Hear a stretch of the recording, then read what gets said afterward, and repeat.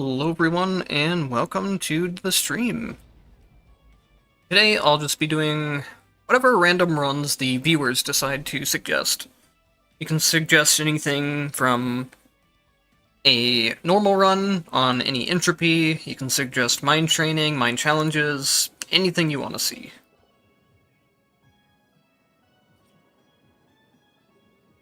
For now, until people start filling in, I'll probably just do some random mind training and mind challenge stuff.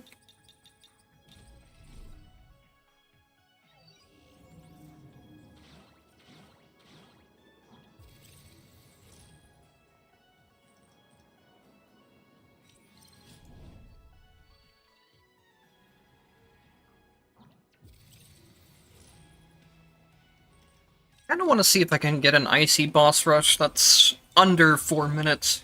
That might be something to test around with until people start filling in. I think the main thing that's going to be difficult is... I know this build is capable of doing enough damage to probably get under 4 minutes, but the last two bosses are hard to kill properly without black hole slow when it comes to like a speedrun setting. Because Nan and Oreed can both kind of go off screen and waste a whole lot of time. It's not too difficult to like DPS them down in time if you have a really strong setup, but getting them to stay in place long enough is the hard part. Which, if you have black hole slow, it becomes very easy, but without it, it's more of an issue.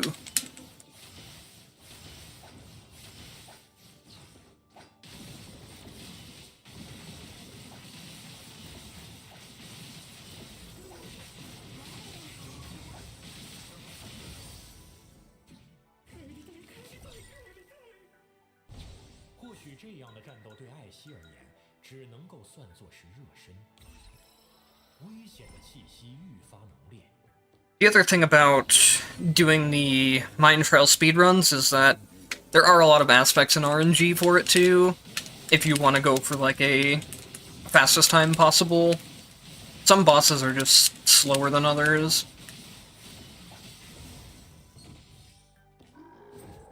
Bosses like the Eye and the Sand enemy can waste time.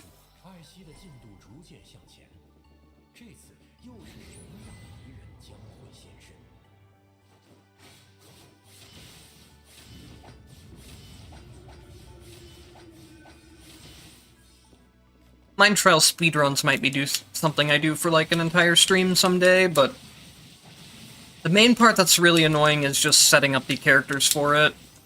Getting optimal setups for characters takes a long time to do. Oh, I'm out of mana. Yeah, getting optimal setups is probably the worst part of doing Mind Trial speedruns. And then, on top of that, I would have to set it up for every single character, or a bunch of characters. Hello, Yisu. Welcome to the stream.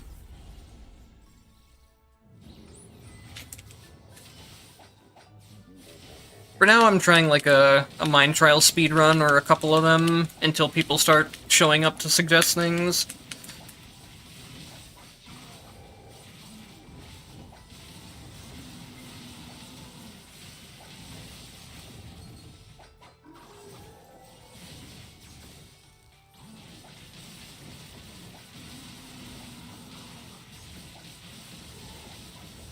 I want to eventually get an IC clear in Mind Trials down to 4 minutes or less, but it might take some work.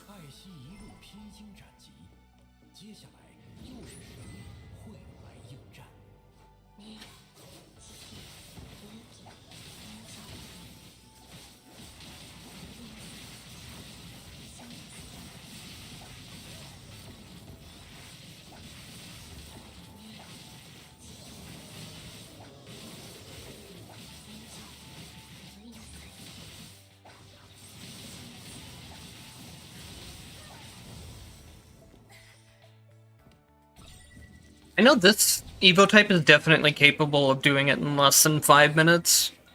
So I think if I made like a bit more of an optimal Evo type, it could definitely do under 4.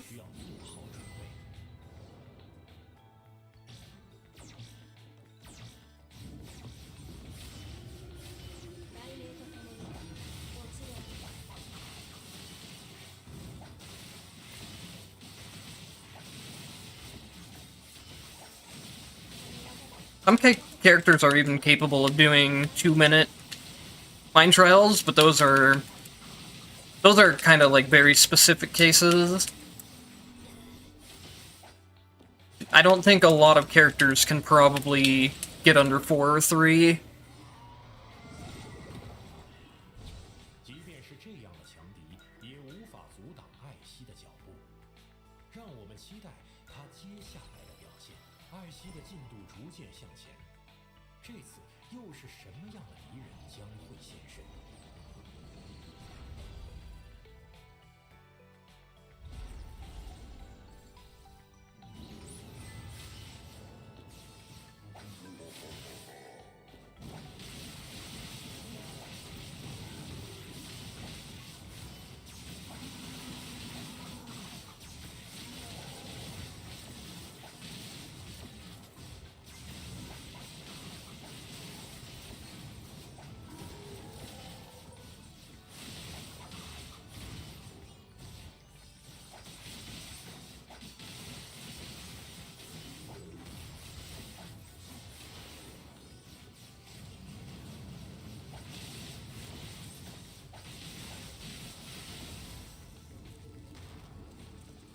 I'm going to guess this run will probably be closer to 5 minutes.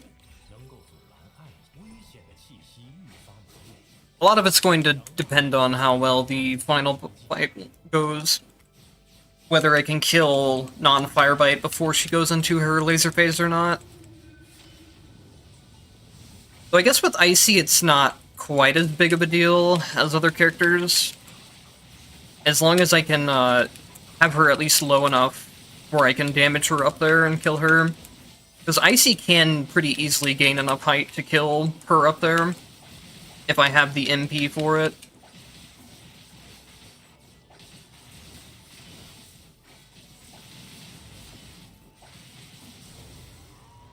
The main thing that's holding me back on this Evo type is just lack of high MP, I think.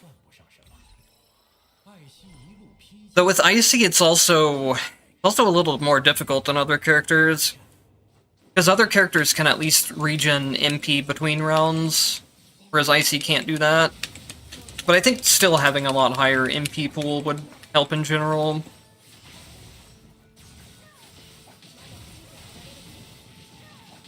Oh, I'm not using my Ragna Legacy skill either, which I really should have been.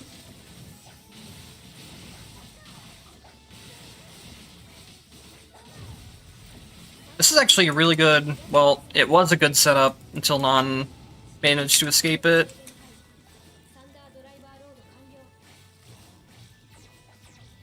And I don't have the MP to hit her up there. That's unfortunate. That could have been a under 5-minute run.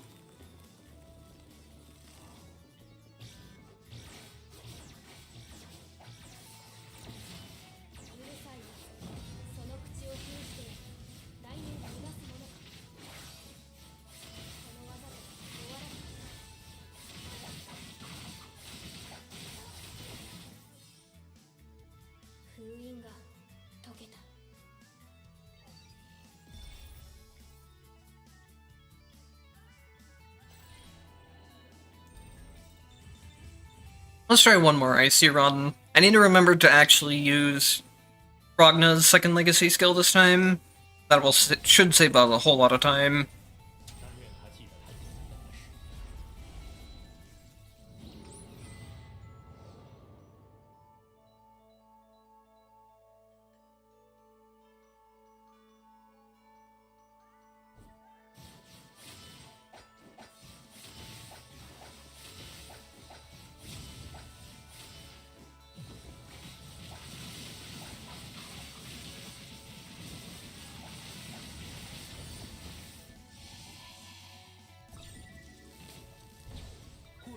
样的战斗对艾希而言，只能够算作是热身。Not really getting good luck with buffs either. 强大的敌人正在逼近。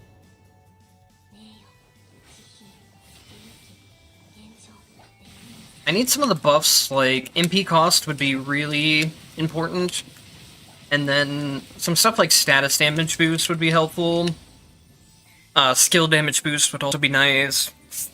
Which is another thing that can be very RNG reliant for these speedruns. 为什么陌生的敌人即将到来？艾希 The sooner you get those buffs, the better time you're gonna have.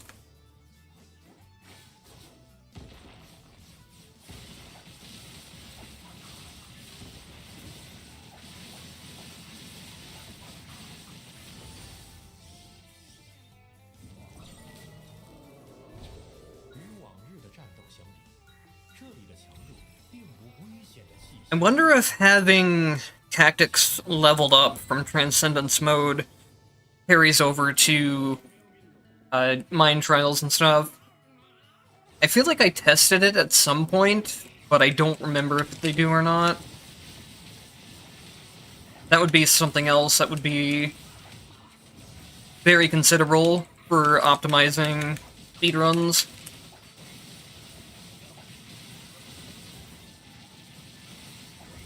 Because if you could have Ragna's second legacy skill upgraded here, that would make a big difference in damage output. 艾希即将面对艾希一路披荆斩棘，接下来又是谁会来应战？ I guess having Jin freeze would also be pretty significant for the final two bosses, but having Black Hole Slow is probably just the better option there.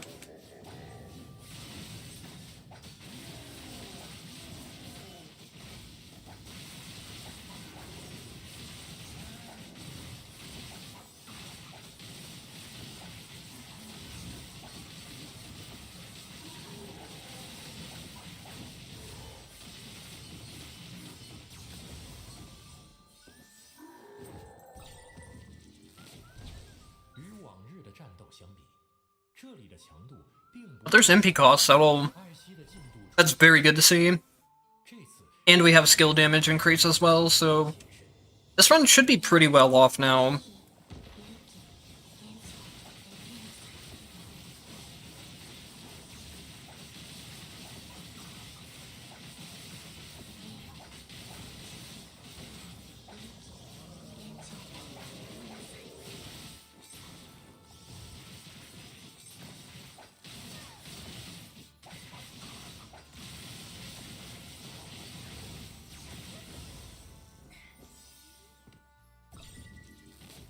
One thing I'm not too good about remembering to do with Icy right now is using her down stance plus normal attack to get some MP regen.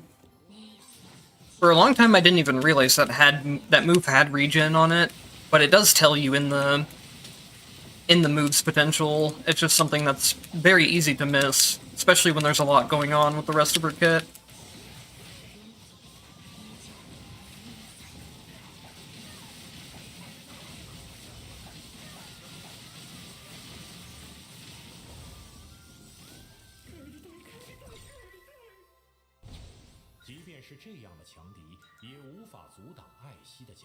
And here's chance damage boost. That's another very nice one to see.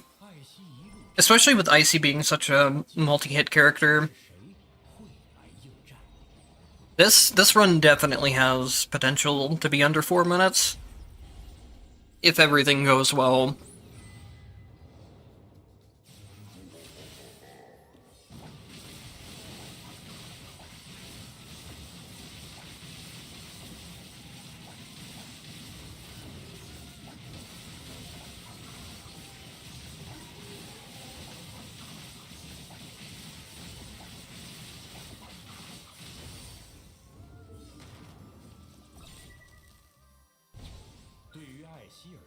And their status damage boost.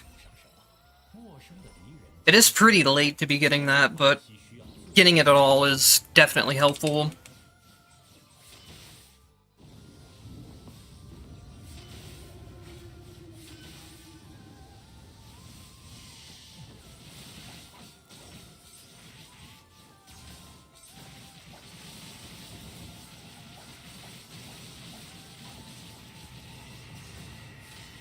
Him going in the background is not too good there.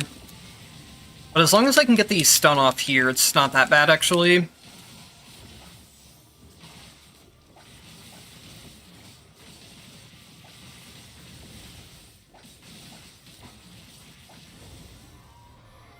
As long as I can make sure to hit I in that downtime, then it's not really it shouldn't be a time loss. 上手算不上什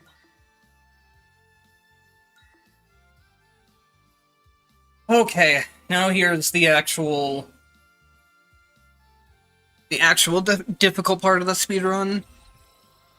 Well, not really difficult in terms of like I can die here. The difficult part is in the time save.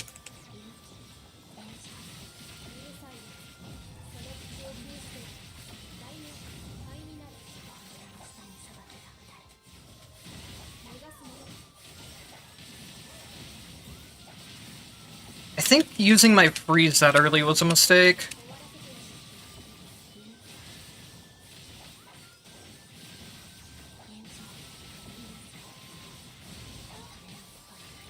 Oh, nice, I got her.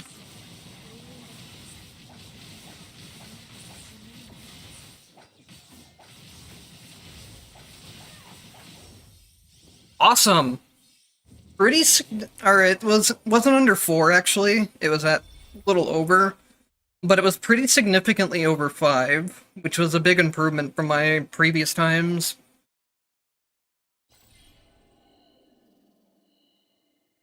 That last fight can definitely still go a lot smoother in order to save. That 20 seconds could definitely be saved, either just in that last fight alone or throughout some other places. But that's something where I'll have to adjust the Evo type in order to get something like Black Hole Slow there. Legacy Storm and the Bloodthirsty Storm aren't really doing a whole lot of damage anyways. And then I think this Icy is probably max. Yeah, she's max potentials. So the only other thing would be to stack more MP on it. That's the other optimization I could make.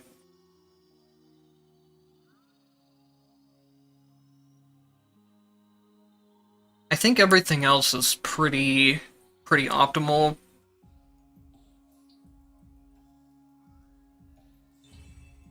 The other thing would be, instead of the blade build, it is possible to run a cold build as well. It's also very, very powerful on Icy. Because her hold attacks count as skill damage, and that's what a majority of the damage from her comes from.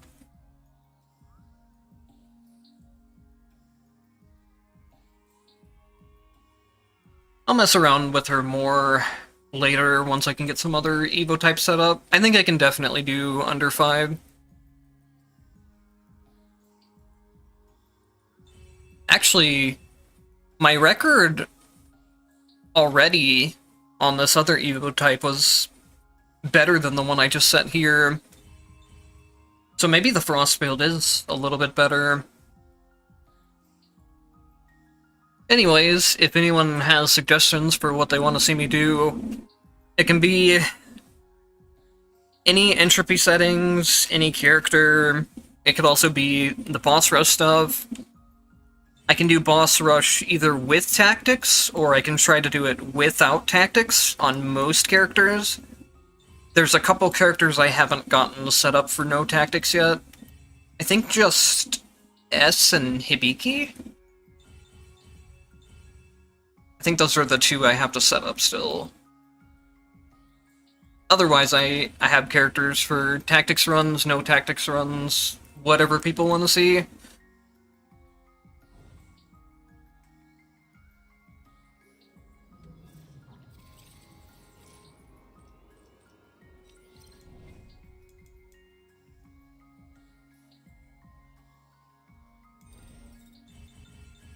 While people think of if they want to suggest anything, I'll see if I can do the funny Hazama thing again.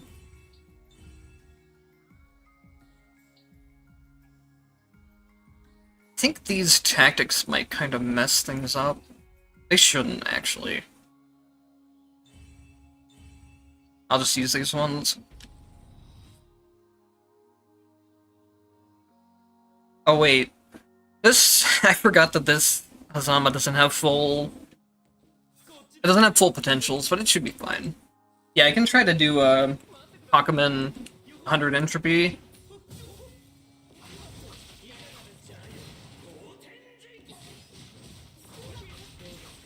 The first time I attempt it is probably going to be very rough, and we'll probably lose very early on. But, once I warm up on him, it should be okay. Hakumen is not someone I play often.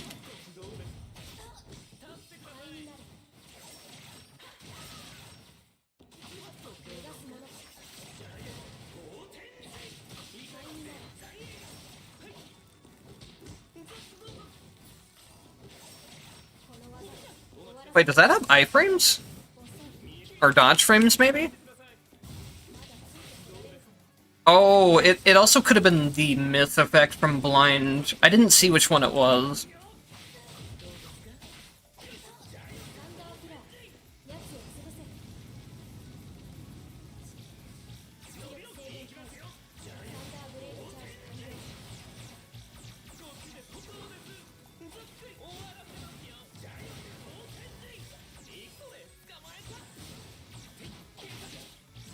Oh, this Evo type doesn't have infinite air attacks.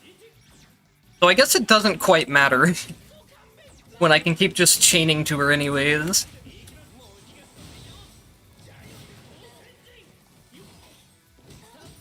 There's a hidden effect, or a couple different hidden effects you can get with Hazama that just give him infinite aerial attacks. It makes doing that whole thing a lot easier. But you can also just keep chaining to her, or you can even just keep spamming your up kick thing.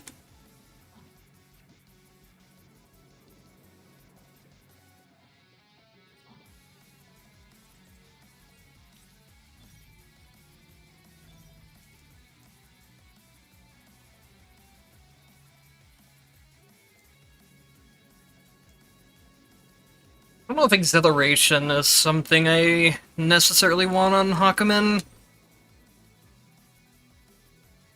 He does have a decent amount of multi-hits, so maybe it's fine.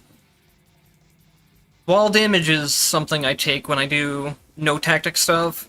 Actually, I'm on my no-tactic page, so I need to switch back over.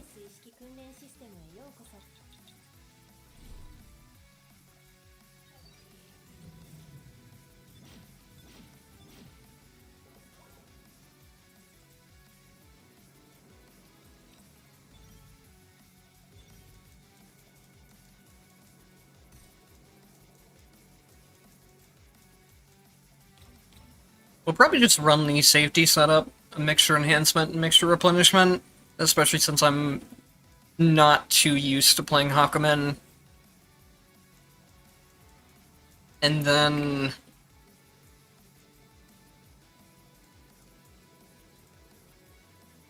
where is the Mind Crystal I'm looking for?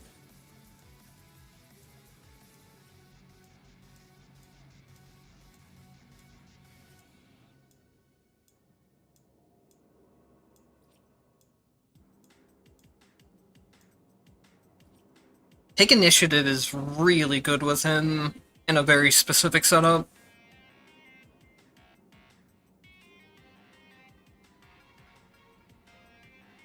The problem is, I don't like dropping Potential Discovery, and I like having the extra MP as well.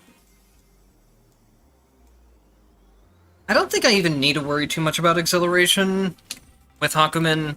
His damage is high enough anyways. So I think I'll do Curse to Boon for extra MP.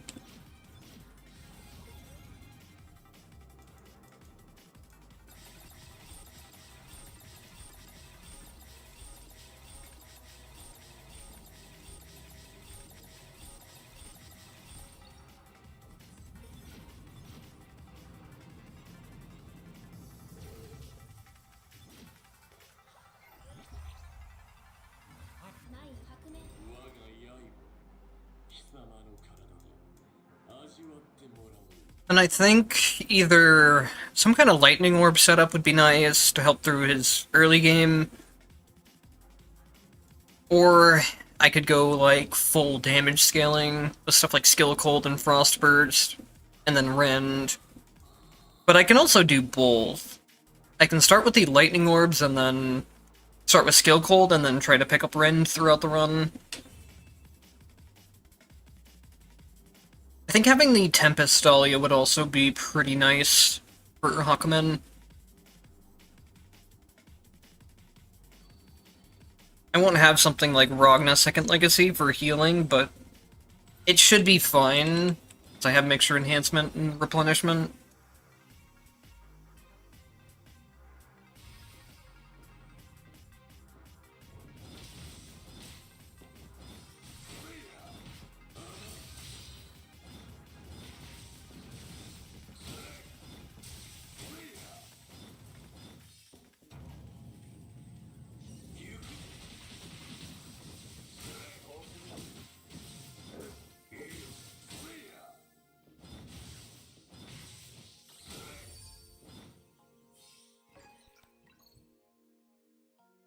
Well, that's a good start.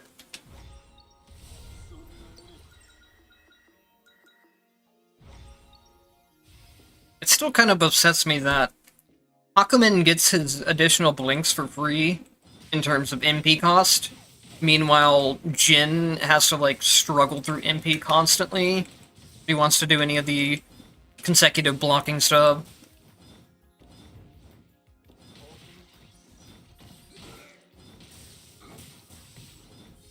But I guess it is at least one thing that helps kind of separate the two characters. That way they're not just going into the exact same build.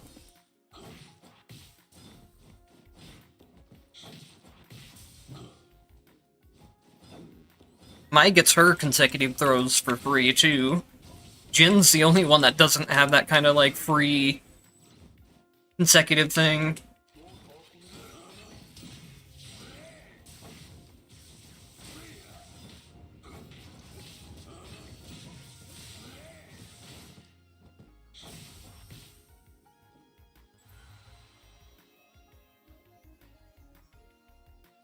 Your comments will show up here. I don't know why you would be muted.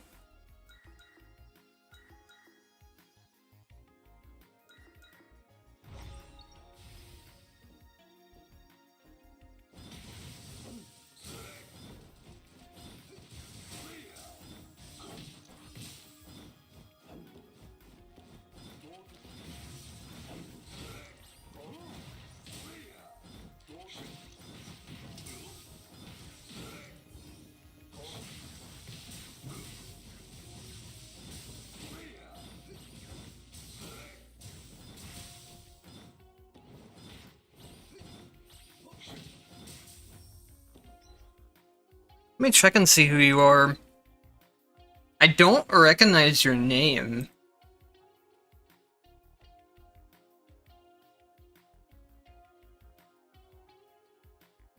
You don't have any deleted messages. You don't have any timeouts or hidden messages. But I think that's just from... I think that's just showing me your, like, stream stats.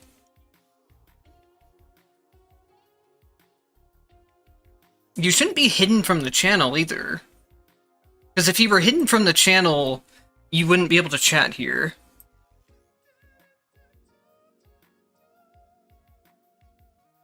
Let me see if I can look up anything else about this.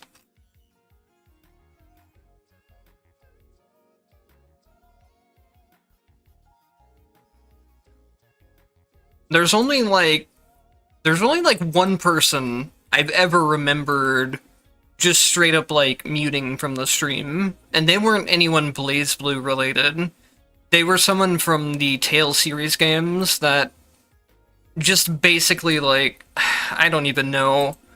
I don't know if they're a troll or if they actually believe what they're saying, but they give out a lot of misinformation and just are generally unhelpful with their comments. I don't know exactly where to check this either. But like I said, I don't recognize your name as someone that I've blocked before in the past, or someone that's commented anything negative.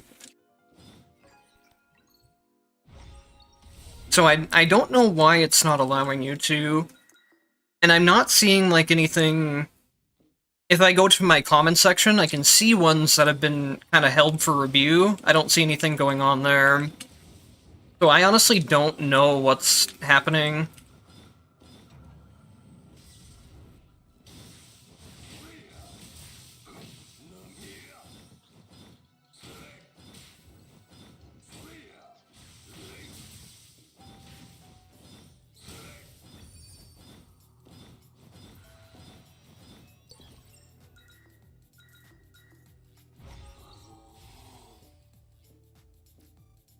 But yeah, I'm already taking way too much damage this run. I think it's probably... It's not something that's run ending damage yet, especially since I have a lot of healing options, but it's something that I need to be more aware of.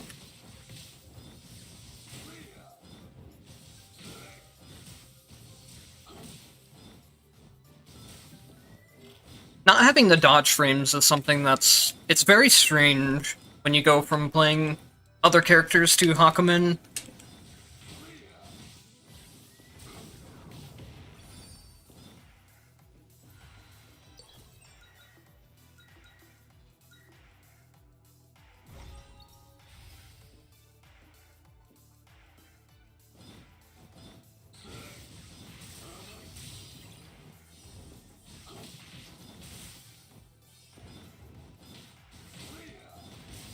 You're muted for violating... Oh.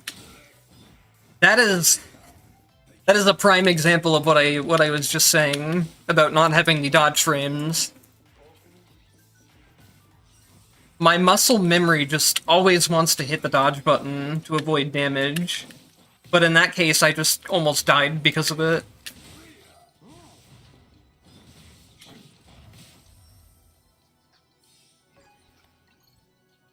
So you're muted for violating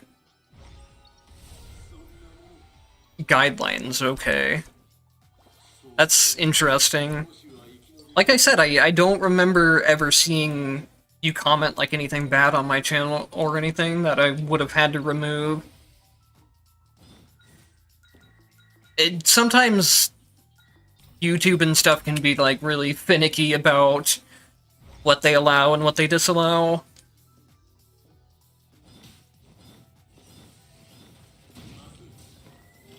It's something I have to be, like, I have to be pretty careful about when it comes to doing, like, titles for my videos and stuff.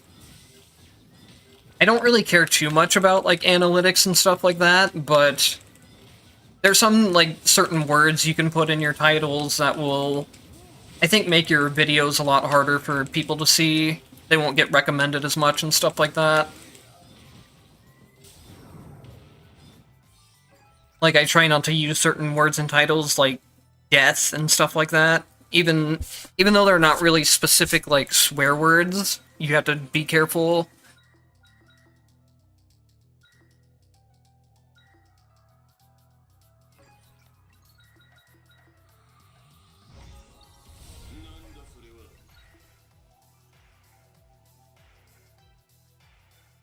I don't think the parry is really that difficult to use. It's just not having the muscle memory to parry instead of dodge. I just messed up, actually. This was stage 9, so I should have taken the guaranteed shop at the top selection.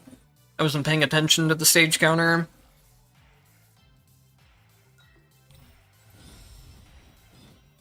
Yeah, Hakumen's a very strong character, but he's also not a character you can just pick up and play randomly. He's something where you have to have a lot more, like, Hakumen-specific muscle memory.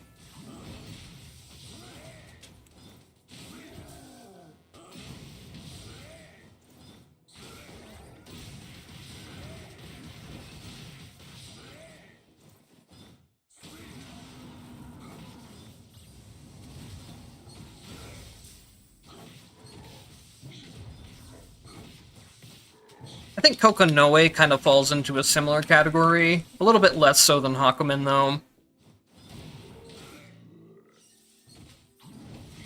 Oops.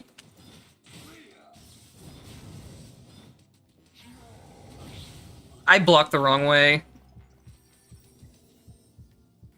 It's exactly like I said. It might take me a couple runs of just I die right away, but once I get a little bit more used to him again, it shouldn't be any problem.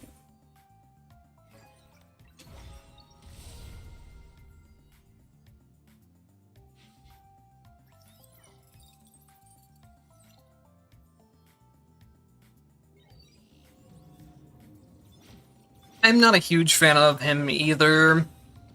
A lot of the characters I really like playing in Mind Trials, where they have all their potential set up, but I don't like playing in regular runs where it takes a lot longer to get some of the setup.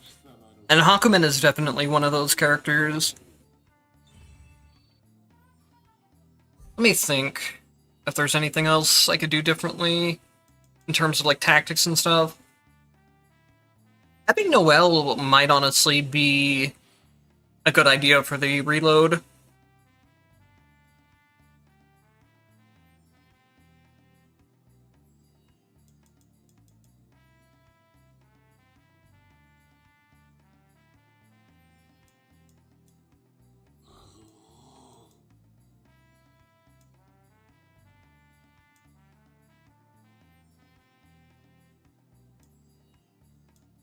Going into a Lightwave build also wouldn't be too bad, especially with something like Lightwave Spread. Do I have anything that comes with Lightwave, though? I have the upgrade, or yeah, this comes with Lightwave. That's fine. So maybe let's try Lambda with Legacy Edge, and then Noelle with Skill Rend.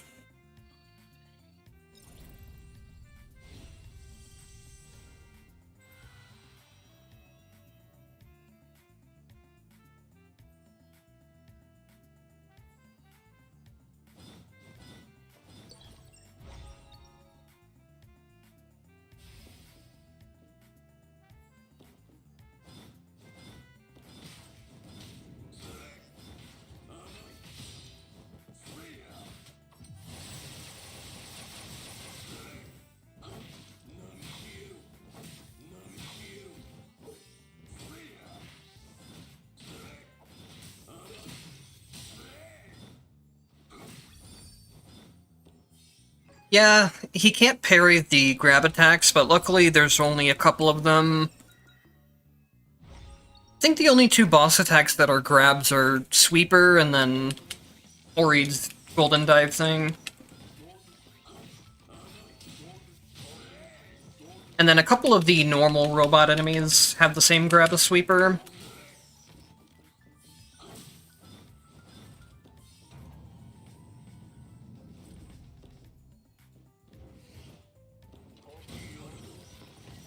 Like, right there I should have parried, but I was worried about that robot's grab, because he was about to do a grab attack too.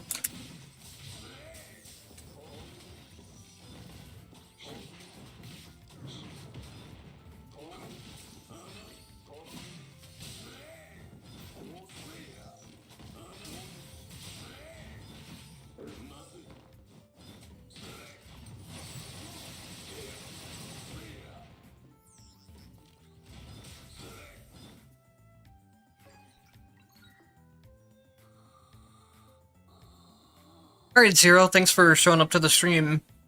You have a good rest.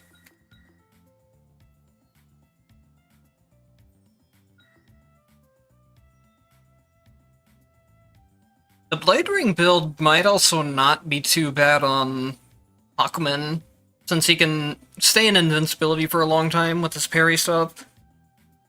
I already have something on skill, though, so I can't really go into it. I could try to at least just have the Blade Rings.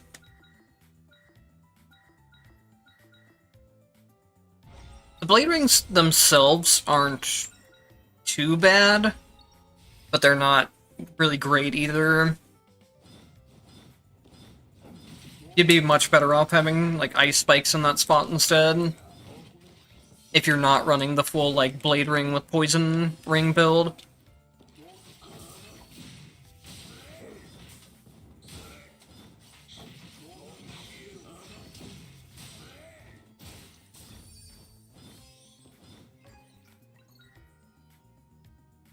Yeah, the Super Armor would also help a lot with the Blade Ring stuff. I wish the other Blade Ring options were any good. Blade Ring Pull will throw enemies, like, completely away from you most of the time. It's weird. I don't know exactly how it's supposed to be working. It'll throw enemies, like, across the entire screen, and then Large Blade Ring just kind of isn't worth it because of how much extra damage the Precision Cut for the Blade Rings does.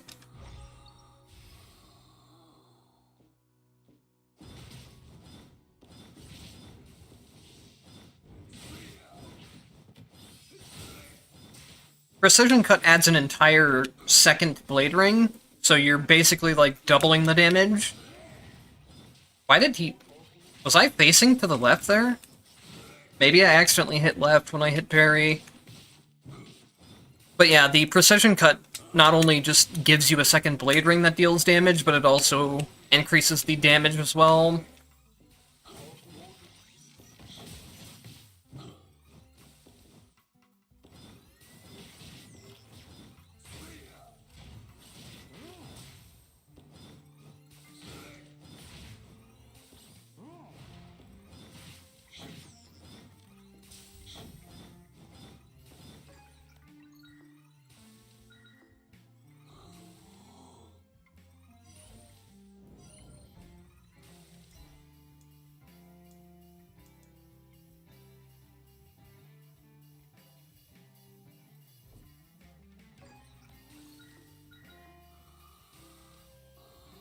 Guess we could go something like Legacy Black Hole.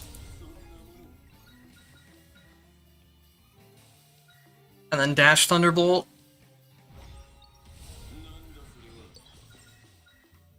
I don't really have too much that synergizes right now in terms of red effects. But, oh well, it should be fine. As long as we can get to a certain point in the run, Akumen's damage should carry on its own. It's just getting past the early stages with him that feel a lot more painful.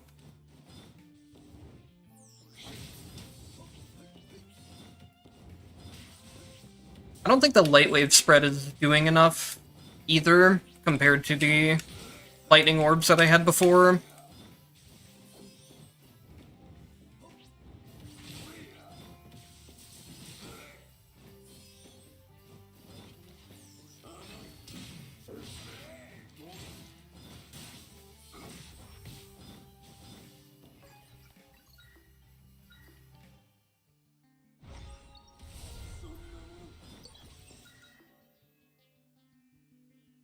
Do I even need any more blade? I don't think I do. I guess I can get the rending upgrade for the blade rings, but I don't really need that right now.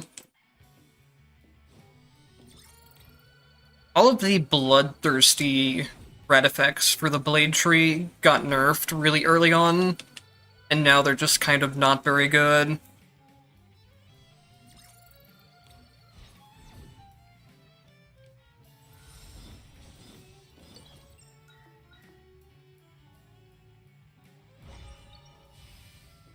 The bloodthirsty effects look really good on paper, but the problem is they have a cooldown.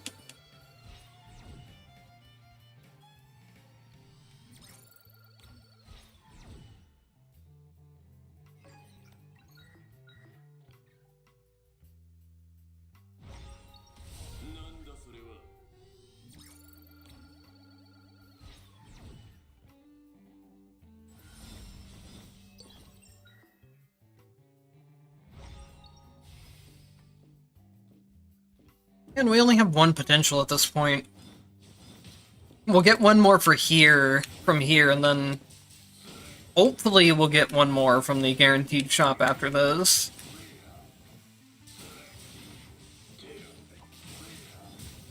I have enough refreshes now that I can just hard refresh into something if I want to.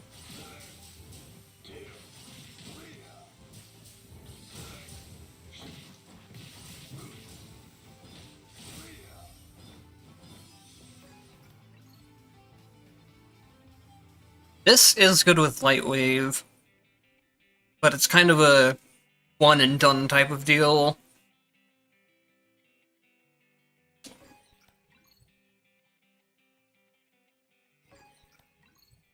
I know the up plus dash is a pretty good source of invincibility frames as well.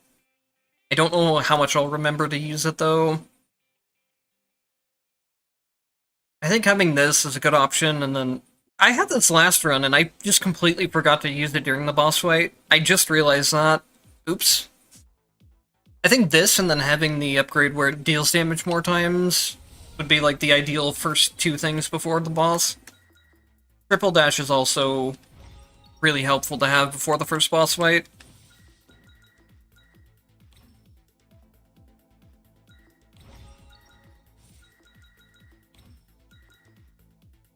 This should be a tactic ascension, so I don't really care about that. No potentials from the shop.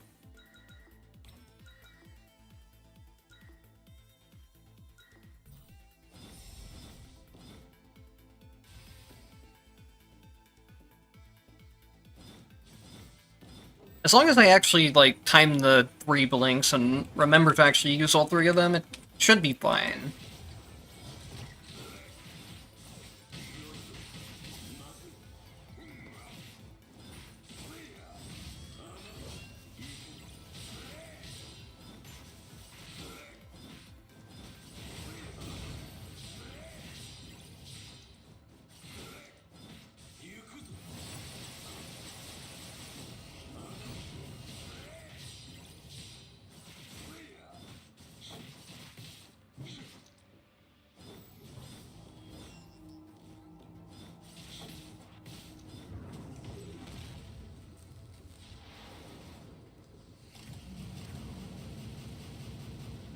Pretty much set in terms of potential.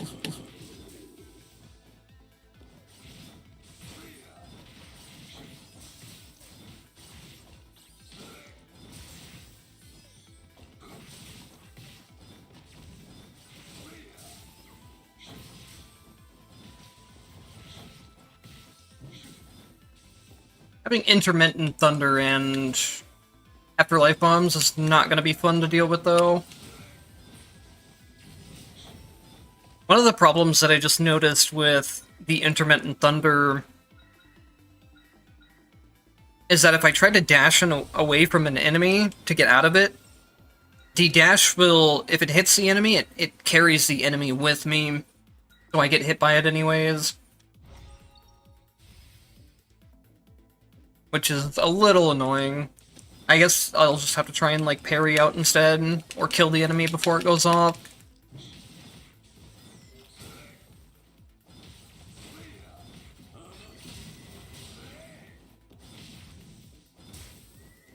I'm pretty sure parrying afterlife bombs does work, as long as I'm facing in the right direction for it. Yeah, it does.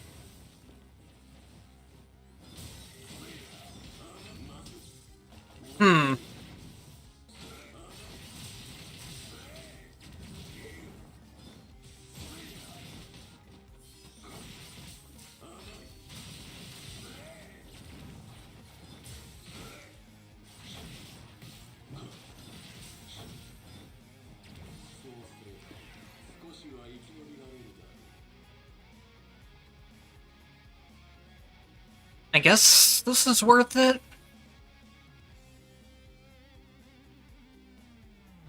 Sometimes having the longer dash range isn't necessarily a good thing, but overall it probably is better to have it.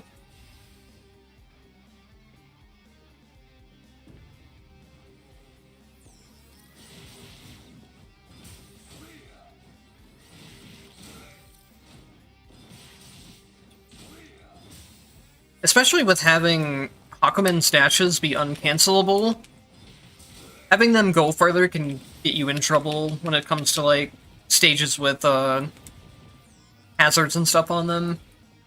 Can you guys, like, lay up for a second? Jeez! I know I could have just parried through it, which is probably what I should have done. I didn't expect them to keep chaining back-to-back like that.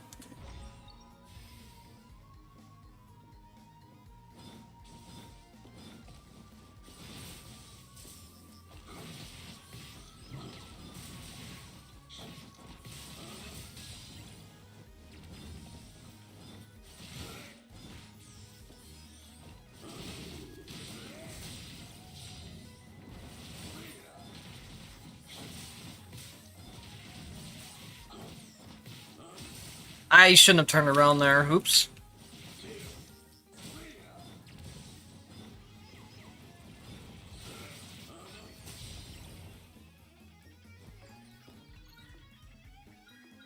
But yeah, here's what I was talking about earlier with the bloodthirsty red effects. They look like they would deal really good damage. 500 extra damage is a lot. But the fact that they're on a pretty long cooldown makes it where they don't end up doing as much.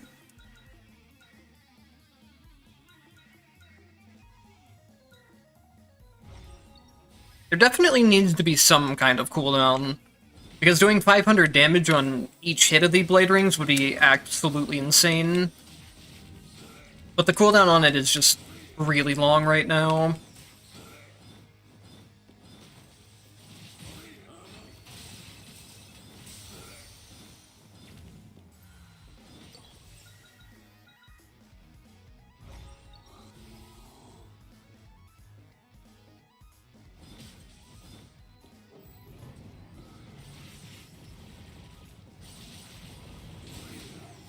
Or I think the way that it works isn't... It's not necessarily a cooldown, but it can only happen... I'd have to test it again. I tested it at some point, but I don't remember. I'm out of MP. It's either that it has a cooldown, or that it's just... It can only happen between the first hit of every Blade Ring, not the extra consecutive hits.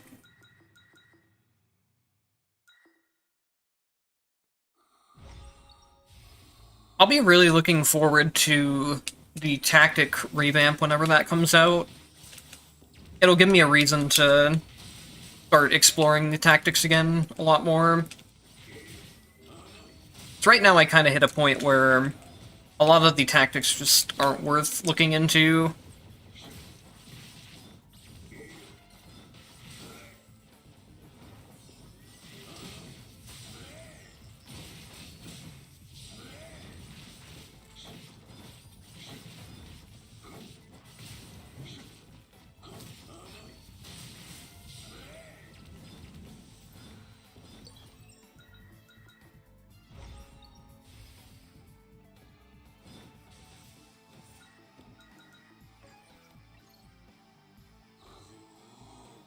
Oh, nice. There's the blocking stuff completely done. So I won't have to worry about that for the rest of the run, at least. And Jinrai is also something that's very nice to see.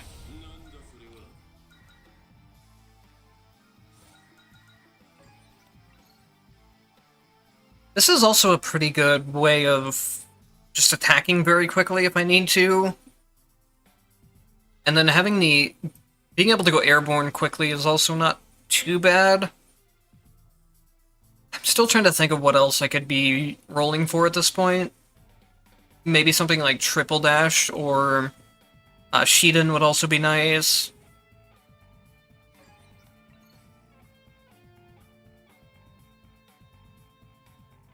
This upgrade's also very nice, but it's something I would probably hold off until later. Triple dash is good.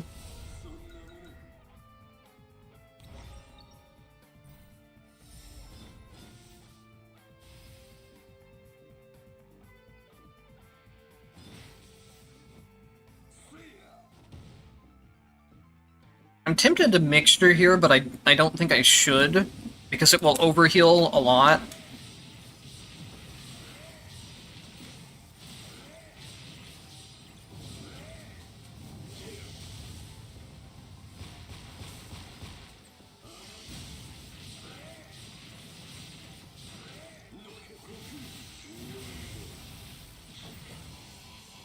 Who needs mixtures when you can just be in invincibility or blocking state the entire fight?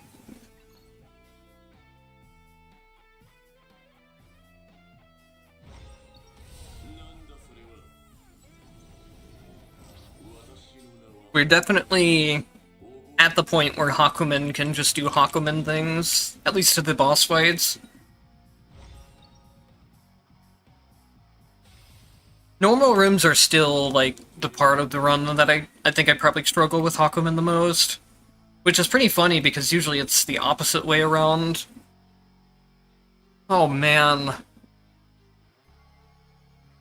Discount coupon is such a good covenant, but not having MP just sounds like hell.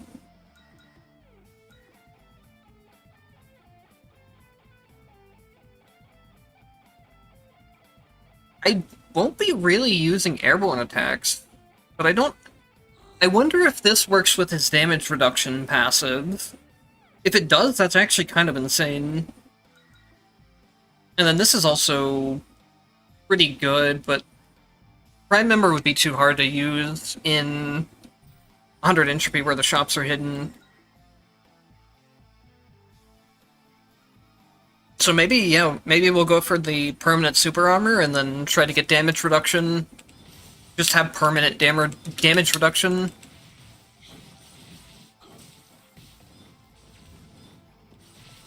I need to idiot-proof this this run as much as possible, because at some point I will probably screw it up.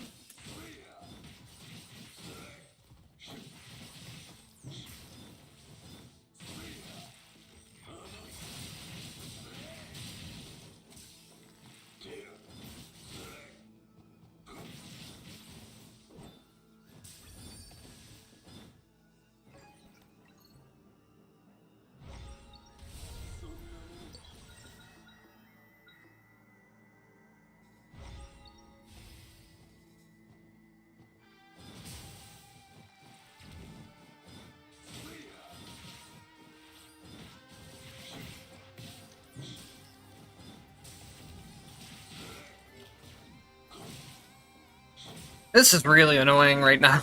This stage layout. I can't really dash or blink without putting myself way too far away for these platforms and stuff.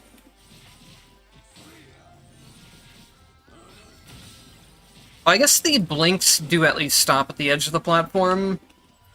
But I think if I dash here, yeah, I'd have to be very careful about that.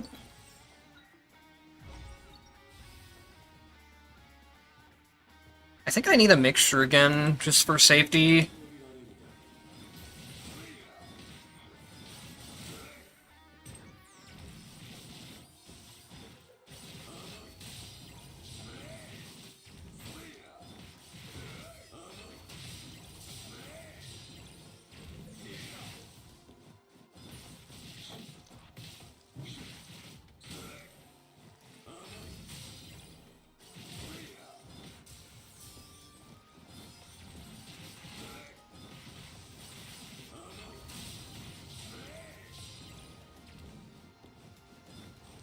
I'll probably be clearing this stuff out pretty quickly if I just spam blinks constantly.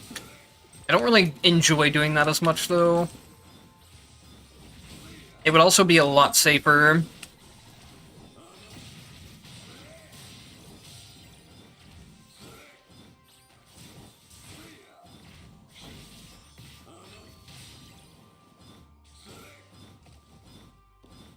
I might have to start spamming blinks a little bit more often, though. I'm taking way too much damage this way, and I'm not clearing fast enough.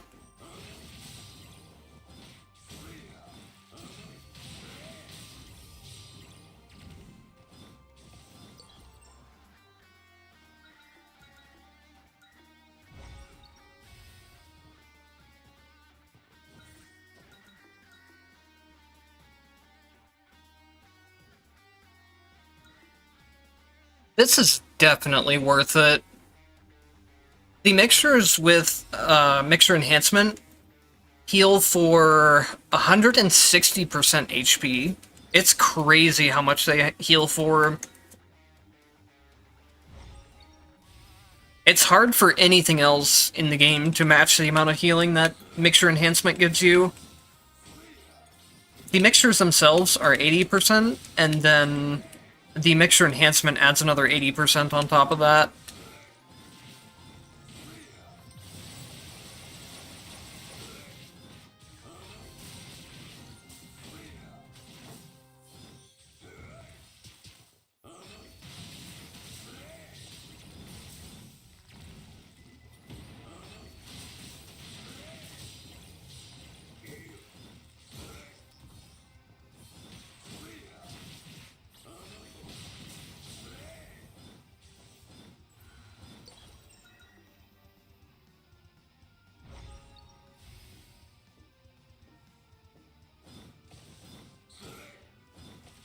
Kind of tempted for the next stage after this one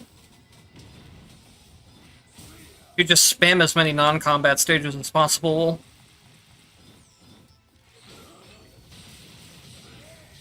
Because I'm pretty confident in that I can beat all the rest of the bosses for the run with the set of potentials that I have. It's just the normal rooms that I'm really struggling with.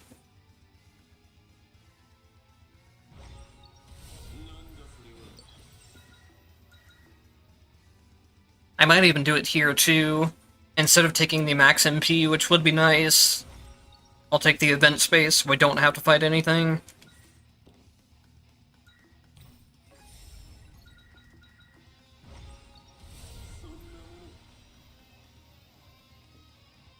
I think one thing that would have definitely helped is going the Lightning Orb build that I ran the first time, because that can auto-clear through a lot of the normal enemies for me. Even going into, like, the full Lightning Orb Holy build would be really good on Hakumen.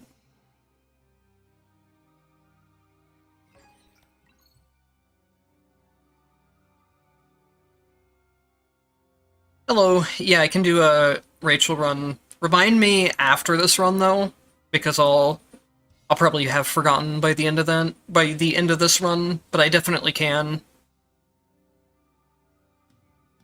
Okay, this should help a bit with some of my normal room problems. This is a really fun potential to use.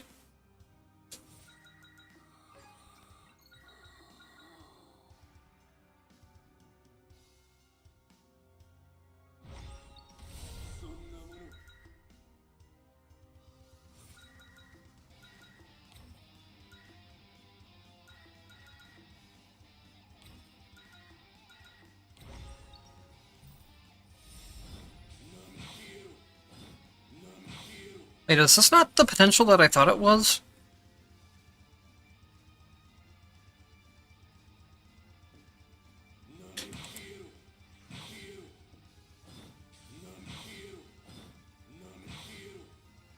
I swear it was way faster to... I think I need another potential on top of this one. It's this potential. You can press attack to slash upon dashing or landing after an airborne attack. And then you pair that potential with this one that skips the normal attack and allows you to go straight into the hold attack. And you can just spam between dashing and hold attacks pretty much instantly. It's a really funny thing to do with Hakumen.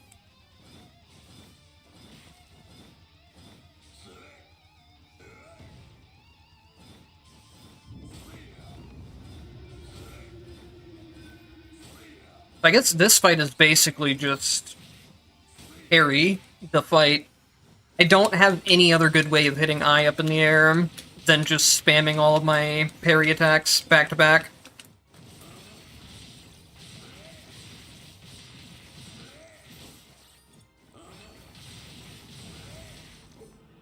Oops.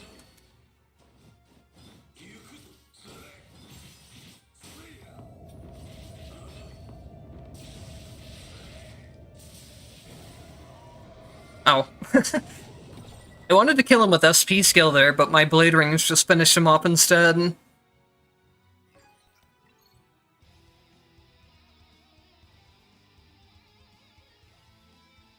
So I'm really curious if this applies. It just says you take less damage while you have super armor. So I would assume it applies to the Covenant effect, where I just have permanent super armor. I don't see why it wouldn't, unless for some reason they've coded like 2 different specific types of super armor for Hakumen or non-Hakumen.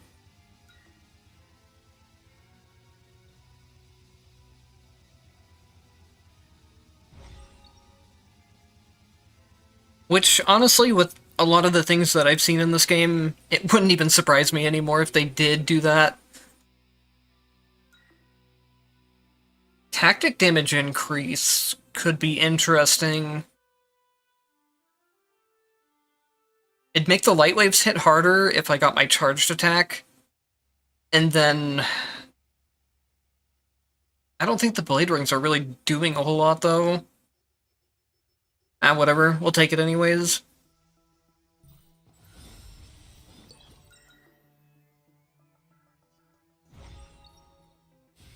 That black market effect would be really crazy to see on, like, the Poison Blade Ring build, or the Lightning Orb Chain Reaction build, that actually do very high tactic damage, just already.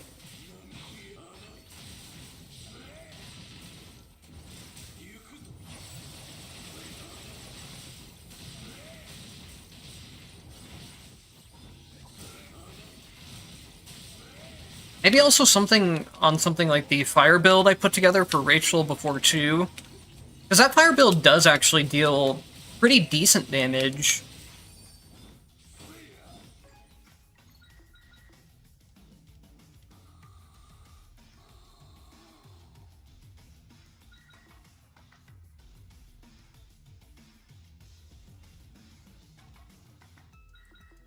I don't think I really care about any of these. I'm not really using the black holes, even though I should be. Also, one thing I should point out about Hakumen is that Hakumen cannot activate any of these tactics that say upon dodging. He doesn't have any dodge frames at all. He just has super armor and invincibility frames. So he can't use Jin's legacy, and he can't use tactics that say upon dodging.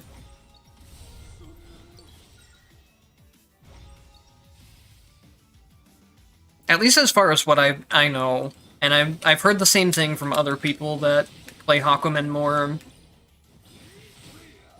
I don't think he ever has any dodge frames.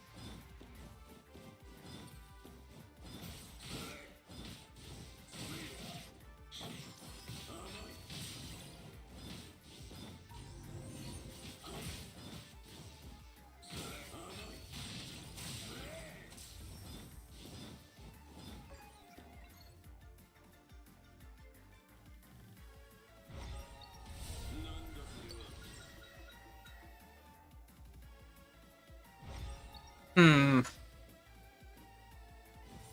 Co-op.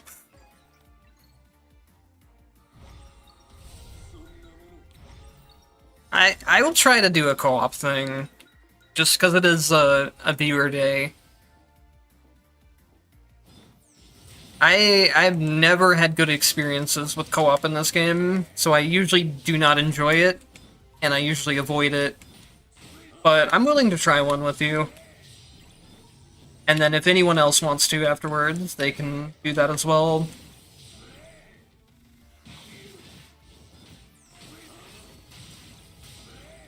I cannot stand playing this game with any sort of input lag, and co-op has always had some kind of input lag when I tried it.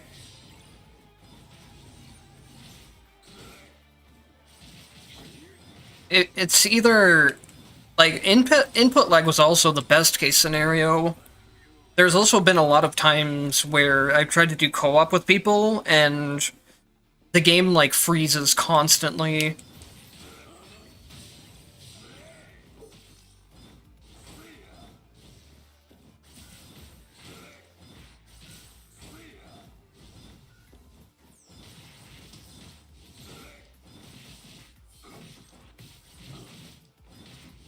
It'd also be nice if there was some type of option for more than two-player multiplayer in the future, maybe. That way I could get a lot more people in the runs at the same time. Having to go one by one with viewers on runs that can take up to like 30 minutes is... it's hard to get everyone in, even if I do have a smaller viewer base.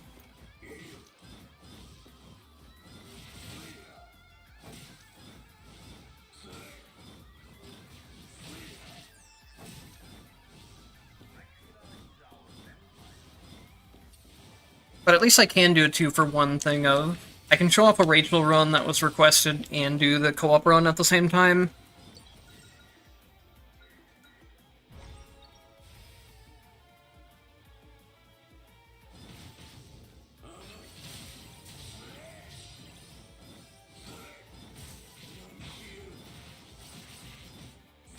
I was thinking about, like, that the other day, having co-op runs with a bunch of players in them at once. There used to be a game mode on here that was a PvP mode that was called the, like, Battlefield of Entropy. And the way it worked is that it was like a big open Metroidvania map where you fought other players, but there were also neutral enemies on the map as well. So it was a PvP VE type of game mode. And they could do that same type of thing with a PvE game mode, where it's just a big open Metroidvania map, and then you have a bunch of players on the same team that spread out to clear different objectives on the map, and then come together for like one final raid boss fight. I think that would be a lot of fun to do.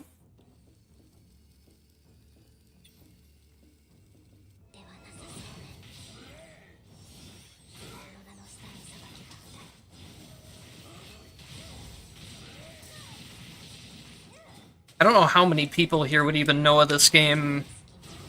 There was a Castlevania game on the Xbox Live Arcade, when that was a thing, for the Xbox 360. That was basically that concept. You have a big open map, you have... I think it was up to 4 players, it might have been more. It's been so long since I played that game. But anyways, you have a big open map with a lot of spread out objectives, so the multiplayer aspect of it is you either like spread out to do the objectives or you go out in teams. And then once all the objectives are done, you come together for the final boss fight. I think something like that would work perfectly for Entropy Effects multiplayer.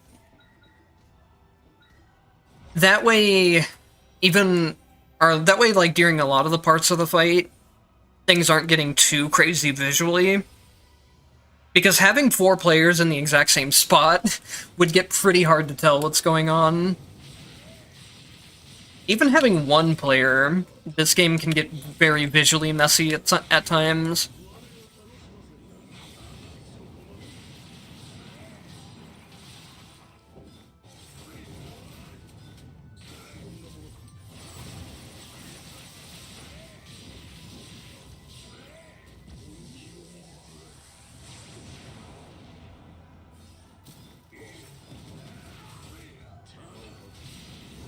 For run length, it just depends on... Oh, okay, good, I can turn around there. But yeah, for run length, it just depends on what entropy we go on.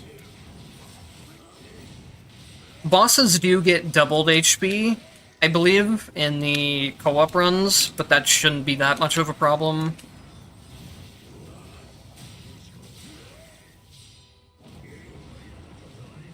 I should probably... I can't mixture now, it's too late. I should probably mixture just for safety. Wait, did that have... Did my mixture have iframes on it? Or did that just not hit? Because I definitely feel like I should have taken damage there.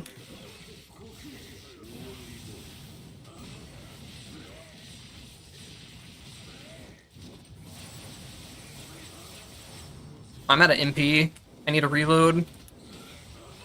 Whoa. Or he can just die. I think that was either execute or lightwave or both. I didn't expect him to just die there. Well, there was a Hakumen run. I feel like that was a very sloppy Hakumen run, but a win's a win.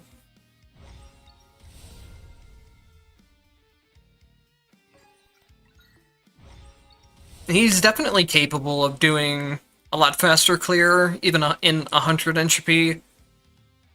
I think I'd want to change around the tactics if I did it again, and then just have more practice on him in general. I really fumbled through the normal rooms in that run, but it's fine. Like I said, a win's a win. How do I think I need to enable online first. Yeah, there we go. And I think I need to go back to the main menu before it'll show my friend code.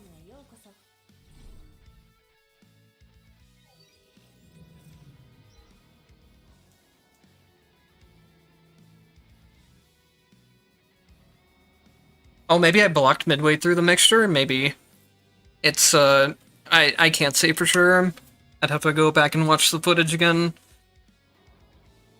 If you want to send me a friend request, you can. I'll be back in just a couple minutes, and then we can do the run. I'll leave the friend code open on screen so you can see it, and then I'll be right back.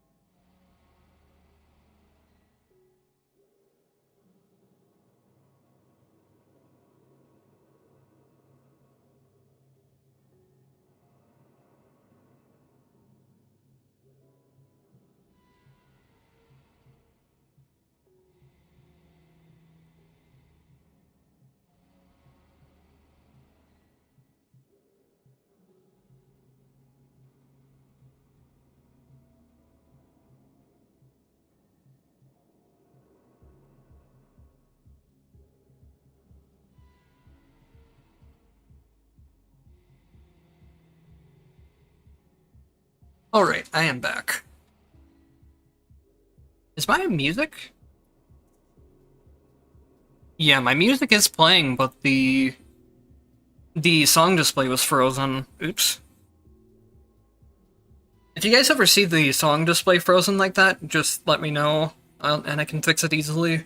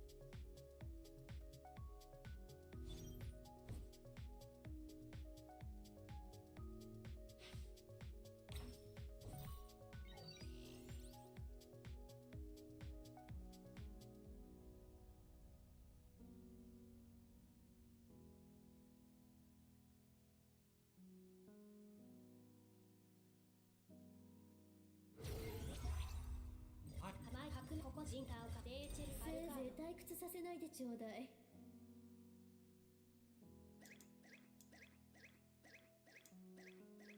What do I want to run for Rachel?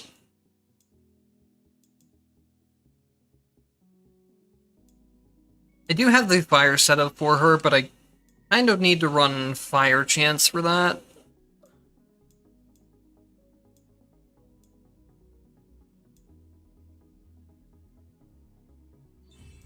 I'll just run something pretty standard for this run.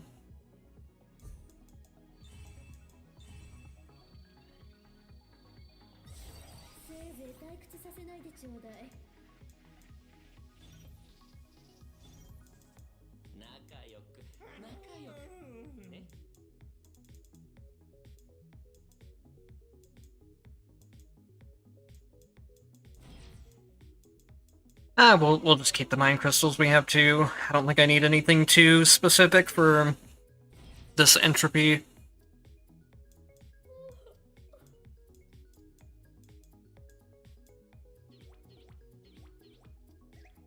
Yeah, you can get in next run, Isu.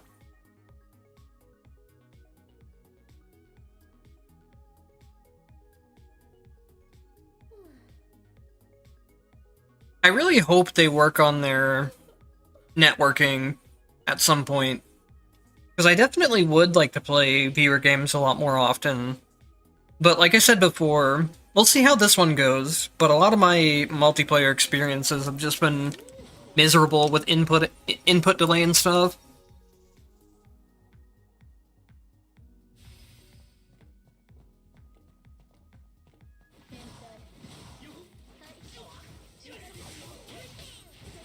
It seems decent right now. There is a little bit of input lag, which is not too good to play with.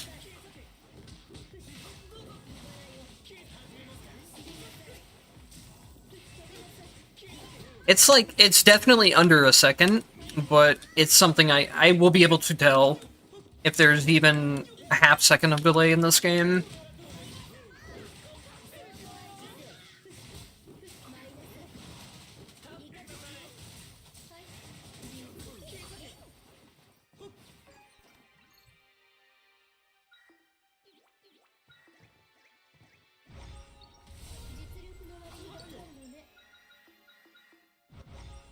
There's some stuff I'm curious about with multiplayer in this game, too. Oh. I think debuffs are separate between each player, but I'm not sure.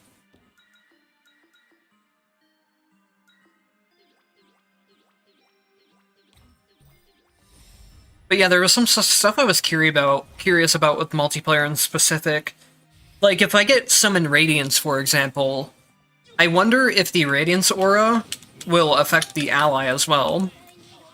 Because it'd be really cool to be able to make, like, support builds in multiplayer. There wouldn't be too many tactics that could do it. Like, Rending Impact maybe would do it. Summon Radiance would be the other thing. You could also make, like, a Black Hole Slow for a support character.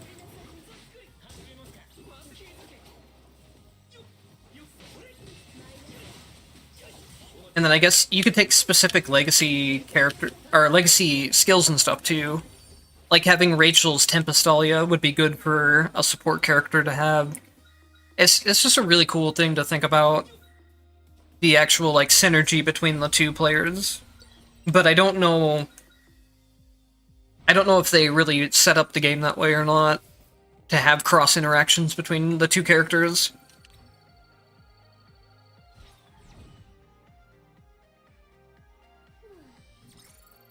Also, I'm really curious if Rachel can...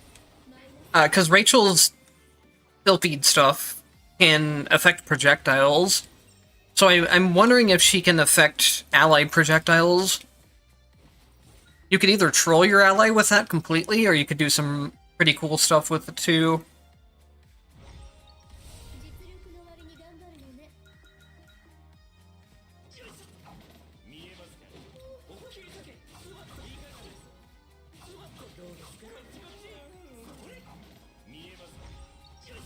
Well, I pretty much just can't take damage now if I hold the dodge button.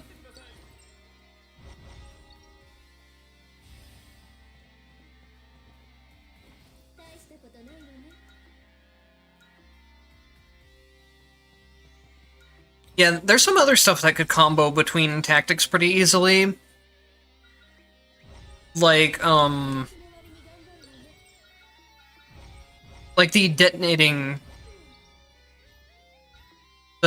fire spirits thing. Because the detonating fire spirits is dependent on whether the enemy is burning or not. So your partner could have the burn for you, even though you'd probably want it yourself too. Oh, that's interesting. It looks like when I activate Jin's slow time, my partner does not have invincibility. They were still taking damage from the lasers there, even though it was active for me.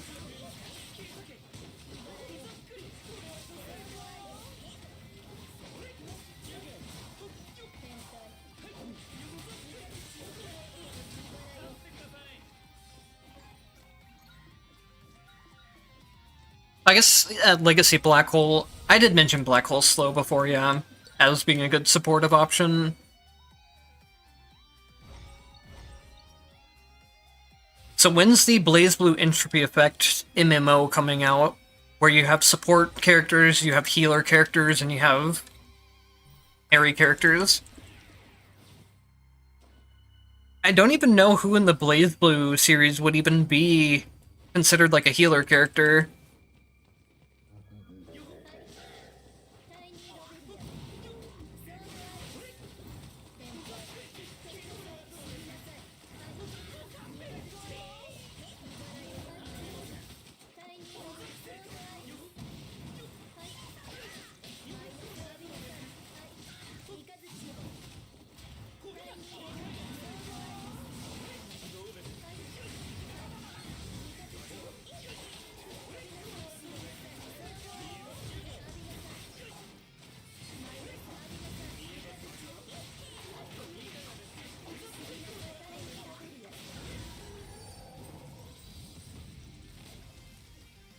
Yeah, Silica maybe.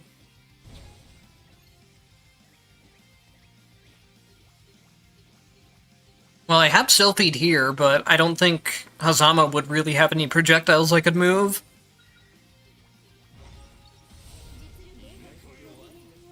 Imagine...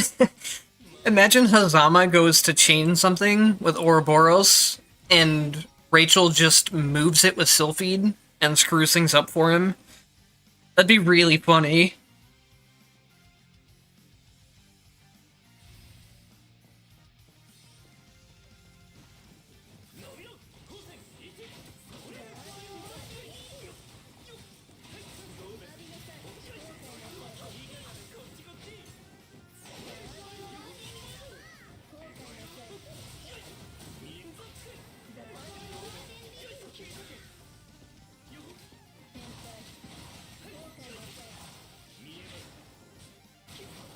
Oh, what happened there?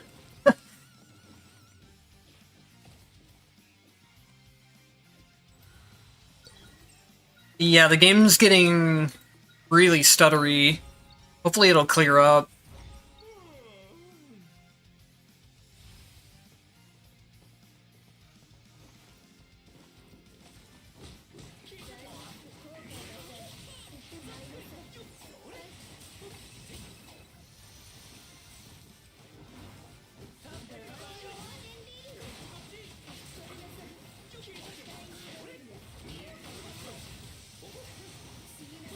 I think another thing that would be really fun in concept, if the multiplayer worked better, is doing multiplayer speedruns.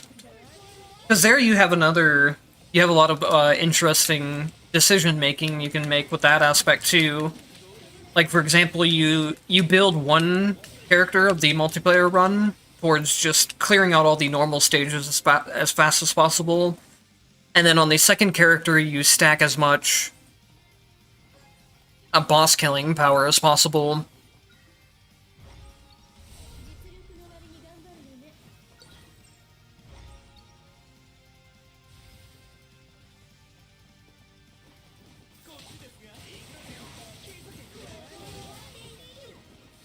Yeah, when the multiplayer works fine, it's pretty reasonable. But the problem is when the game starts lagging at all, the way it handles lag is basically just by kind of like freezing the game for short moments of time, or longer periods, depending on how bad the lag is.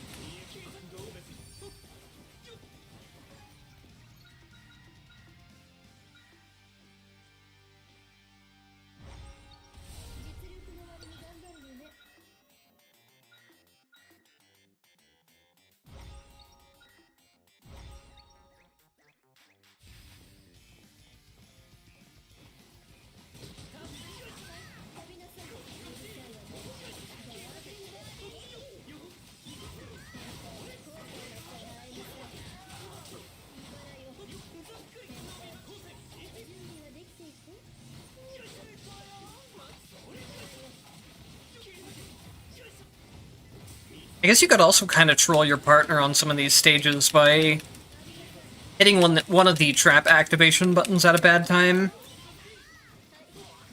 But that's only on particular stages.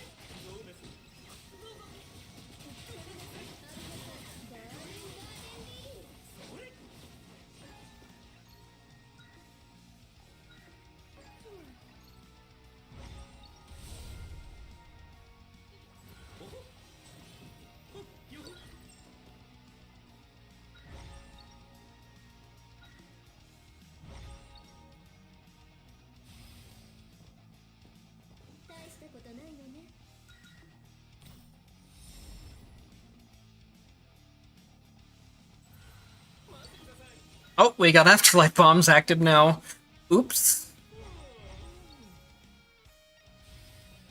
That's something that even if the buffs aren't shared between players, it can definitely still affect player 2.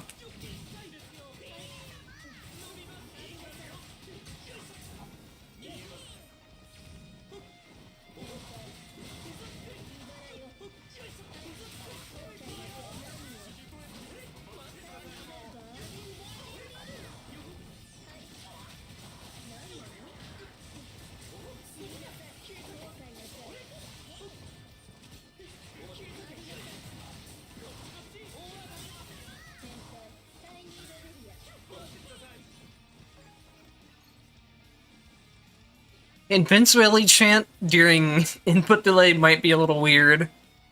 I also don't think I probably need it. At least for now.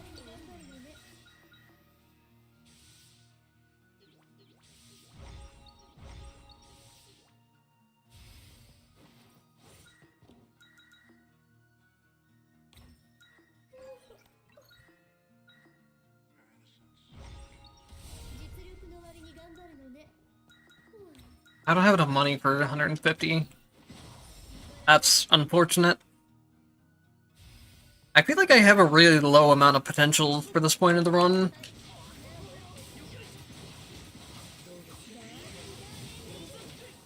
It could also just be, like, Rachel problems, too. She needs a lot of potentials to get her stuff going.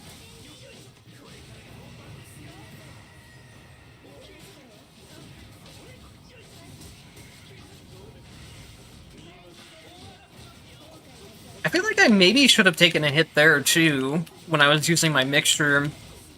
But that one could have also been the hit missing. That one's harder to say than the Hakumen one.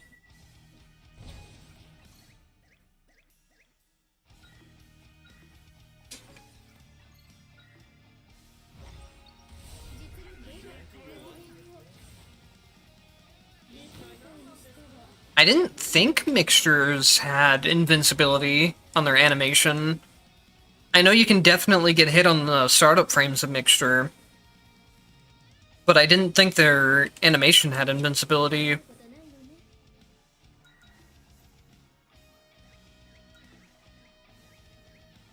Oh god, no. I tried taking this one time on Rachel, and it was the miserable experience where MP can't be restored during battle. I don't think I'd take any of these.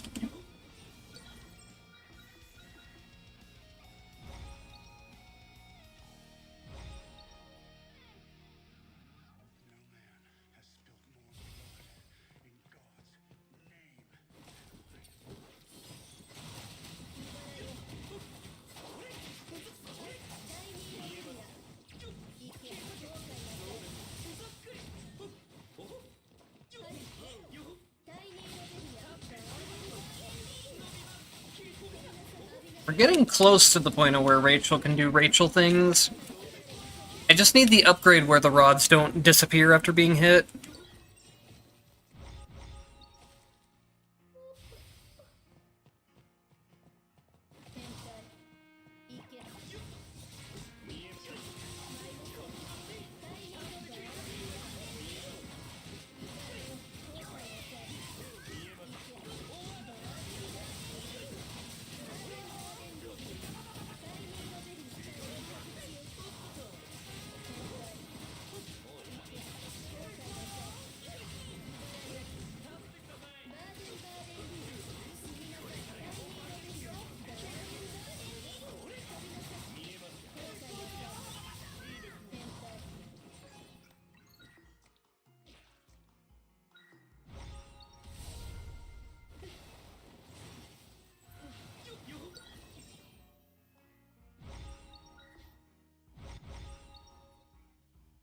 Oh boy, we might get our slimes fully upgraded, guys.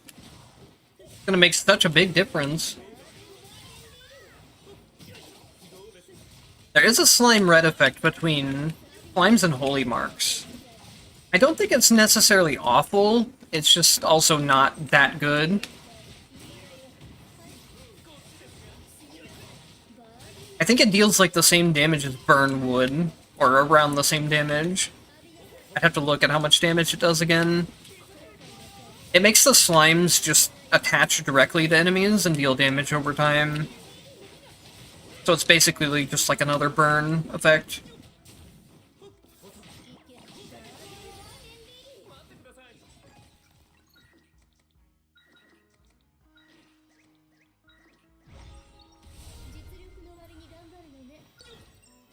I wanted to make a slime build work, because I think it'd be funny, but I could never make one that was actually too strong. Toxin Tree in general is just very difficult to make any build work for. It's just too underpowered in general.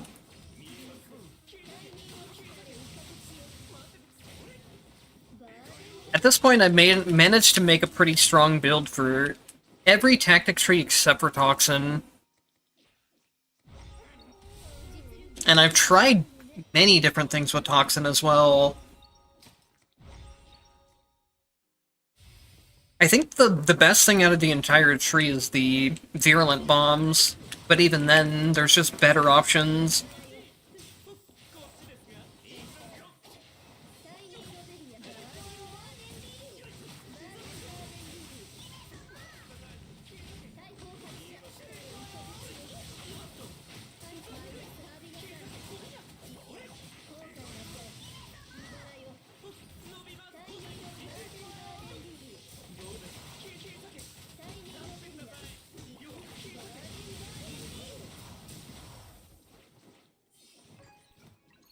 Oh boy, we got the slimes. Actually, 580 damage per second is more than I thought it was. It's probably better than burn, which is really not saying a lot, though. Because burn doesn't do a whole lot of damage to begin with.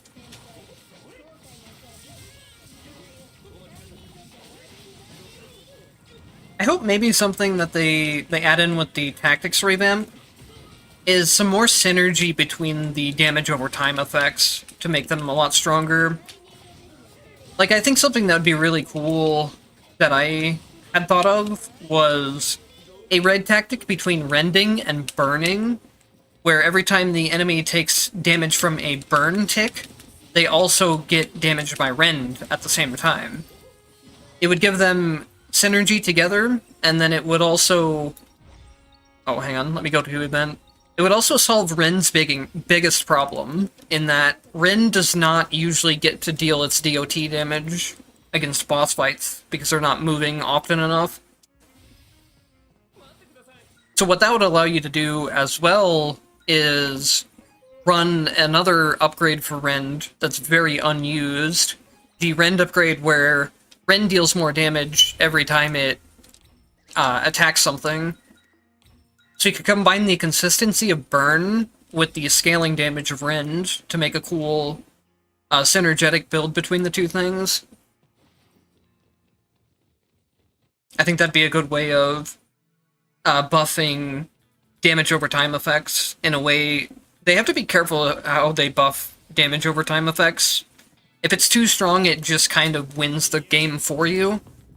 And if it's too weak, they're just too unnoticeable. So I think buffing it in a way like that, where it requires an actual setup to make strong, would be a good way of going about things. They could probably do something somewhat similar for Poison, but I don't have an idea for Poison off the top of my head.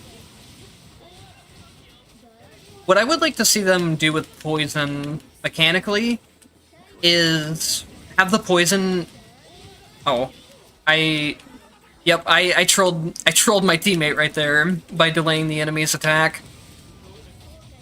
But anyways, what I'd like to see them do with Poison is change the mechanics behind it to where Poison gets stronger the more you apply it consecutively. Like, what I mean is, they can keep the timer aspect of Poison, where it only deals damage ticks after a certain amount of time. But I think the more poison stacks you apply in that same time frame should increase the damage after the time effect goes off.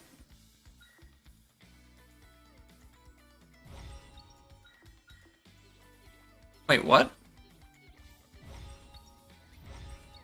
I see you selecting a shop space, but I do not have a shop space. Is that for Black Market?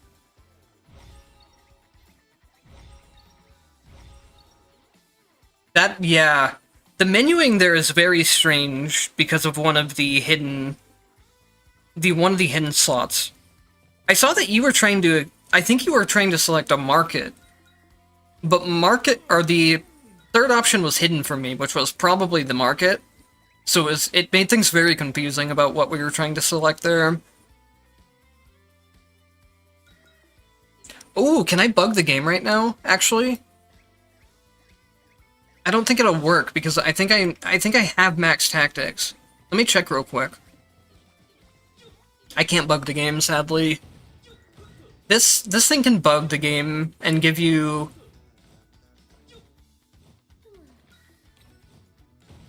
it can give you red effects that you don't even have the requirements for, and it can give you red effects that don't follow the regular rules.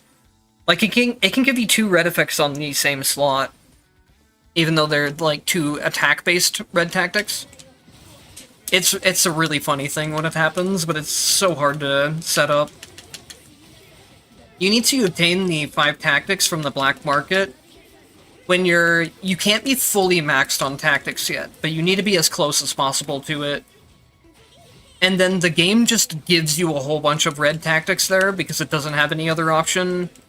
And when it gives the red tactics, it doesn't actually check for tactic rules.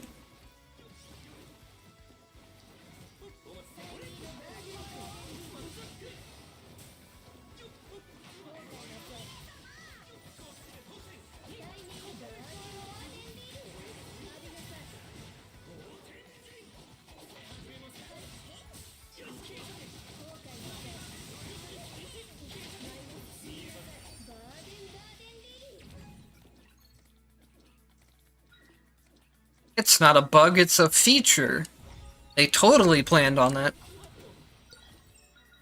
And it's definitely not the fact that they just forgot to have it check tactical rules or something like that.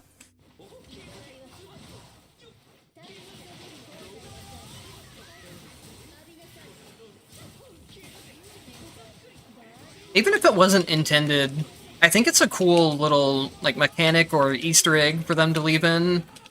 I don't think it's so overpowered that they need to remove it or anything. Though, actually,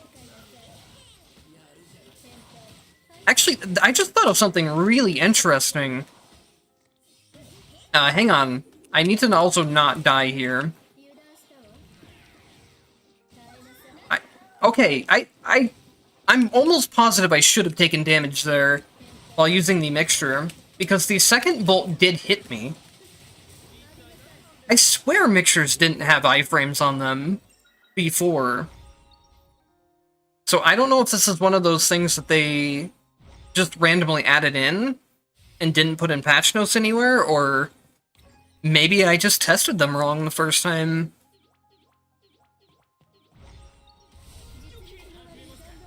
Oh, but anyways, what I was trying to say before...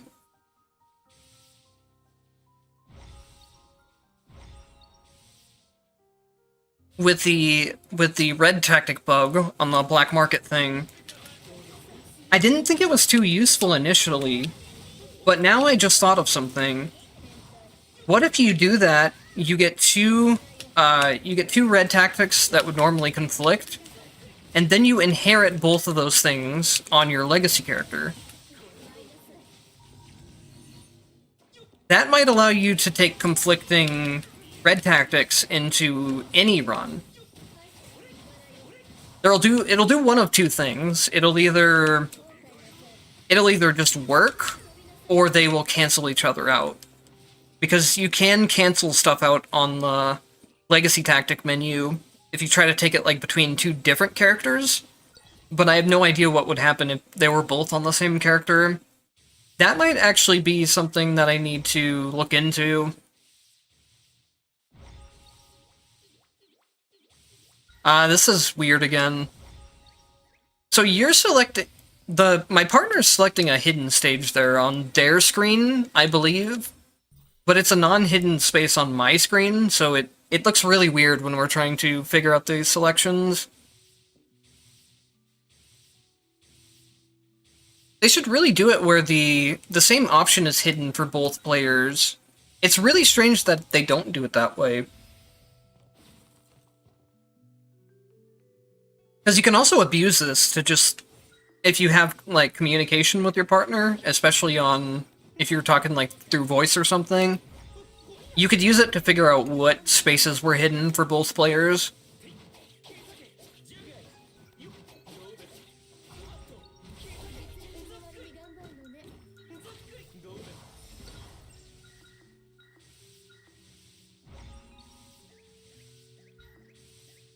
So, like, here, I know what this hidden space is now. It's an event.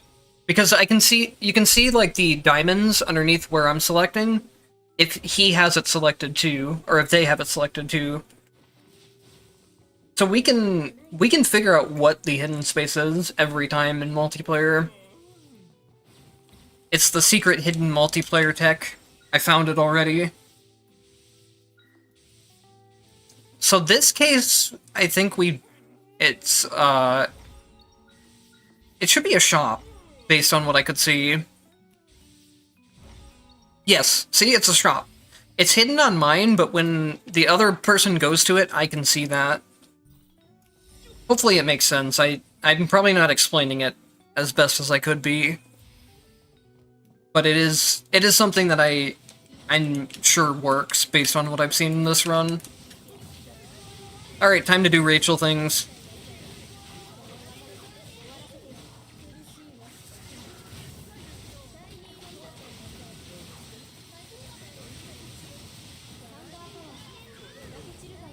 Time to do other funny Rachel things. So Rachel's lightning actually just has infinite error range. So I can just hit her by doing this.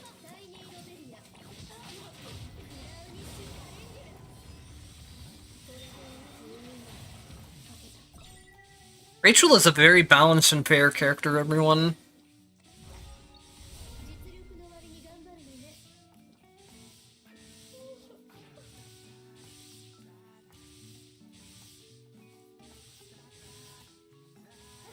She is definitely the most fair and balanced character in the game, and they did not make her overpowered in any areas at all.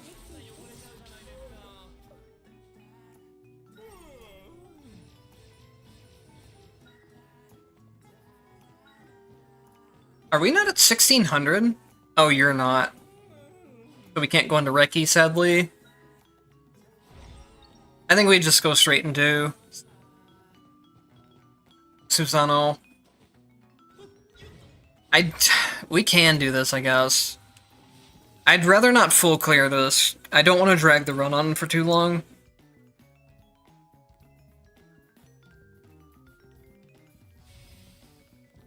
Fighting Reki and input delay is going to be weird. Wait a minute. Wait a minute. This ain't right. Did they not update the multiplayer version of Alpha Space? Or Omega Sector, whatever it's called now? You're not supposed to go into regular rooms anymore. You're supposed to go into the other rooms.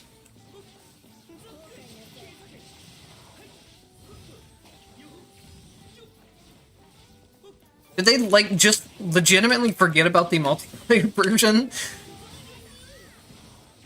You also have less selections in the multiplayer version. Is this just still the old version? Wait, no, we have more selections here.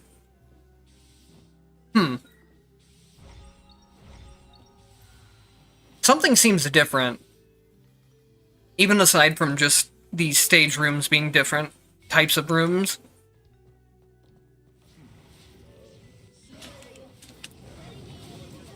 Also, what is going on with my rods? It happened in the Alpha Sector lobby thing, and then it happened here too. A rod just randomly floated in from off-screen.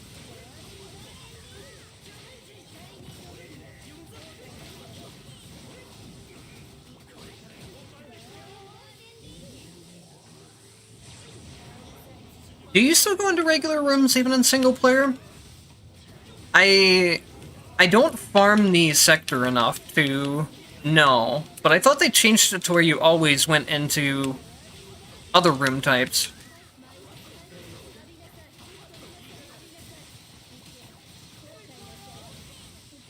The only time I actually do the full Alpha Sector is when I do, like, full potential runs.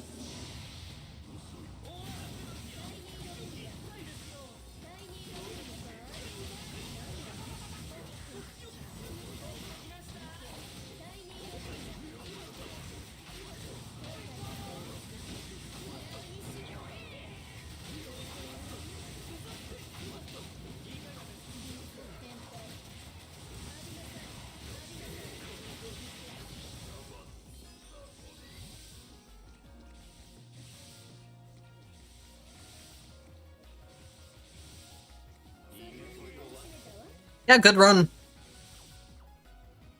It was actually pretty tolerable to play. There was a little bit of input lag, but there wasn't too many issues with the game straight up freezing or stuttering a lot. Playing Rachel, the input lag doesn't really matter a whole lot, honestly. If I was playing a different character, it would bother me a lot more. If you want to hop in for the next multiplayer run, Yisu, you can.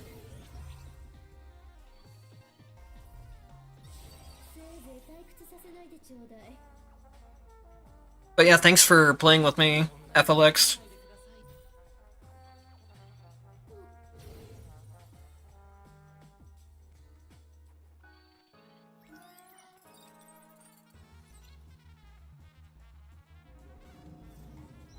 Wait, why is my game zoomed in? I swear it's zoomed in right now.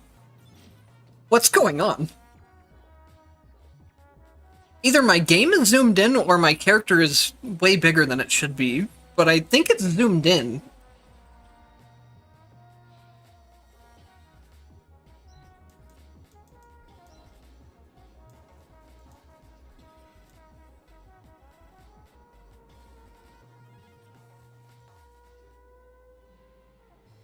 Yeah, just send me an invite, Isu, and I'll get you in the next run. It says I have a notification, but there is no notification here. To send an invite, you have to... you have to go to... Actually, where do you do this?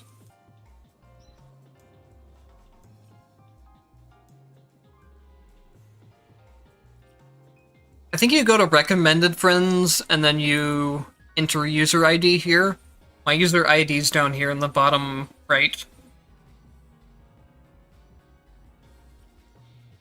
You can also see if it's just on the recommended list here. It's Fury, same as my YouTube name, but it might not be.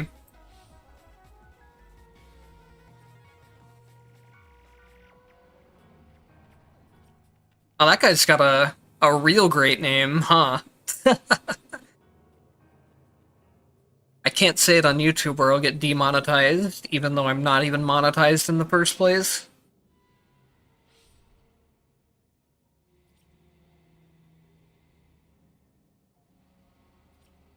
Yeah, the way of adding and inviting people in this game is not set up the best.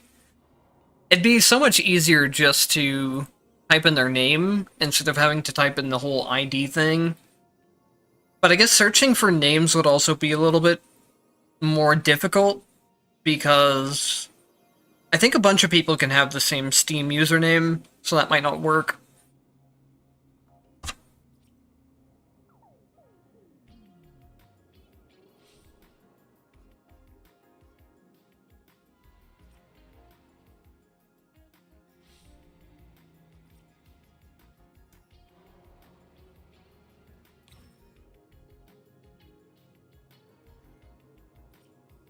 Alright, now I'll invite you to a run. Do you have any preference on what entropy we do?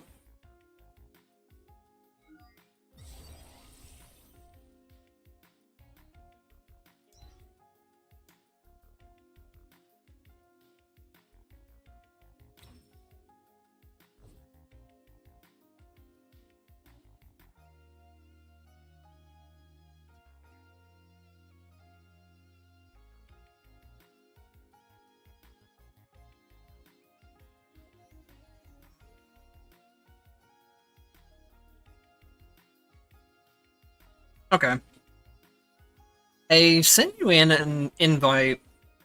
It's a little bit weird to accept the invites too. There you go.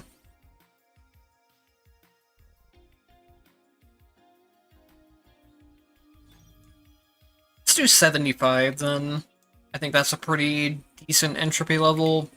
Actually, let me check. The ping looks okay, yeah. The thing is, sometimes the ping will say it's like 40, and it will definitely not be. Even in the last run, it said it was at 40 ping, but the delay I had was way higher than 40 ping should be.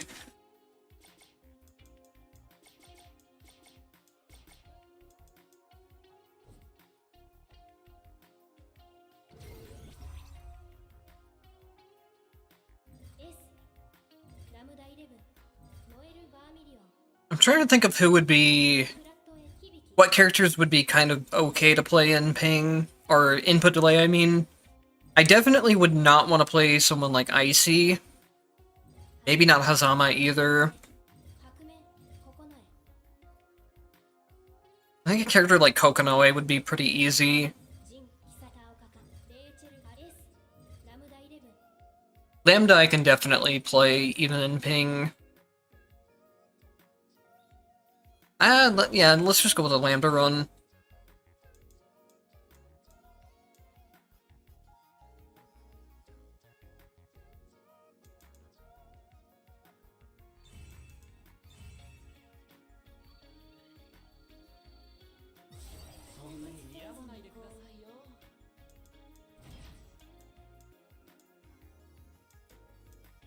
Oh, I should probably remove... Hold on. Can I change my mind crystals from here? Yes, I can.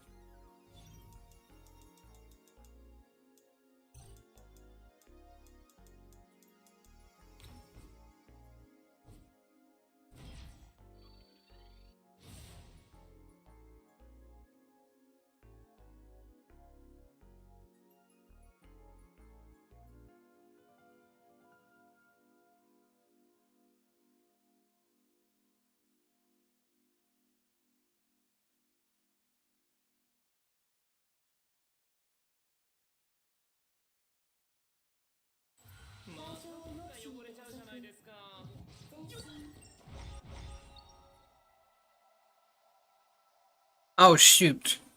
I have Brogna's first legacy instead of his second one. Oh well.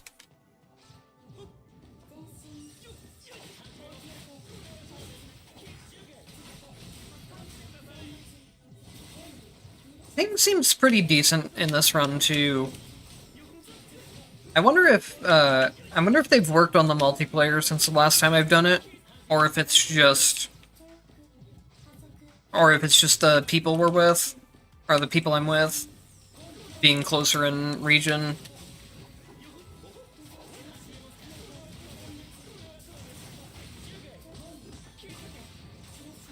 So we have a debuff right now that's multiplayer exclusive, where we need to stay a certain distance away from each other at all times.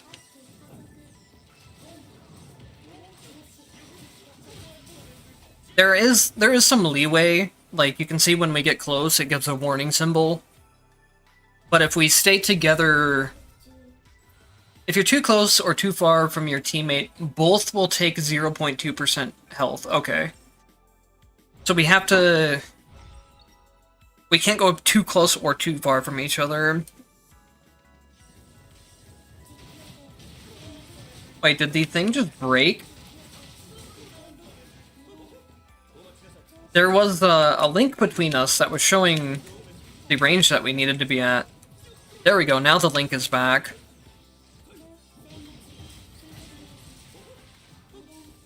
So as long as it's green, we should be fine. And then once it starts turning yellow, it's probably... I don't know if we're taking damage yet, or if it's just getting close.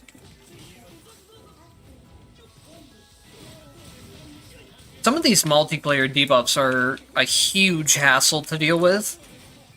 There's another one for multiplayer specific that you have to pass a bomb back and forth between each other.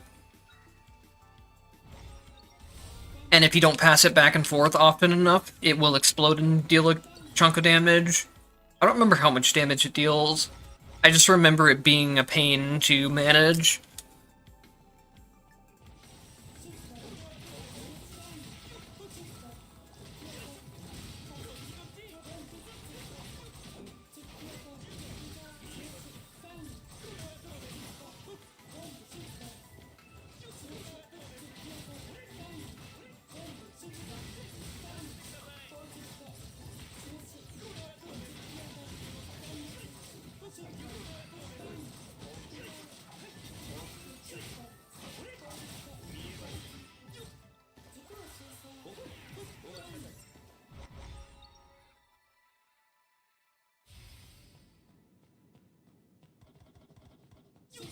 Yeah, I think the linking thing is kind of bugged, the debuff.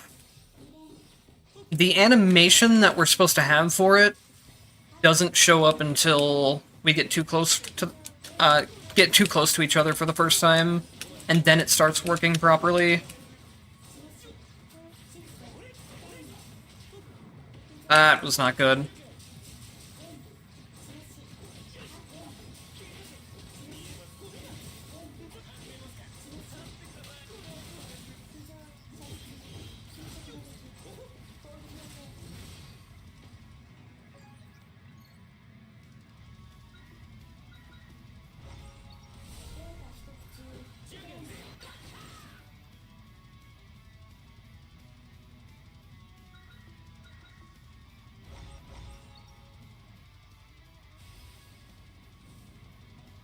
feeling a lot better about multiplayer now. So far, at least, though.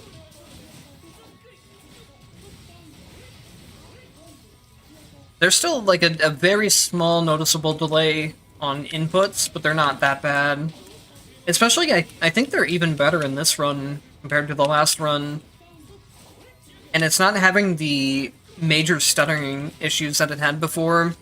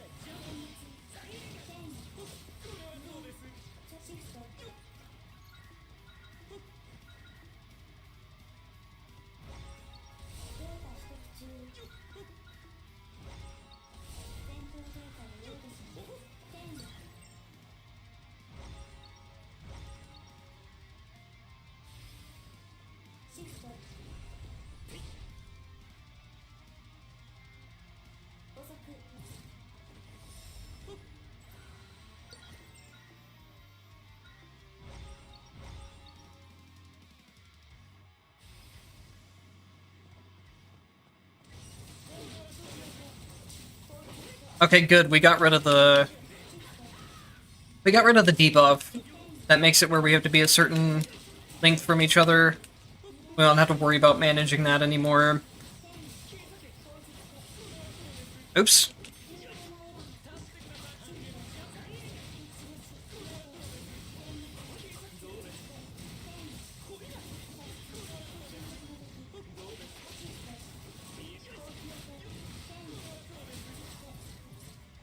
Taking way too much damage this run, too.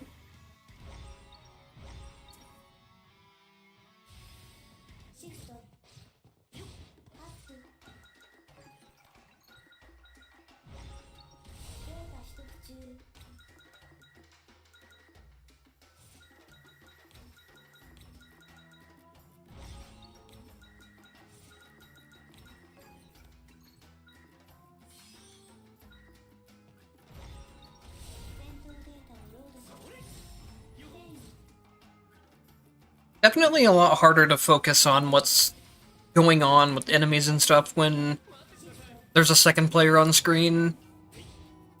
I've always had I've had a difficult time dealing with that type of thing in multiplayer games.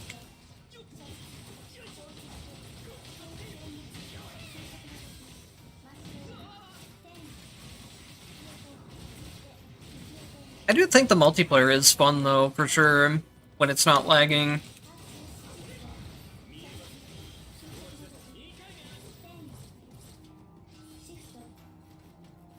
This does not look right.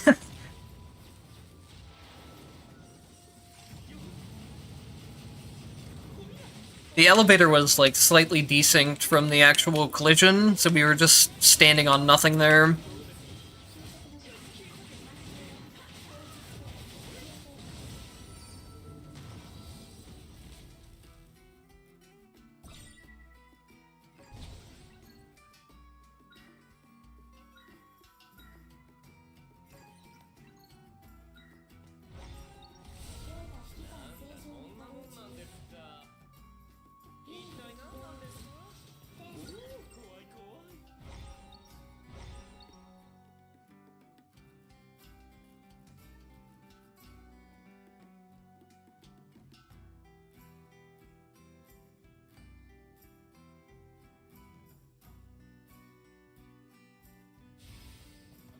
The loading screens feel a little bit longer in multiplayer, but it's not too bad.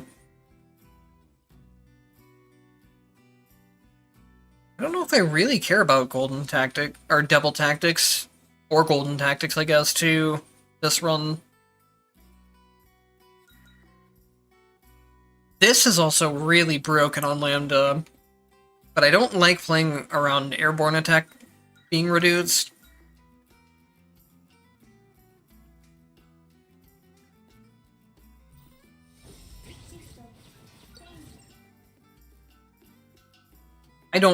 I really don't like those reduced damage spaces, or those reduced damage covenant restrictions in general. If it was just like, oh, we have the bomb thing now, so we have to be careful to pass this bomb back and forth every so often. But yeah, what I was gonna say with the covenant restrictions, if it was maybe like anywhere between maybe like 30 to 50 damage reduction, I would be okay with that. But it's like a 90% damage reduction, if not maybe even more. Pretty much whenever you take one of those reduced damage things from a debuff on the Covenant spaces, or I think they appear on some trials as well, your attacks of that type will just start hitting single digit or maybe low double digit damage numbers. They just become completely useless to use. So it's not so much of that damage type is reduced, it ends up being you just basically can't use that damage type anymore for the rest of the run.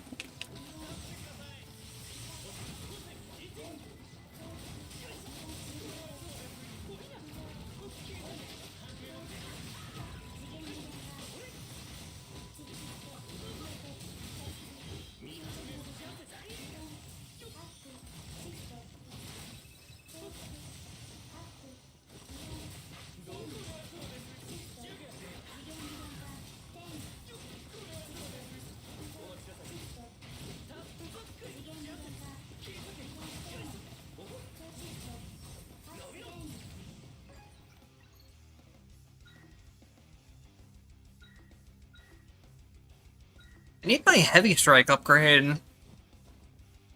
But having the... I'll take triple dash first. Having the luminous slave upgrades isn't bad either.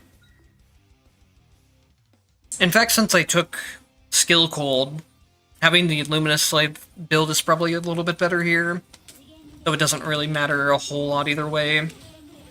Oh, this stage type is really evil in multiplayer. This stage type is evil just at base, but having this in multiplayer instead is making it way worse. I'm just gonna chill out over here so we don't... Or you can chill out over there, either way. If we're both going and activating all those platforms, we're just gonna screw each other over.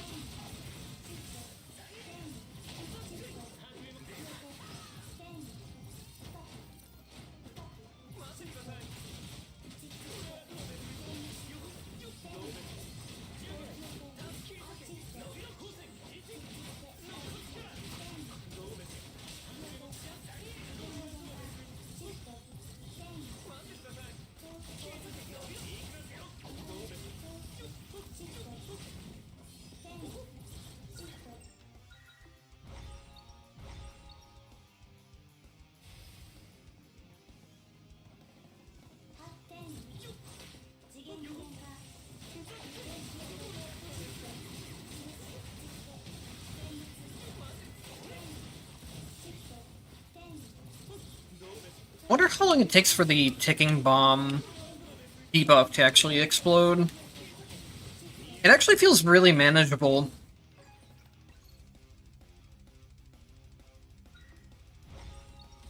I wonder if it says on the debuff. Oh, it takes 10 seconds. That's not too bad then. I thought the timer on it would be a whole lot shorter than that. Of course, if your partner is still just really not aware of it at all, then it is something that can definitely troll you. But it's not as hard to manage as I thought it would be.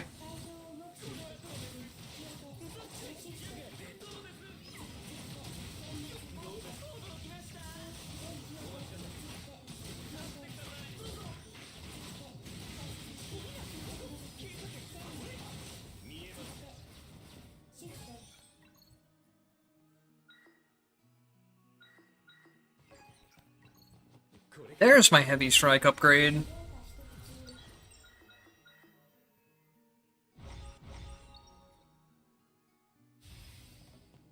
動作に問題ない。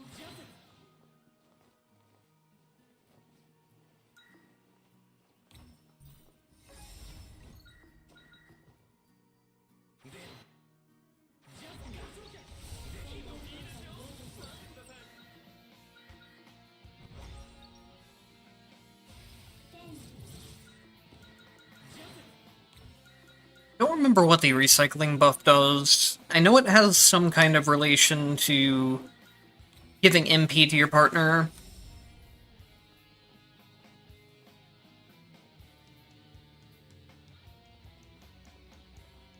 Oh, nice. It looks like you might have removed some debuffs, and it might have affected me.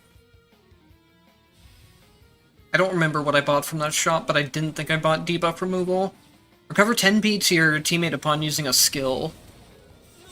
That could be really crazy with certain characters even, and then even more so if you get like the Covenant that restores MP. But like with Lambda, for example, I can give my partner a ton of MP because my base skill only costs 30 MP itself. So it's much more spammable than some of the skills that other characters could use. And like with Jin, his enhanced MP cost versions of his attacks actually do count as skills. So that's something you could do for very low MP cost to give your partner a ton of MP. I would assume there's probably some kind of cooldown on the recycling buff though. But who knows? That'd have to be something that would be tested.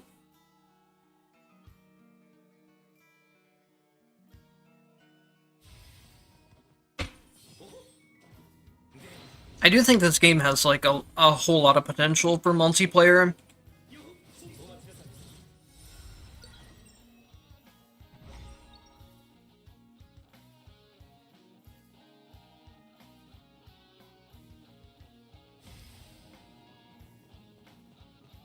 I think the two like main things holding it back are some of the networking, though I can't say if I've just gotten people that are close to me this time, or if the networking is any better than it used to be.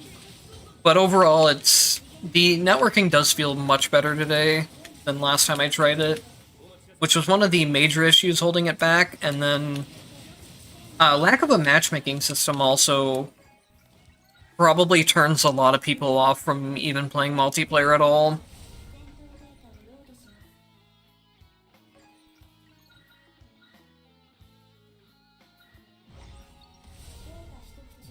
If I go into Legacy Flash here, I can get a couple of red effects, if we get enough light spaces at least. I can get a red effect with the Holy Marks, and then also a red effect with Radiance. There might be a setup to get basically permanent Radiance, but I haven't really tried it out much. There's a red effect for Radiance that whenever Flash is activated, it extends the time of Radiance. And then the red effect between Flash and Holy Mark makes it where enemies can activate Flash automatically anytime they attack or are attacked. So I don't know if the flashes set off from that red effect count towards extending Radiance or not. If it does, it could have the capacity to just have permanent Radiance down. Which makes me... It leads me to another question. What happens if two radiances are able to stack? Do they actually stack in value, or do they just only one take active effect? Because Radiance's cooldown isn't based on... Actually, wait. Nope, I'm wrong. They probably can't stack. Because it looks like Radiance, it has an initial cooldown while the Radiance buff is active, and then it has a secondary cooldown active. So they probably kind of thought ahead to not letting Radiance stack in that type of way.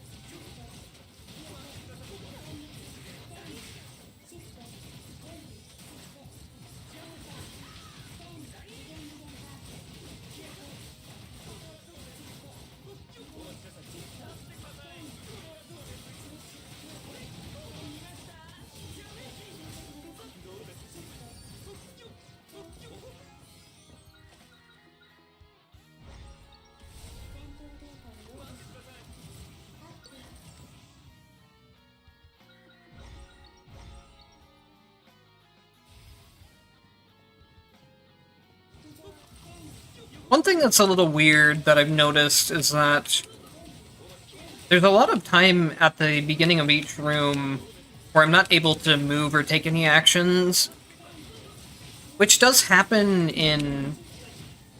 It does happen in single player too, but it seems like it takes longer till I can move here. Or I'm able to move, but I'm not able to do other actions. I'll try to show it off in the next room.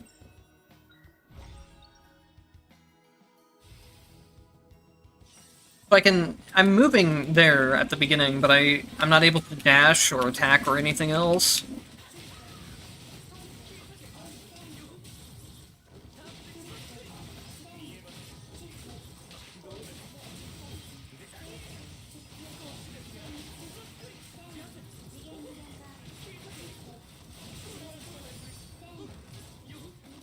Oops.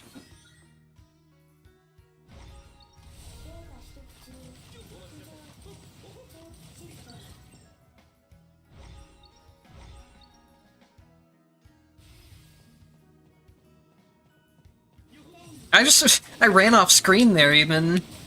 It didn't stop me from running off screen. It's kind of funny.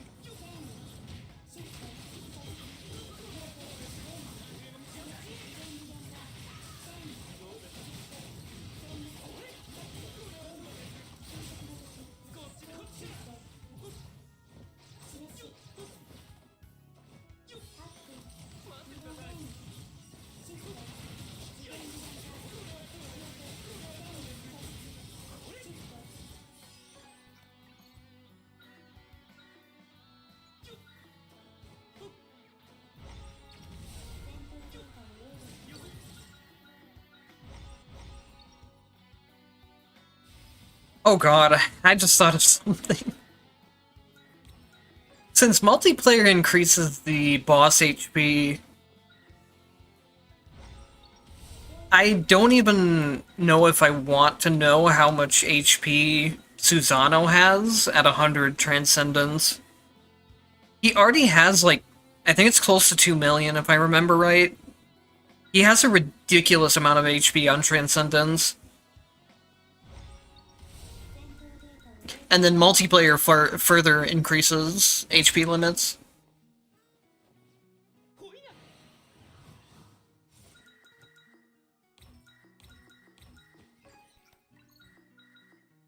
Oh shoot! I forgot I can't get red effects, so I can't try what I wanted to with Flash and Radiance. Oh well.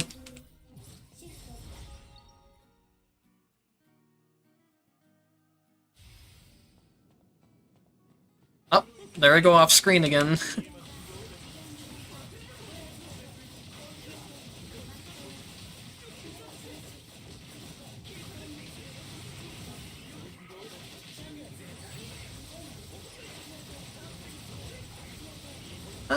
Arakune has 200,000 HP here, which is less than he would have on Transcendence.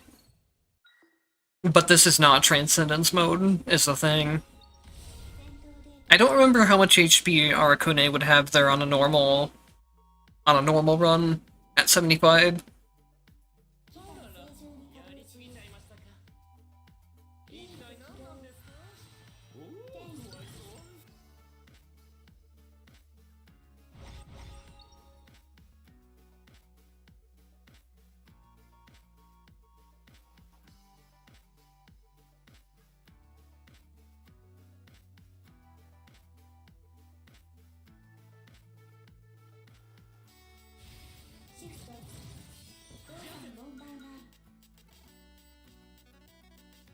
Oh, I have damage stacking now. Do I really need the damage bonus for 75? Probably not. I will take it anyways, though.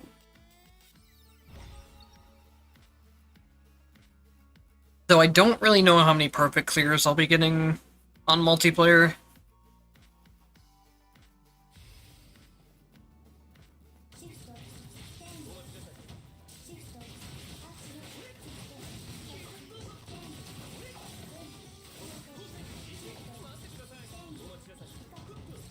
Also kind of late in the run, beginning the stacking damage bonus, but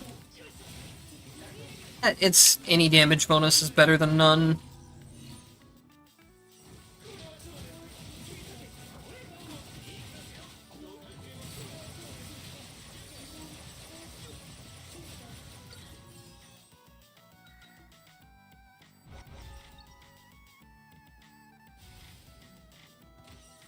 One of the things they did really well about multiplayer was how they handled the room selection stuff.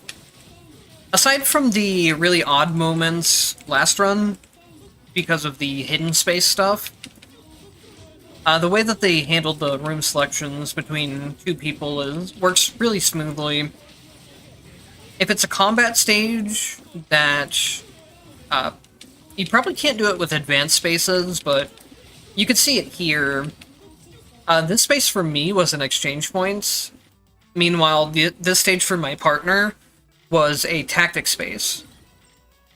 Since those are both the same type of combat stage, you can both take different stage types and still get what you need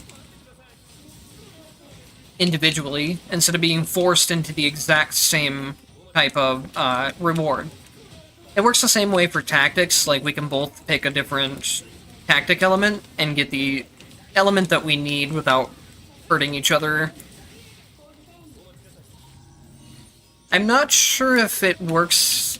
No, it can't work that way for, like, shops and stuff.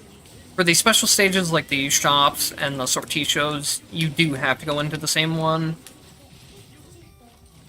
Because it loads you into the exact same room. Oh no!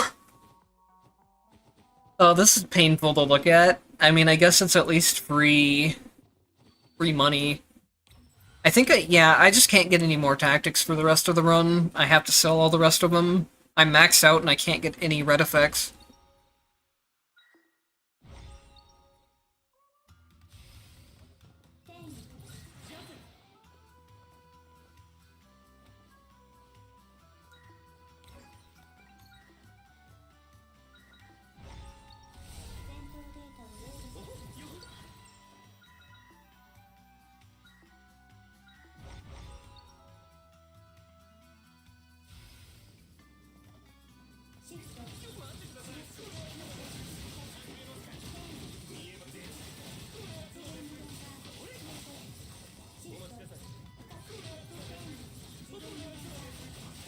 I'm curious, another thing that I wonder about with multiplayer is if rending impact affects my partner's damage. Because rending impact is one of the things that says it just says the enemy takes more damage. It doesn't say something like you deal more damage. I think. Let me double check on that actually. Yeah, it just says enemies inflicted with rend lose their super armor and take additional damage. Which is part of why I think rending impact is one of the things that are one of the few things that does affect tactic damage. Though it's also one of those things that's just also a place of where the game is very inconsistent, because there's another mind crystal that says something like the enemy takes more damage per debuff they have. I thought, well, since that has the same wording as Rending Impact, basically, it should affect tactic damage, right? And no, it just doesn't. I swear nothing in this game works consistently with each other, even if they're written the exact same way.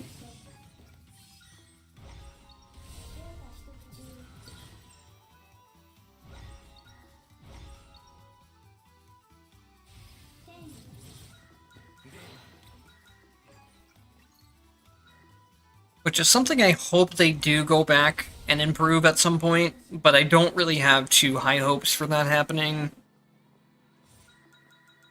The descriptions in this game could use some work, even if it was just very small adjustments, but I kind of understand it a little bit more after thinking about it. Even just doing a small change to descriptions would be something where they have to put it through the whole translation process of doing it for all other languages that the game is in. So even something simple as just changing the phrasing on a few tactics, or it wouldn't be a few tactics, but it'd be even just like small changes to each tactic is something that adds up a lot in work.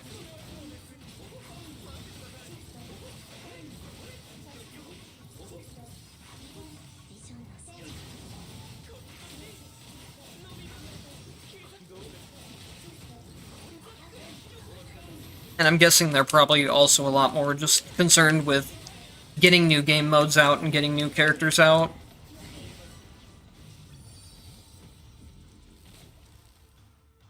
Because I also don't think in general a majority of the player base really cares about tactic descriptions and stuff like that, or really pays attention to the mechanical side of how a lot of tactics and mind crystals and stuff are working.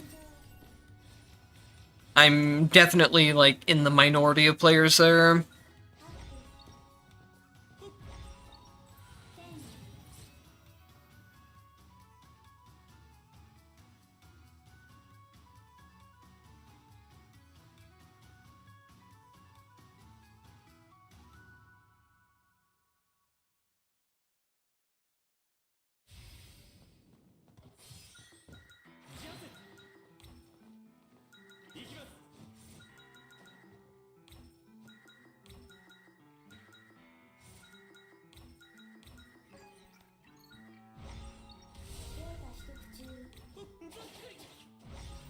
Alright, it's time to make bad decisions and go into Reki.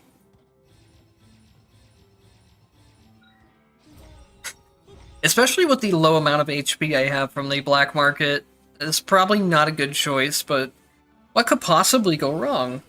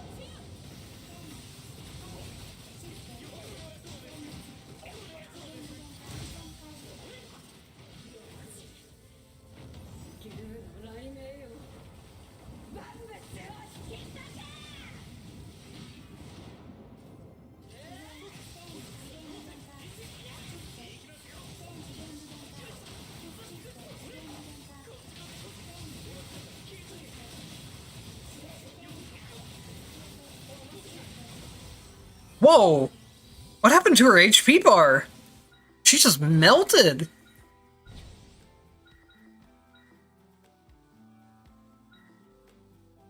I know I had portals set up, but I didn't have that many portals set up.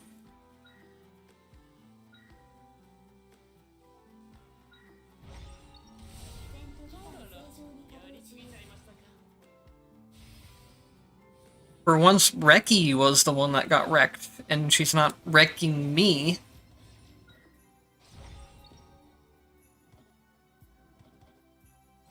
That was a terrible joke, and you know what? I don't apologize for it. I will acknowledge it. I will acknowledge that it was a bad joke, but I will not apologize. Impulse paralysis? Yeah, it might have been. I wasn't really looking at her HP bar, but it felt like she just very suddenly died.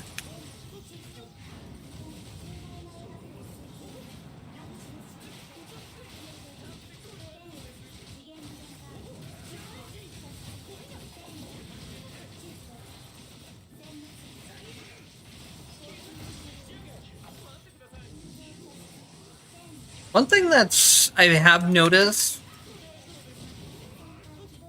the game is really eating. Actually, maybe I just never mind. I'm just stupid. I don't even have the input that I'm trying to do. I thought the game was eating my inputs on. Limited has a potential of after you do your base skill every time, you can press the attack button to do a second hit of each time. I thought I had it for some reason, but I don't. And I thought the game was eating my inputs on the second attacks, but the game can't eat my inputs if I don't even have the input to begin with. Oops.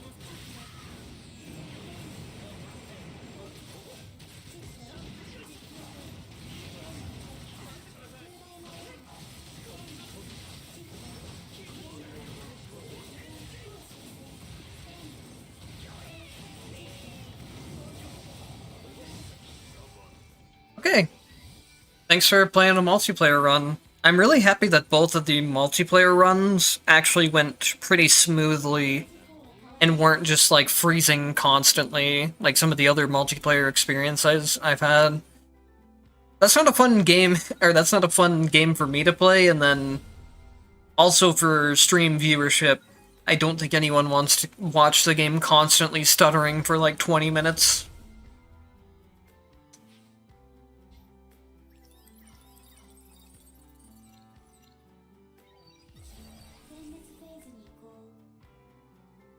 Hello, someone.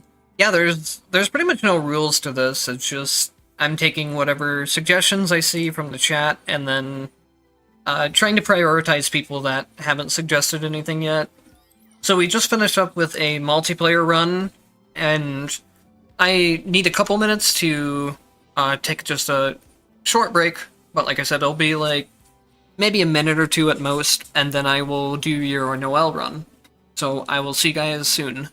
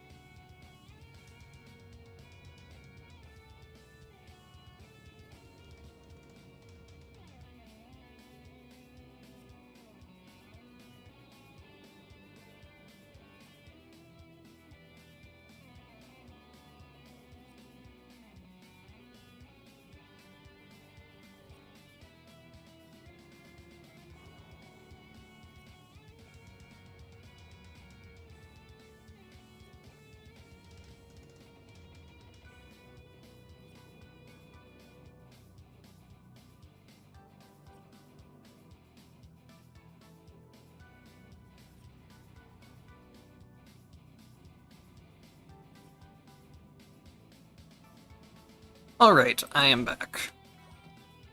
I still swear my game is zoomed in or something right now. My game's either zoomed in or my avatar is bigger than it should be. Did I accidentally unlock the Big Chungus mode for the avatar? It'd be funny if there was like an actual thing where your avatar, you can make the avatar bigger or something. But anyways, for Noelle, I think I'm going to set it up for a full, like, tactic run.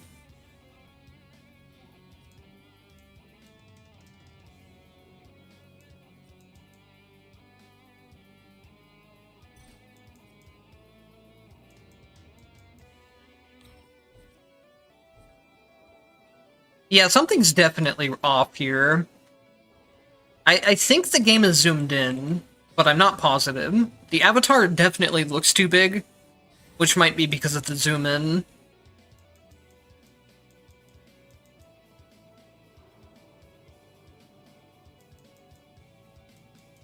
I think I will try to do... You know what, let's go full masochistic mode.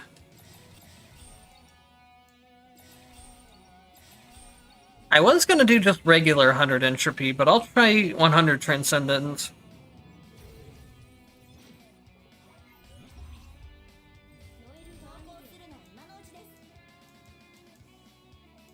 And then let me figure out what I run for this again. I think it is Mark Flash with Holy Mark, and then Legacy Flash with Flashlight Spear. So I inflict the Holy Marks, and then the Holy Marks automatically apply Flash because of the Mark Flash red effect. And then the second red effect on Ragna makes it where whenever Flash happens, Light Spears get spawned. So we're gonna have constant, just free Light Spears being created all the time. It's a cool setup. And then Ragna's Second Legacy is also just something that's very helpful to have in high entropy stuff because of the healing on it.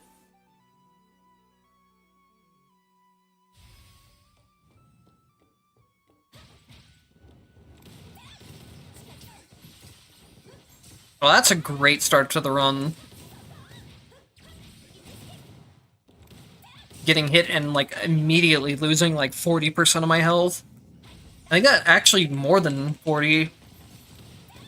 Each little block on the health bar is equal to 10% of your HP.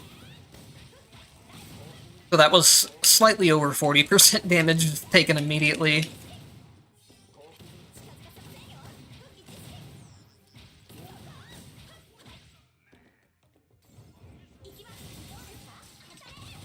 I should get a ton of HP, though, if I Ragna, Second Legacy, and then shoot something with the Gatling.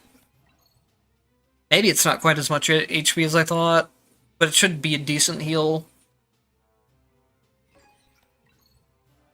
Okay, perfect. This is basically the only potential you ever need on Noelle. Once you have this, you can do your DPS for the entire run with it.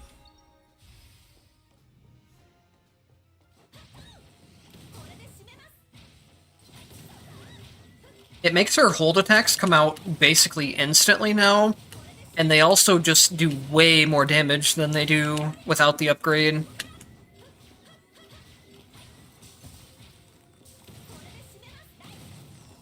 Way back in the early days of Entropy Effect, Noelle used to actually be considered the best character, if not one of the best characters, for 100 Entropy. Just because of the fact that she can get her entire DPS out of one potential. She doesn't need any too specific of a build setup, aside from that one.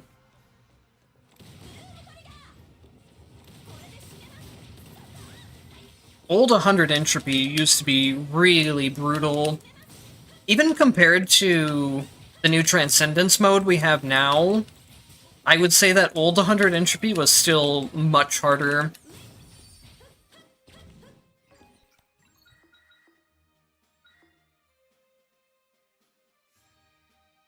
Okay, so stable mark is going to be very important as well. Passing up on the purple rarity light wave is kind of rough, but you know what? I don't need as many refreshes for potentials on this one, so I can spend some refreshes on tactics as well to try and get that stable mark later on. But yeah, 100 Entropy used to work a lot differently in itself, and then it was also just a lot harder to get potentials in runs before there was a big update on how stages appeared and stuff.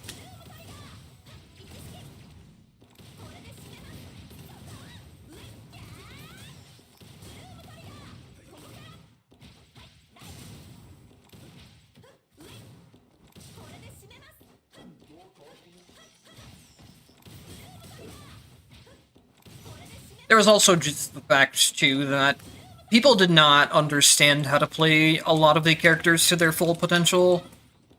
A lot of people were just kind of like button mashing back then with random potentials.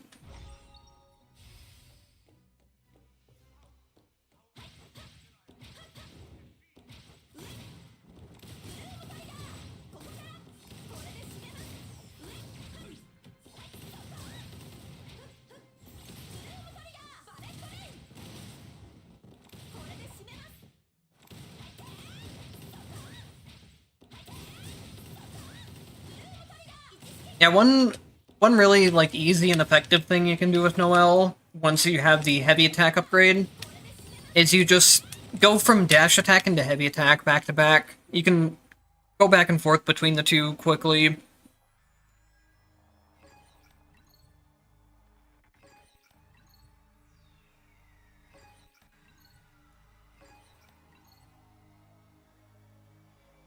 And then the invulnerability move from Universal Enhancement is always good to pick up.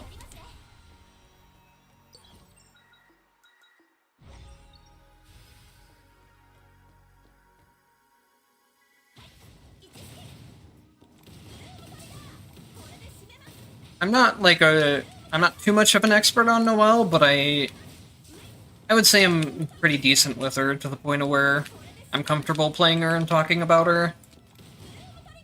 The only thing I don't really know a whole lot about is that invincibility potential. I know it gives her moves invincibility frames, but I don't really know where they actually are on the moves themselves.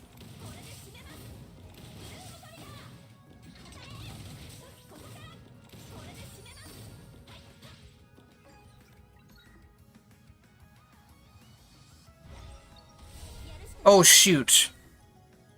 That probably was not the upgrade I wanted for Lightwave. It's okay though, it's not a huge deal. The upgrade I want for Lightwave is the one that lets it recharge even while I'm attacking. Lightweight builds can be pretty strong, but not having the upgrade where it can recharge while attacking means that you don't get a whole lot of use out of it if you're trying to use Lightwave for the character damage itself. But since we have a build that will eventually automatically apply Lightwaves for us, it's not as big of a deal.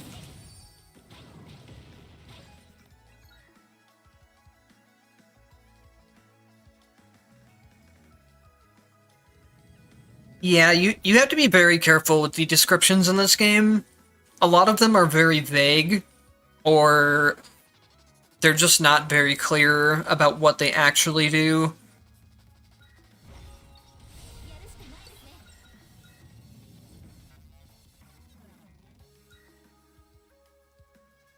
I think I will go ahead and clear debuffs here. All three of the debuffs I have right now are pretty rough. And of course, Afterlife Bomb, which I would want to get rid of the most, is the one that doesn't get cleared.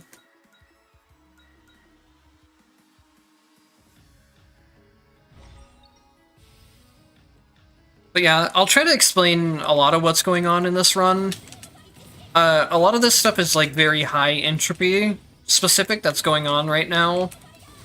But you can ask any questions too if either I don't get around to explaining something or you see something that you have a question on. I'm always happy to answer questions for people and help them with the game.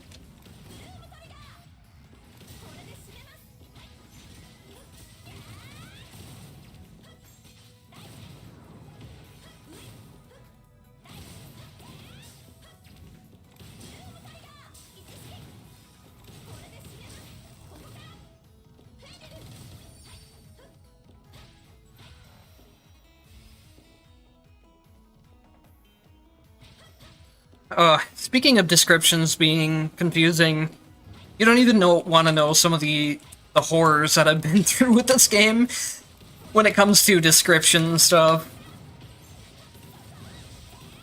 I found places where descriptions are written the exact same way in two different places, and then the way that the like mechanics behind what's written works differently in both places.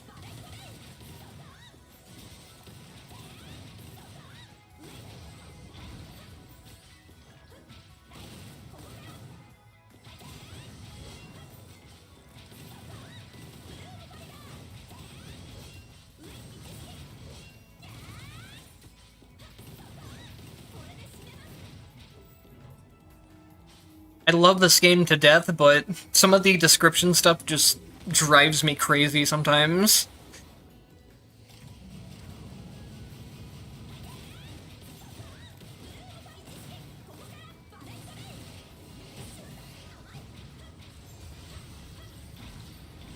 I guess the one upside to that is that...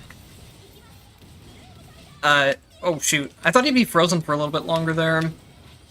But anyways, I guess the one upside to the bad descriptions is that I'm still learning new things about this game, even after having over like 300 hours in it.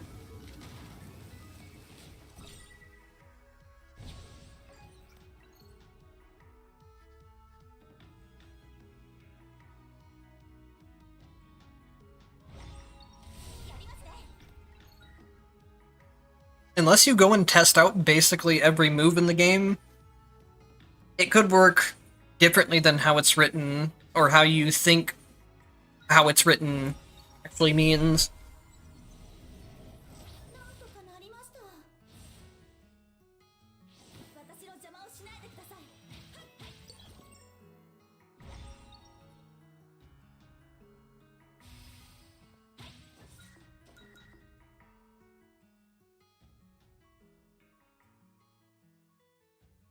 Man, that skill damage is very good, but again, when it says airborne attack damage gets greatly reduced, it more means that the airborne attacks just don't deal any damage anymore. And airborne attacks are a huge part of Noelle's kit, so I cannot take that.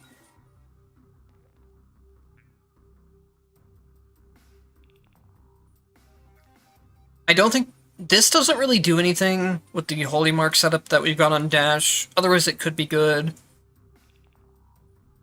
And then I don't think I can take that one either.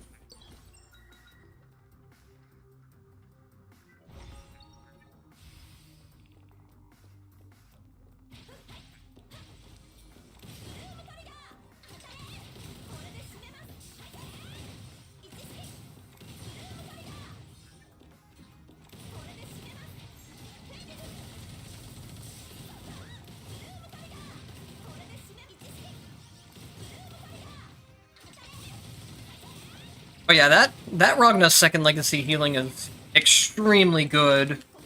If I can just get a set of enemies grouped together and then Gatling gun them.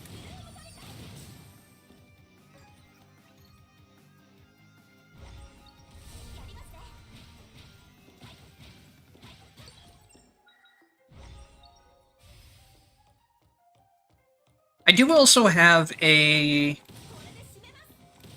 guide video that explains a lot of the basics of Noelle, if you want to check that out later on. If Noelle is a character that you're looking into playing. I don't really have, like, the short-term guides for many of the characters, but I've done full playthroughs of runs with each character and explained how they work in those.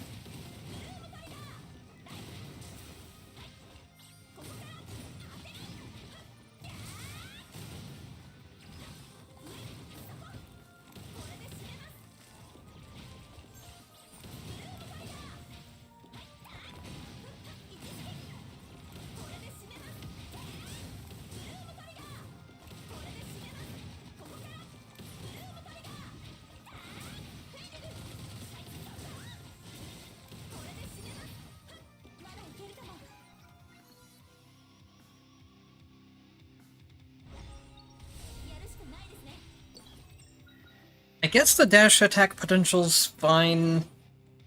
The damage and range increase on it is pretty significant. The only thing is, I feel like it makes her dash attack slower for some reason. I can't really place why. I don't know if it makes the animation longer, or if... I might just be imagining things, too. It also might have been something that gotten... changed over time.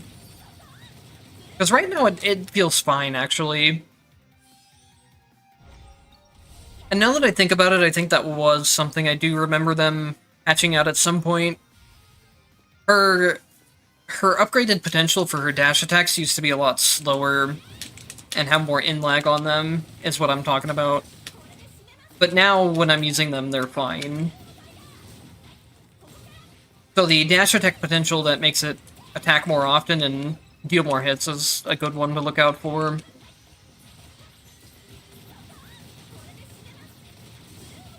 There's another really fun mechanic that Noelle has that I will hopefully be able to show off as soon as I get the right potential for it.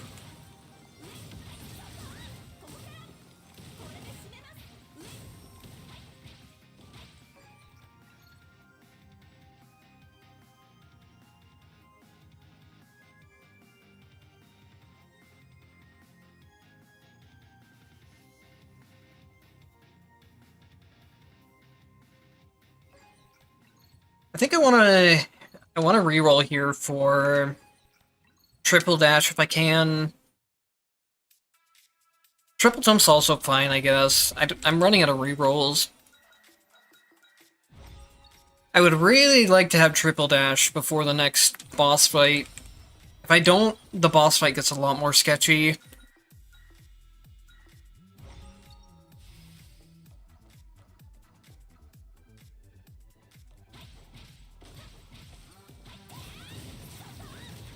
Yeah, I should probably try to upload a couple more things to YouTube Shorts. It's just such a pain uploading to Shorts.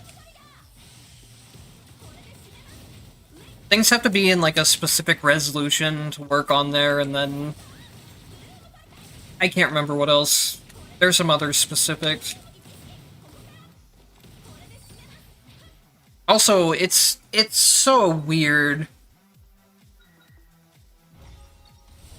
YouTube has a built-in system where I can take, like, a section of one of my normal videos, the full-length ones, and turn it into a short. But for some reason, that feature is only available on the YouTube mobile app.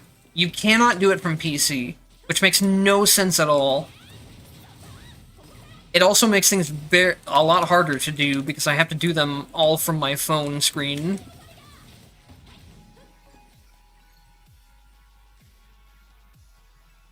Why YouTube has set things up that way is a complete mystery to me. But I'm also not surprised at all that YouTube has made something less convenient for their creators. It would not be the first time, and it won't be the last time that YouTube does that.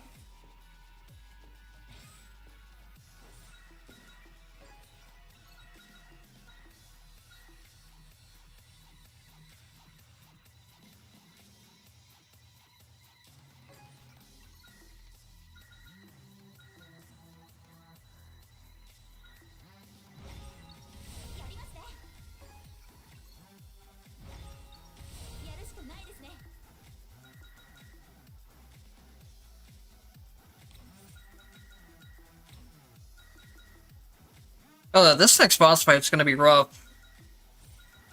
Unless I get... Nope. That was not a potential. I'm just not going to have triple dash for the boss fight. It's a huge pain. Especially if it's Tree. Honestly, seeing Tree is still a lot better than seeing the sand enemy. But not having triple dash for a Tree is still going to be quite annoying if he gets to a couple of his phases. Which he might not even get to with the damage that I'm dealing right now.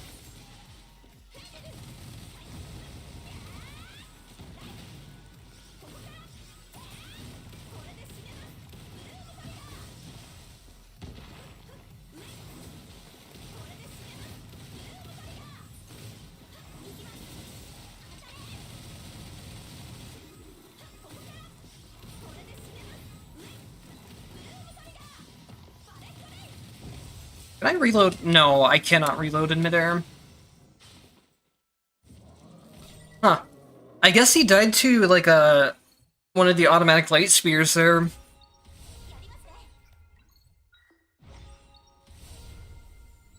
I was not expecting him to die. I wasn't paying attention to his HP bar either, though.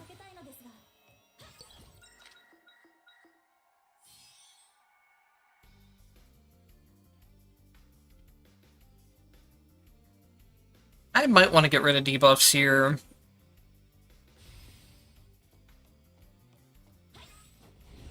Hopefully it gets rid of the... well, of course it doesn't. I wanted to get rid of the armor that enemies have right now, because it gives them super armor while it's on, so they don't take any stagger. It's a really annoying debuff to have to play around. But I should have the damage where it doesn't matter. Wait, when did I pick up my mark detonation stuff? Huh. I don't remember picking that up. So that's why the boss died there.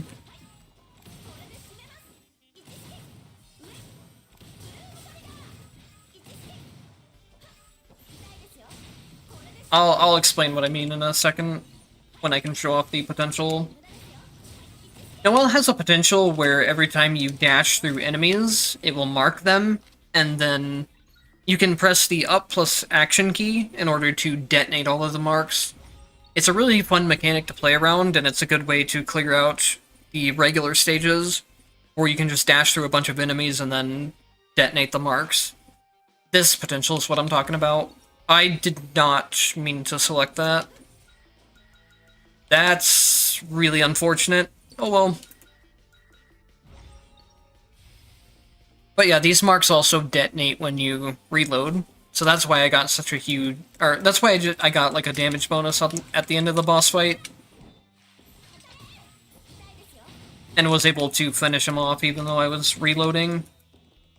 I know he did get hit with a light spear too, but the majority of the damage probably came from the mark being detonated.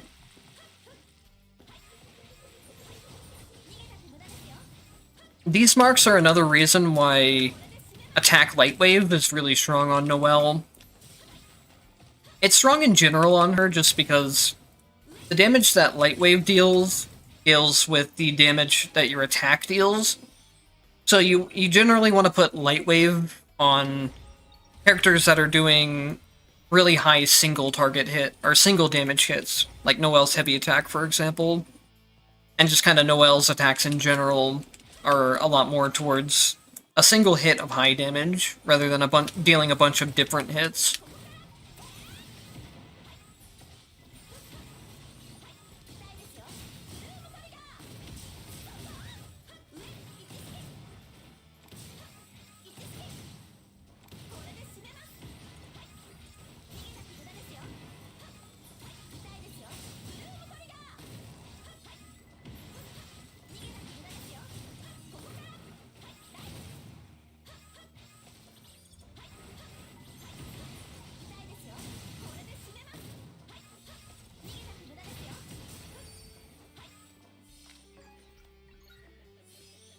This skin is unlocked during the icy missions that you have to play to unlock her.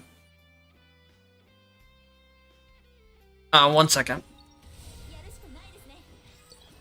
When you're in the icy missions, it's right at the beginning, the starting room. You have to go all the way to the left, and then at the top left of the screen, there's a platform that you can just barely see.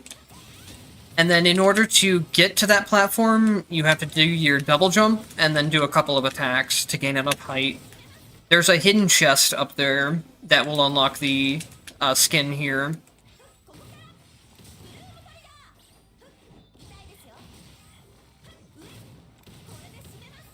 It's either in that chest, or there's another hidden chest as well. It's also in the icy unlock stages.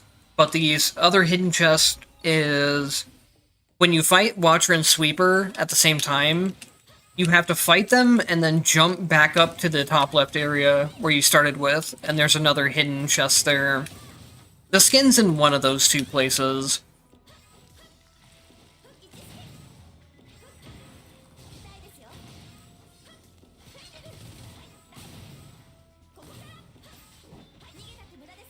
There's a lot of hidden secrets in the Icy unlock stages. There's a skin for Icy. You also need to... You need to find all of these secrets in order to unlock. That one was a pain to get.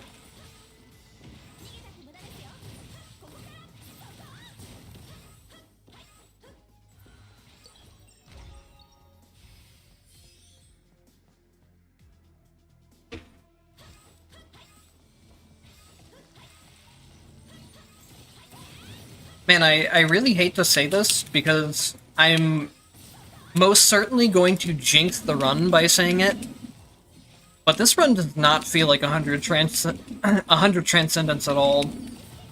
It feels like just any ordinary casual run that I would be doing. And now that I've said that, the run is going to immediately go downhill completely. I do still need triple dash, so that is definitely a place of where I could get killed in the next boss fight from not having that extra safety. That will help out a lot, though. This invincibility tool on Ignition Bolt is very good in general, and there's a little trick you can do with it too. I'll show that off after this.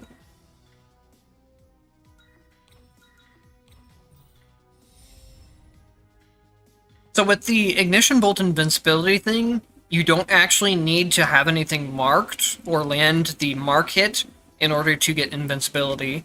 You can just press up plus action at any time like this, and you still get a little bit of invincibility while doing this. It's not fully invincible, but it's enough that you can definitely press it on reaction sometimes and save yourself from taking hits that way. Oh, well... Jinxing myself definitely just came into play. I really don't have a good way of hitting this boss. So I don't have any of the air attack resets or anything, or being able to use the down attack 5 times. I can use the jump version of the skill for a little bit of damage, but I'm kind of just at the mercy of having to damage the tentacles as they attack.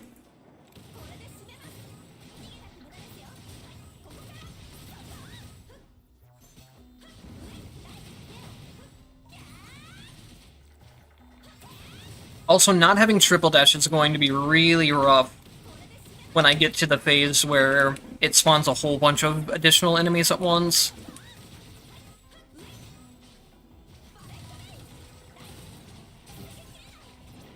I hate these crab enemies.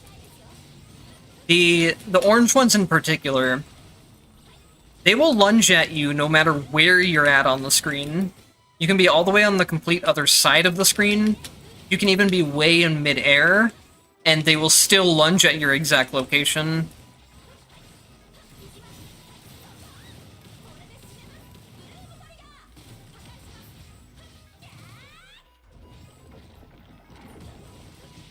That was a really difficult setup for attacks. Especially without having the triple dash.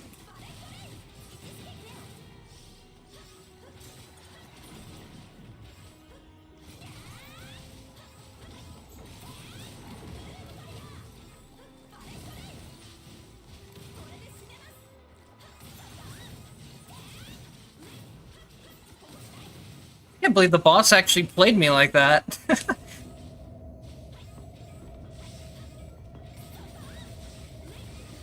Okay, I think we should be okay now.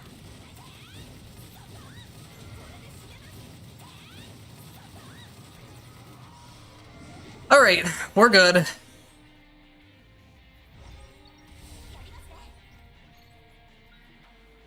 But yeah, that was actually kind of like crazily played by the boss fight. I know the boss doesn't think or anything, but even then. There was a tentacle that covered the entire left side of the screen, but then there were ones that came up from the ground on the right side of the screen, since they probably just spawned on my location.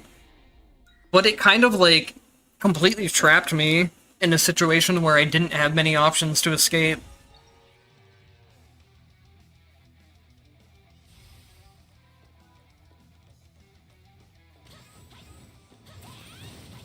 I called the run too easy, and then the game took it personally, apparently.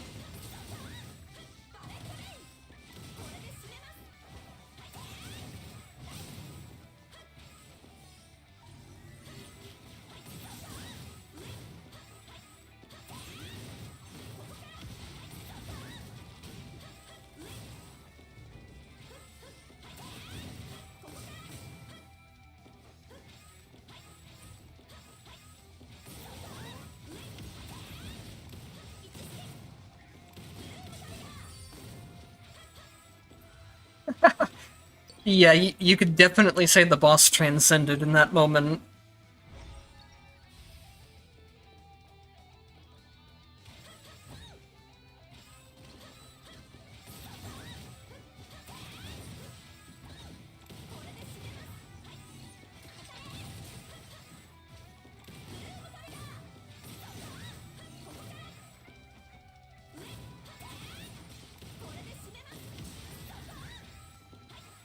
Hopefully we can get triple dash before the next boss fight, otherwise the run might just be done.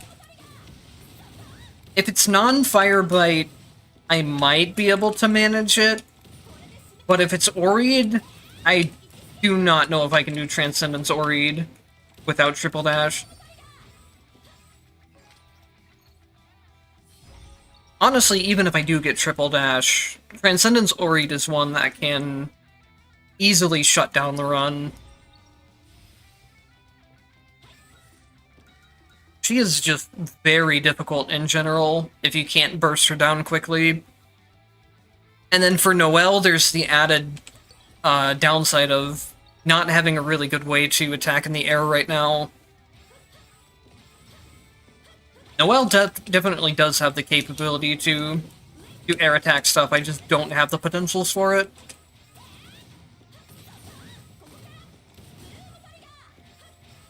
My setup is fully geared towards being grounded and using heavy attacks as much as possible.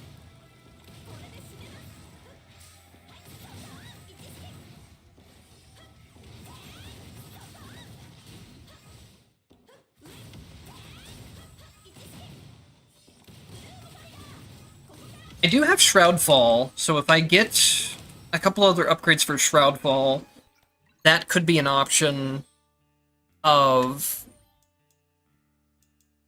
dealing damage to Oried while she's flying. I think I actually need to... Yeah, I need to skip this, especially because I don't have flexible charging for Light Wave, where it can charge while I'm attacking. But the main reason I need to skip this is that I want Supreme Mark, where Light Wave can trigger the Holy Marks and make Holy Marks deal 110% more damage. This is one of those things that is poorly worded, and I didn't know... I had the wrong idea about how it worked until recently. But anyways, when it says that Light Wave can trigger the Holy Marks and make Holy Marks deal more damage, it makes it sound like that's all one thing, where the Holy Marks only deal more damage if Light Wave triggers them, but it's not. Holy Marks just always deal 110% more damage when you have this. So when you have Stable Mark, where the Holy Marks stay on constantly, and then you have the double damage from them here, you start getting a lot of DPS out of Holy Marks.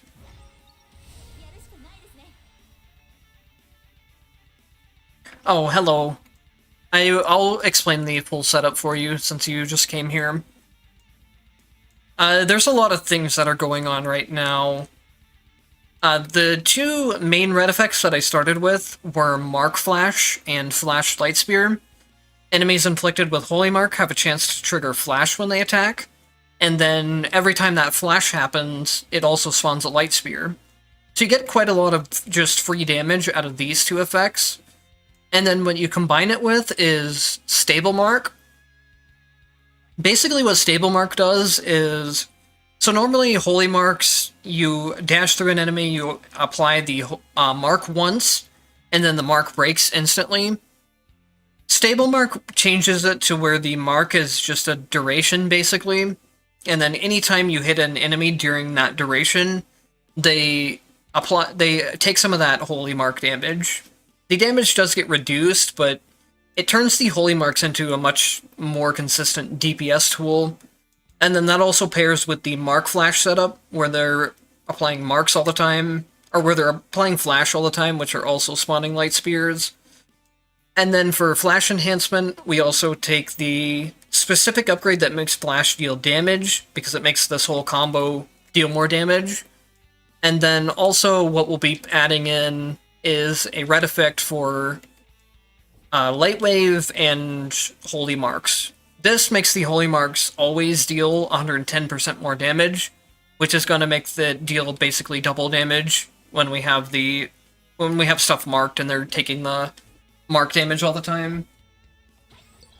It's a very neat setup that synergizes between pretty much every single tactic you have in the build. And it's also pretty easy to set up because it's a full light build. So you can run light tactic chance boost from Mind Crystals and just go straight into the full light build. It's very powerful and not too difficult to set up. The only thing is you just have to make sure you take the right red effects and the right tactics on the right slots. Like, you don't take your Light Spears on your Legacy slot by accident. And then, also, you can easily end up taking the wrong red effects, because the Holy Mark tree has a ton of red effects for some reason, and a lot of them go into similar slots and get activated with similar requirements.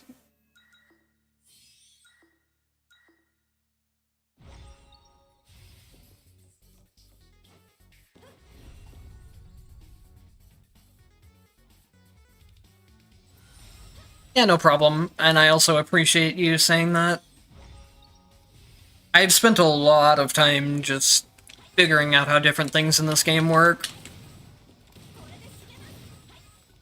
I really enjoyed... The thing I enjoy the most is putting together different tactic builds.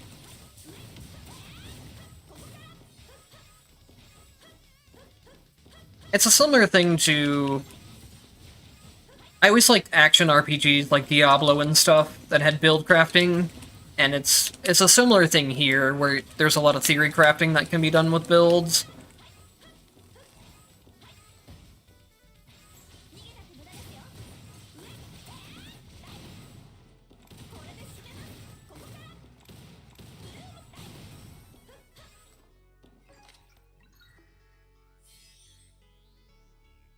So for example, I need to make sure Lightwave Fast Charging and Supreme Mark go in the same slot, so I need to make sure I don't pick up Lightwave Fast Charging and get Supreme Mark instead.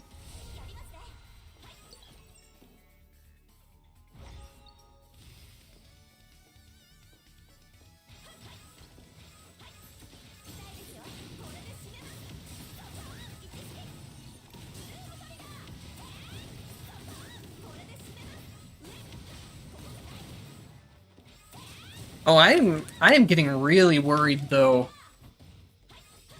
We have one more shop to get Triple Dash. And if I don't get Triple Dash, the next boss fight is not going to be fun.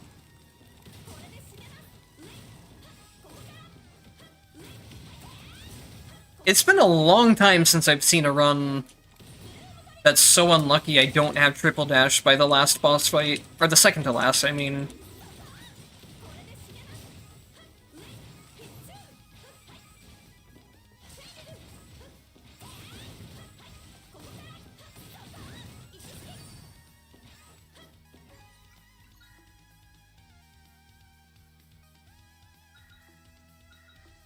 I don't think Holy Mark is generally better, no.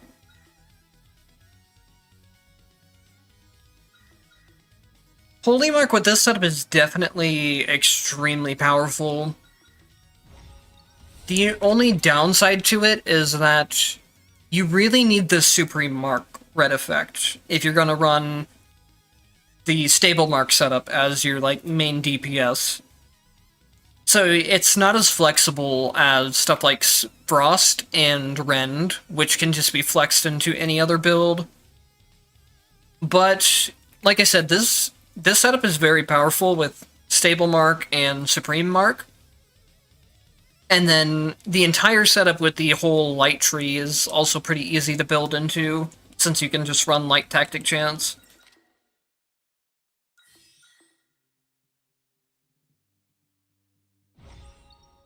Oh no! I just made a huge mistake. I forgot what stage count I was on. This is not good now.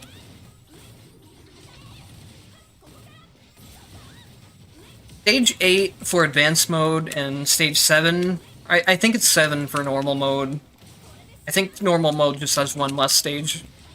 But anyways, the final stage before the boss fight, which in the hard difficulty or whatever, advanced difficulty, whatever it's called, the first selection will always be a shop space, which I really should have taken here, especially because I'm missing the triple dash potential, which is extremely important for fighting bosses.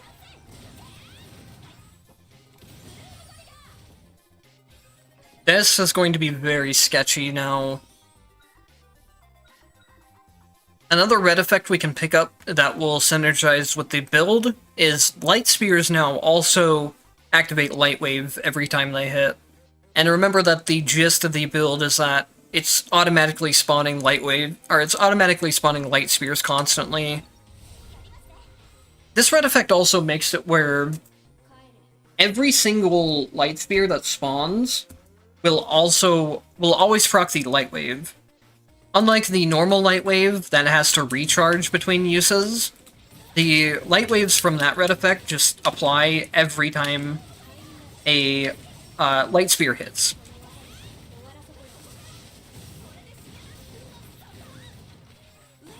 Thankfully we got Non here and not Oreed.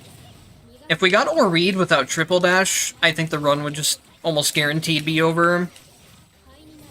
The run's still in, like, really dire state right now, but it's more manageable to get Non.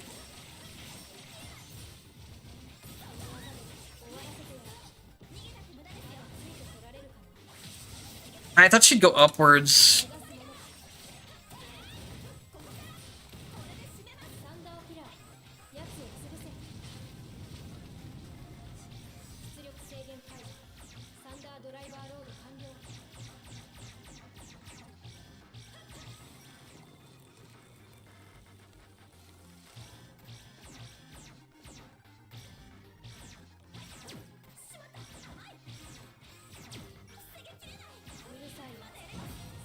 That was very close.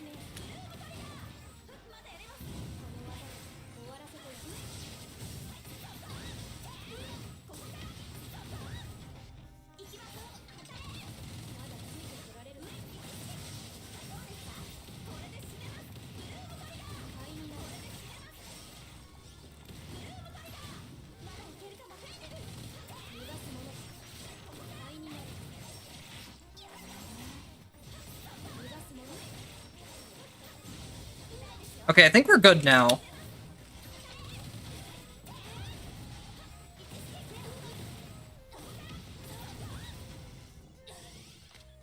That very nearly ended the run. If I didn't get that one well-timed dash off after the laser phase, I definitely would have died. Wow, thanks, game! I mean, I'm glad to have it, but it feels like a slap in the face at this point. To get it directly after the boss fight, where I really could have used it.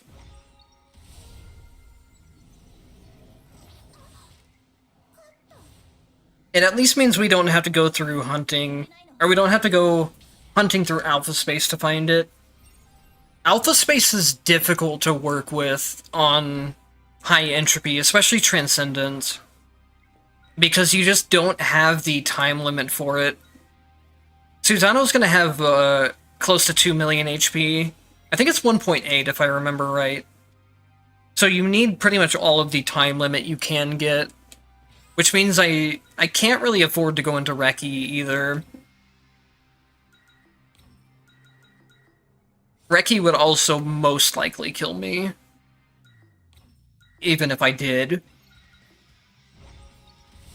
I don't know Noelle's invincibility frames quite good enough to do Reki on her yet. She's definitely a good character to fight Reki with, because she has a lot of easy access to invincibility frames. It's just you have to know where they are.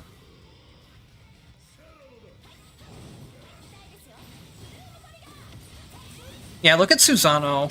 Okay, it's not 1.8 million or close to 2, it's 1.5. Because he should have this 500,000 for each phase. Transcendent Susano is just insanely tanky.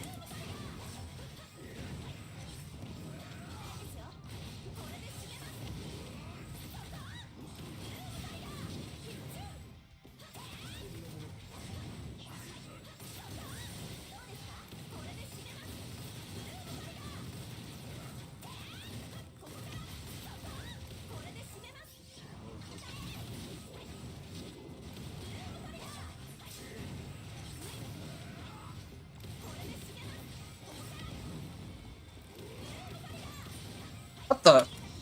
Why was I, like, staying in front of him like that? It was almost like I was getting pushed by him.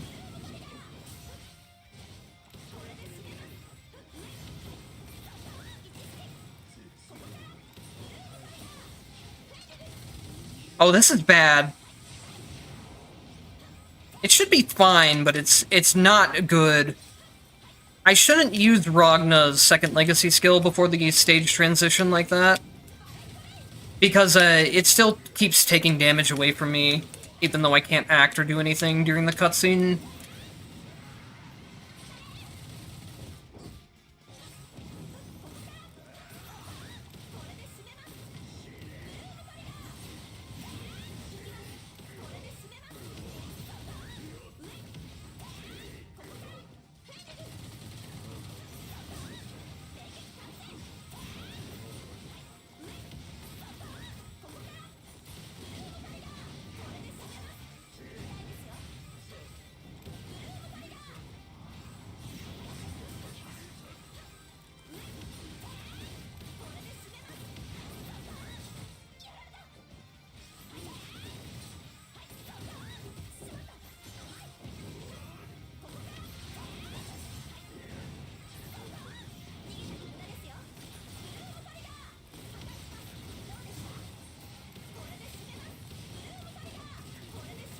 I might get a little screwed over again by the draining there. I think I just went even on HP there, because I was able to heal before the draining started. It's still not quite ideal.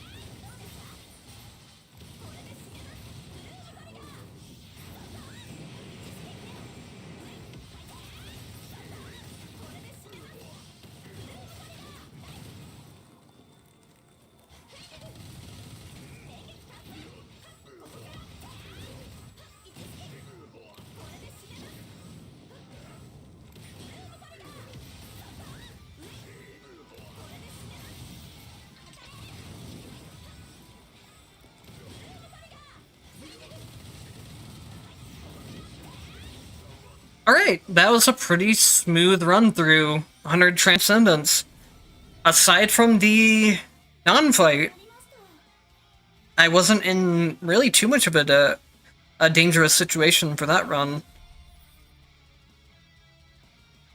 That is definitely the good thing about Noelle. She doesn't have quite as high of DPS output as some of the other characters do, but she's very consistent, and she doesn't need too many specific potentials to get going, aside from her main heavy attack potential. You can kind of make it anything else work after that.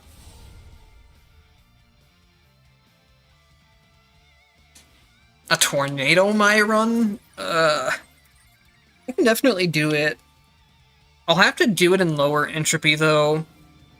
Mine's tornadoes just do not deal very good damage for some reason. Especially for them being 100 MP cost. Her Exio build is just so much better as an MP cost thing. Honestly, all of her other MP options are good, except for the tornadoes for some reason. But I can definitely do something with it.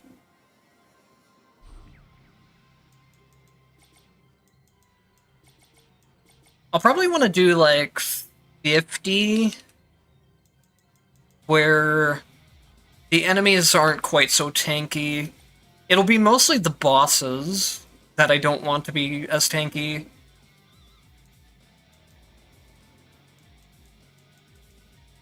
Can probably turn off debuffs, then make the run just a little bit smoother in general.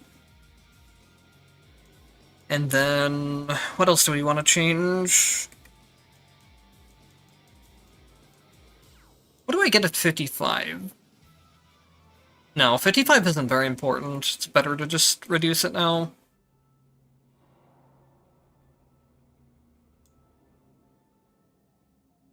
Maybe reduce... No, time limit takes too much away. I'll just reduce this a little bit more, I guess. I'll probably just leave it at 51 then. I don't want to reduce these too far. It just makes the run way too easy.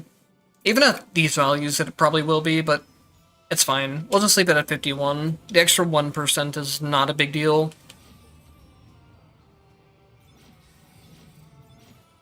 And then I'm probably going to have to go Frost skills if I want the tornadoes to do any damage.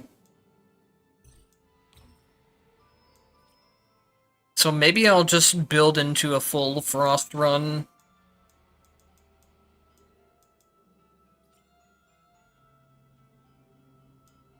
Let's see. I don't think I need healing from these, since I don't have reduced healing from bosses or anything. So I guess in order to give the tornadoes the best chance, I would maybe run like Giant Slayer and skill damage. Maybe even Bloodthirst here. I need all the damage bonuses I can get.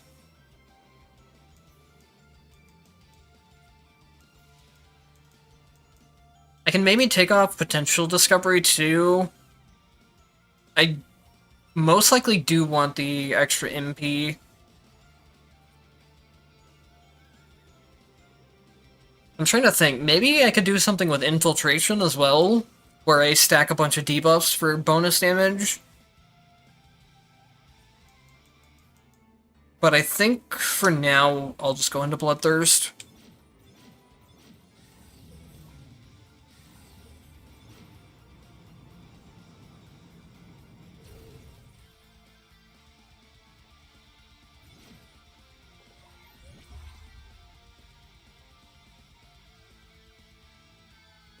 And then I think this will probably be my last run for the day.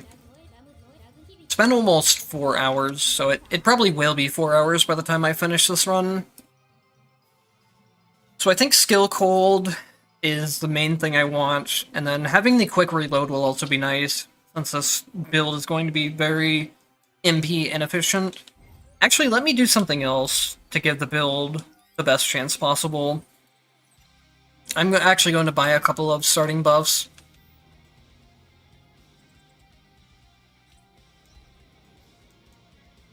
I want MP cost reduction is the main thing. Speedrun reward will help without with some more money.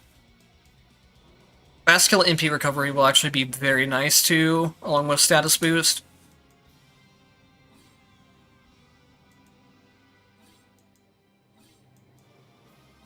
And then I want MP cost for sure, maybe some skill damage increase. I don't need to worry about debuffs actually, since I'm not getting those. Ah, there we go, perfect. I usually don't like to do a whole lot of stuff with starting buffs and debuffs because they get very expensive, and I know newer players can't keep up with the cost of that. But for a build like this, where I need all the damage I get, I'm going to do it. 来ないならこっちから行くよ。 So I'll probably just run a full Frost build with Skill Cold, Frost Burst. If I do this, I don't get Jhin as a legacy, though. That's the only problem.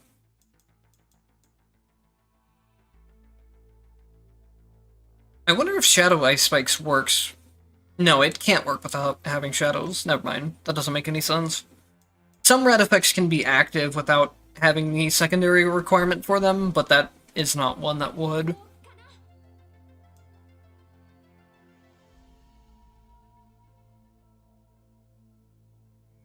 Taking Holy Marks on here might not be a terrible idea. Go a similar build to last time, where when the Holy Marks are active, just any hits that I deal will deal additional damage.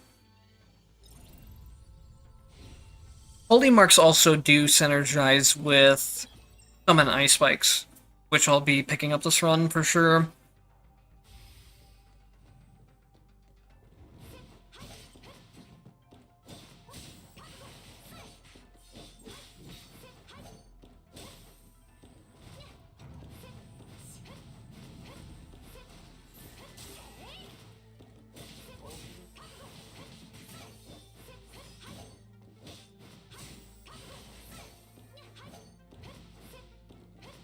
A nice tip for Mai that someone pointed out in one of my comments that I actually didn't even realize about is that if you do her basic spear throws, just normally out of, I guess, neutral state you would call it, they're a little bit slow. You can see she does that whole wind-up thing. But if you do them out of any other action, like if you attack first and then... Or maybe you have to dash first. I'll try it again in the next room. There's some things you can do to cut out that animation. I think it might be dash or dash attack. I'll have to check again. This is really annoying. I do not like this stage layout, especially with the butterflies chasing me.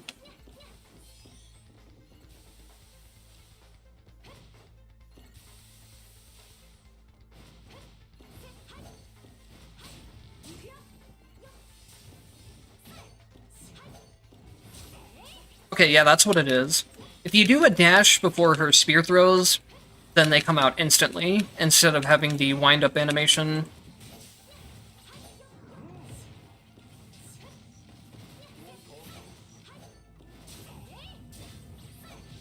And Mai definitely needs all of the extra help she can get in the early game. She's a character that's... I feel like she's pretty rough to play, and she starts picking up potentials. Which honestly applies to every character, but I feel like she's one in particular that is pretty difficult without potentials.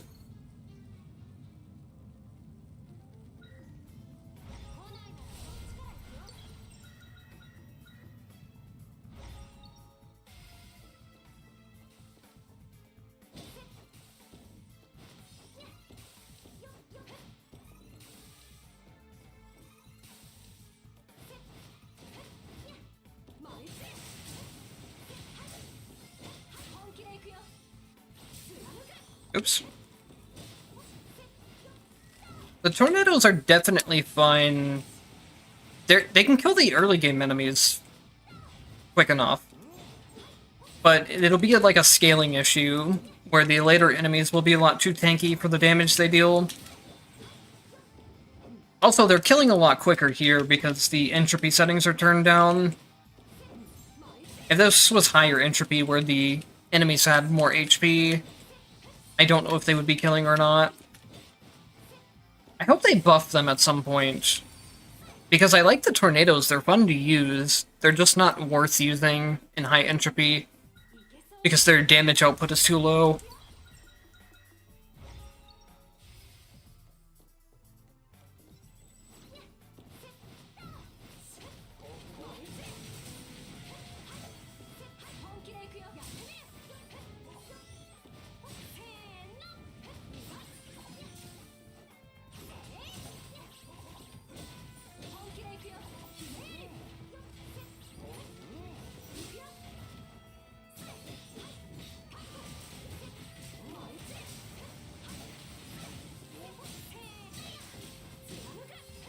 I also think one thing they could do for... Wait a minute. Ah, never mind. I thought something was wrong with my tactics, but it's not. Let me double check, just to make sure, though.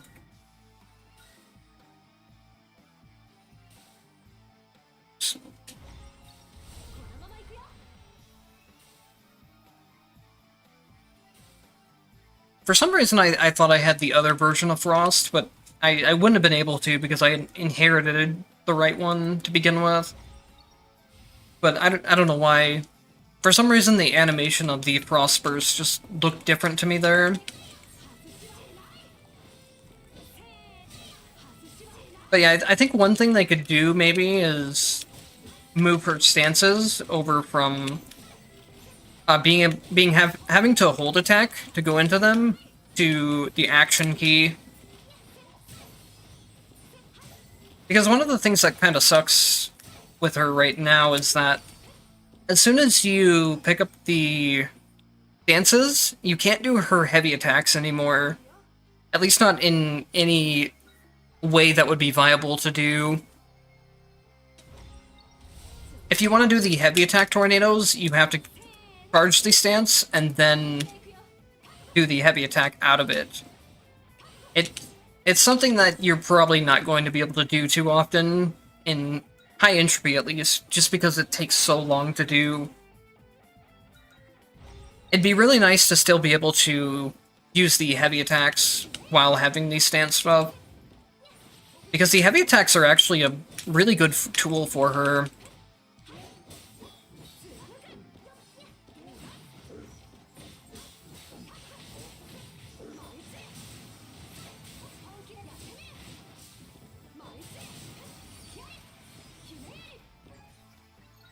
Oh, welcome back, Yisu.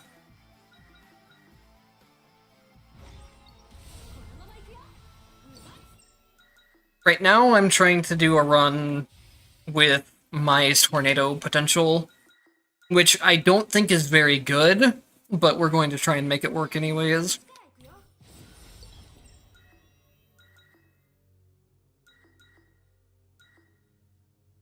As much as I want to go for exchange points, I really need as much MP as I can.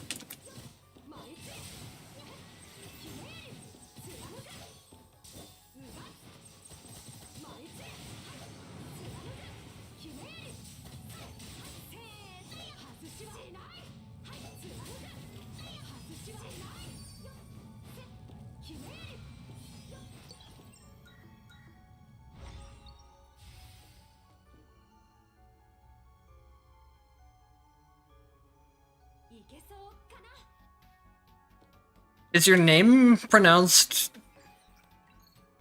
When you type that, it could also be Jesus, or it could be Jesus.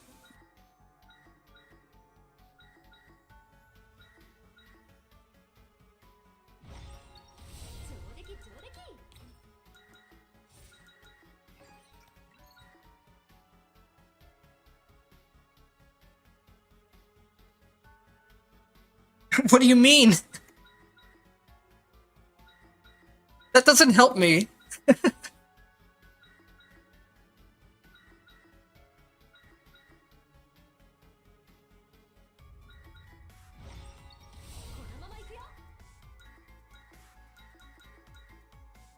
Because like I said the first time, seeing it typed out that way it can be pronounced two different ways.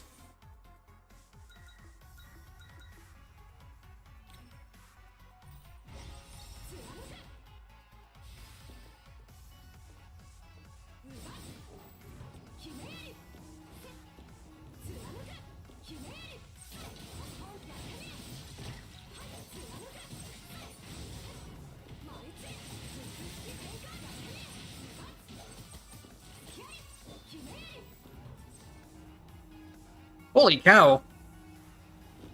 Sweeper went down really fast, actually. I think that has more to do with the low entropy settings, though.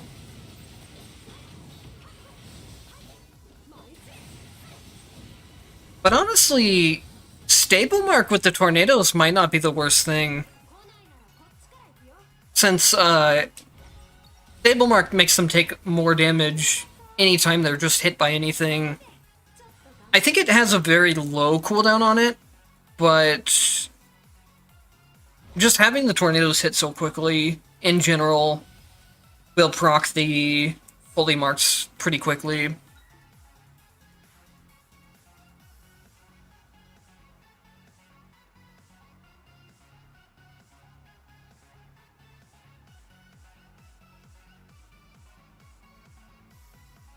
So if it's a Spanish pronunciation, then it would be Jesus, right?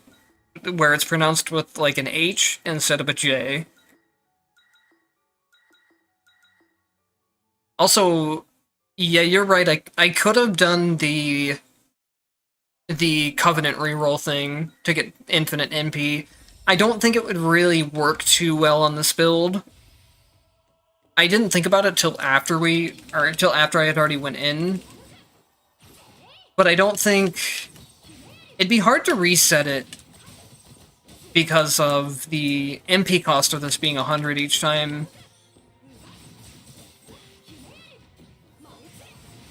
They could also give this thing a potential where it only costs like 50 MP, or it costs less MP, so it would only cost maybe 50 or less. That would also make it a lot better.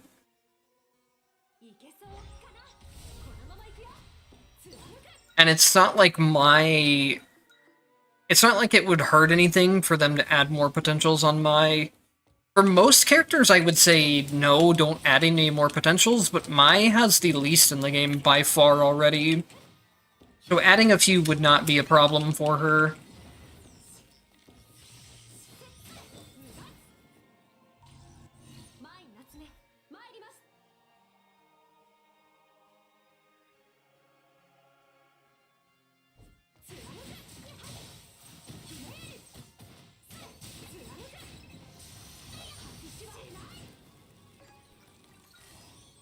Yeah, I called you Yisu because it's basically like the English way to pronounce it. And then I left out the X because it's... Some people just put like X in their name before their numbers or after their numbers. Or they'll put like XX in their name. But pronouncing it like Jesus does make sense.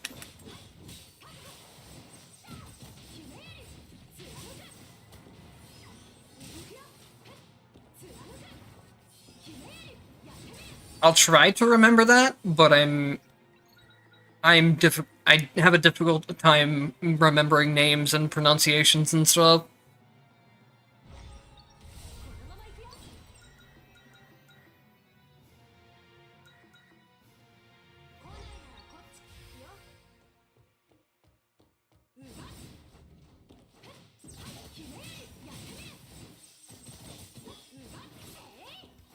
What the? Why did it throw a spear there? I was pressing the dash button. I didn't even have my hand on the skill button at all. So I have no idea how that happened.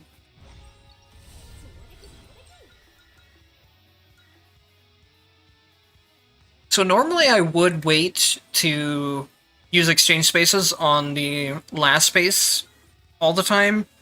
But since I have one less shop refresh, and I'm also making extra money from the speedrun reward buff, I kind of need to go into multiple shop spaces for this run.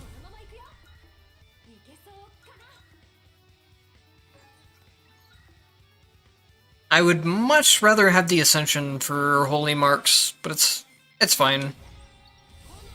Upgrading the Stable Mark is one of the few times where having Tactic Ascensions makes a huge difference.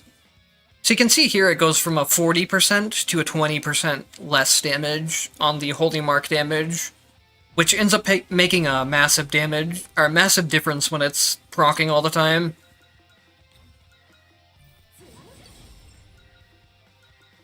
Sorry, I'm getting into the point of where it's at the end of the stream and my brain is just going to complete mush, and it gets much harder to explain things.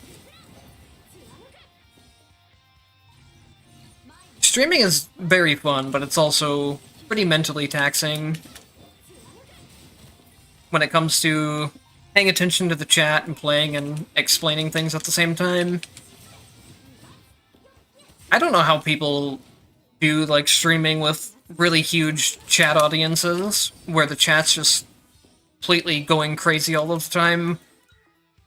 I feel like I would be getting way too distracted by it. I already get distracted enough by chat as it is.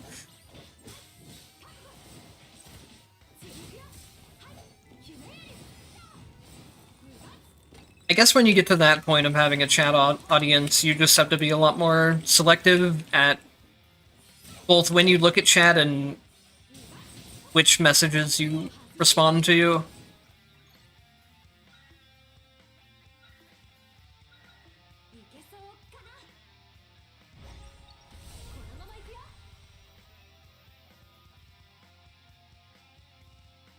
Oh, so the X isn't supposed to be part of the pronunciation, it is just an extra thing. That makes sense.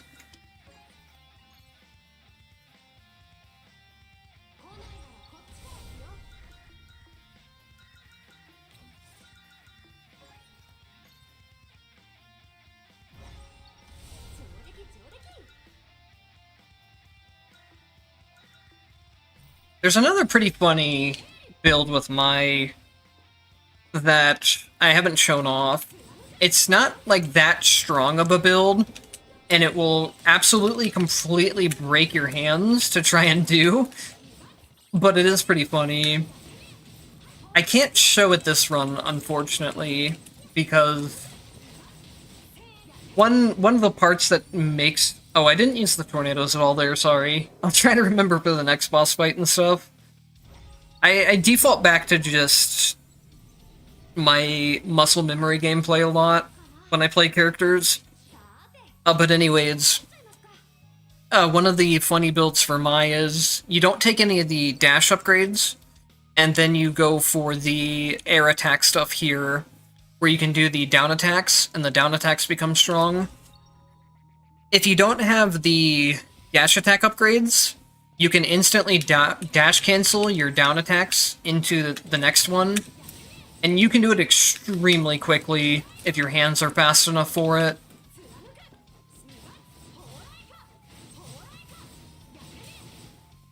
It's a decent enough build, but it's way less DPS than her other builds, and it takes so much more work to do.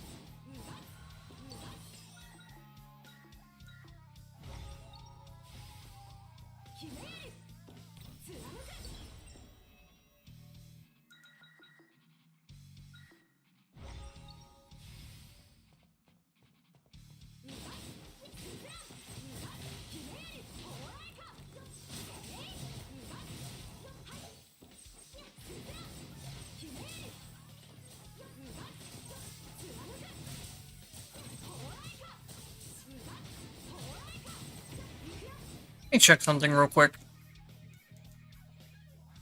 Okay, so I inherited Mark Flash, even though this one's kind of... Actually, no, this one does work. You don't actually need the... you don't actually need Flash from Legacy in order for the Mark Flashes to activate. The Flashes will be better if you upgrade the actual Flash Legacy tactic tree itself, but they're not required. And I really wish it would work the same way with the Supreme Mark tactic that I showed off before. Because if that was possible with Supreme Mark, then the Holy Tactic build would be usable in any other builds. You could have the... You could kind of have the, like, Holy Trinity of the very strong Holy Mark setup. You could... Why did I should have refreshed that. Oh well. But yeah, you can have Holy Marks that were fully powered up with the Supreme Mark Red Tactic, and then you could have Frost and Rend all on the same build, and you could make a disgustingly powerful build with it. But right now the problem is that the Holy Mark setup needs Supreme Mark to be able to do a lot of damage, and Supreme Mark requires Lightwave. So anytime you're doing that setup, you're also having to run Lightwave.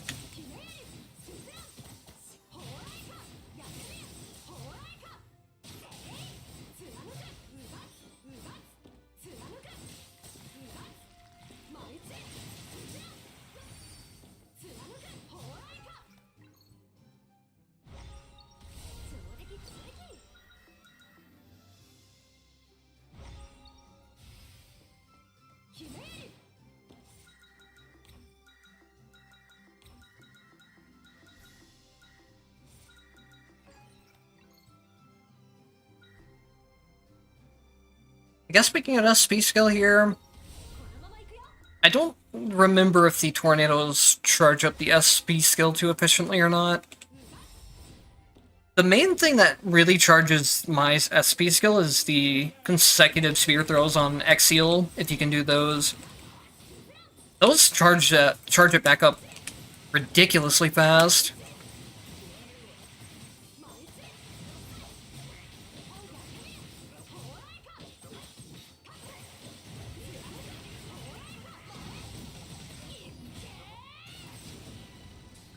Damage isn't actually too awful. So, the thing to remember though is that we stacked as many Mind Crystals as possible for damage, and then the big one being the Kill Streak damage buff. And then also it's on 50 entropy, so the bosses are pretty significantly less tankier as well.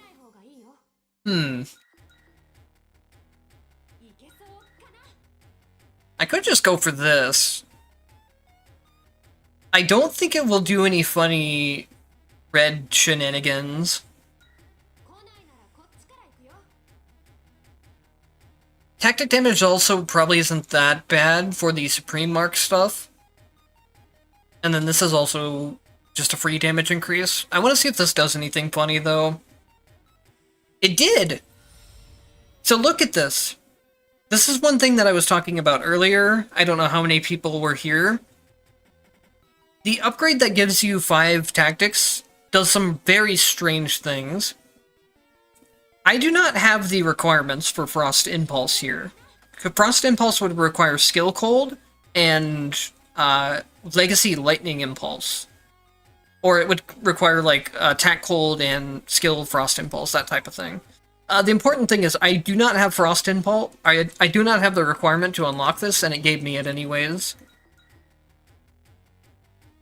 It can give you even red tactics that are completely impossible to use because you don't have the tactic for it. Like, it could give you maybe like a slime tactic, or a slime red effect when you don't even have slimes. The only thing is, you need to have one of the requirements. So in this case, since I had Frost, that's all it looked at. It just looked at if it was a Frost red tactic. It didn't look at if I had the secondary for it or not. And if you're really close to having max tactics, the game will be forced to give you all red tactics when you take that, or close to all red tactics, depending on how close you are. You can end up with really weird run setups where you can go over the 5 red limit cap, or you can just generally have red effects that aren't supposed to stack. I had thought about how to maybe, like, set up a really crazy run with it, but it's just so hard to... It's so hard to force to happen properly that it would be difficult to work with.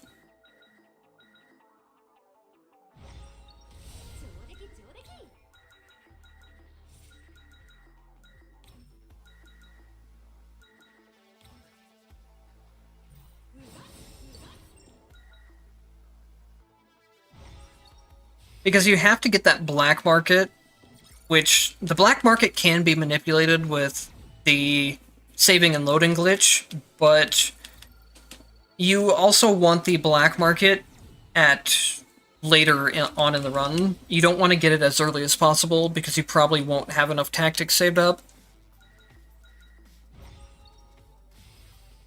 It's a really interesting glitch, and I think it could have some cool things, but it's very hard to set up in a way that you could use it on purpose.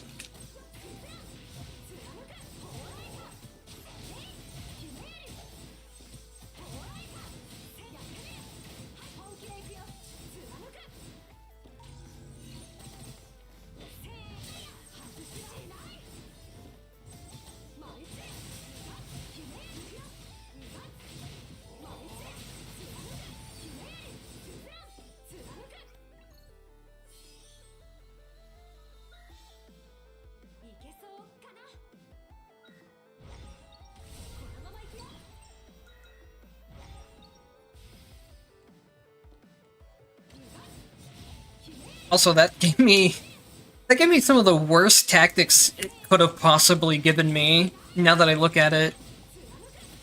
The Frost Impulse was huge, though. That's perfect for the build. But Burn is not something I would really want ever on my attack slot, and then the same for... Legacy Venom is pretty much useless. But it doesn't matter for this build. We won't get the Supreme marks now from the Light Wave, but we probably weren't going to get into setting that up fast enough anyways. If I would have known that I was going to build this into a holy build, I would have had to run the holy chance instead of the frost. But I don't think it's something that's going to matter too much. At least not for this entropy level.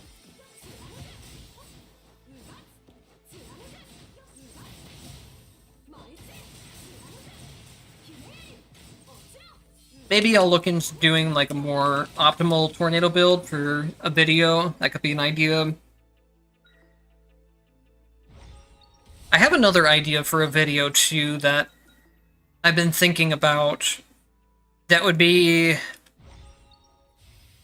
a little bit difficult and annoying to pull off in the video format, but it would be very fun to mess around with. And that's making a character as broken as possible with as little actual rating as possible. So, like, the rating system here. The interesting part of it is having to balance things out, like... tactics are worth a lot more... tactics are worth a lot less when it comes to rating than potentials. So that would be one area where I would want the highest DPS out of tactics without having to use as many of them as possible. And then I would really also want a limit on potentials, because potentials are worth double the amount of tactics and all other upgrades are. But the part that would make the video very annoying to pull off is that in order to drop the rating as low as possible, I would have to play on a new account with as few possible mind level stuff. because the extra starting HP you get does affect your rating. So basically, to pull off the run itself, I'm going to have to go through a run where I have very minimal HP, and then I'm going to have to make it even worse by taking a black market. New account runs and black markets get very cartoonishly silly, is how I will say it. When I was doing some new account stuff for another series, I had a Rachel run where I got my max HP down to somewhere in the like 50 range. You can get your HP very ridiculously low by being on a new account and taking a black market.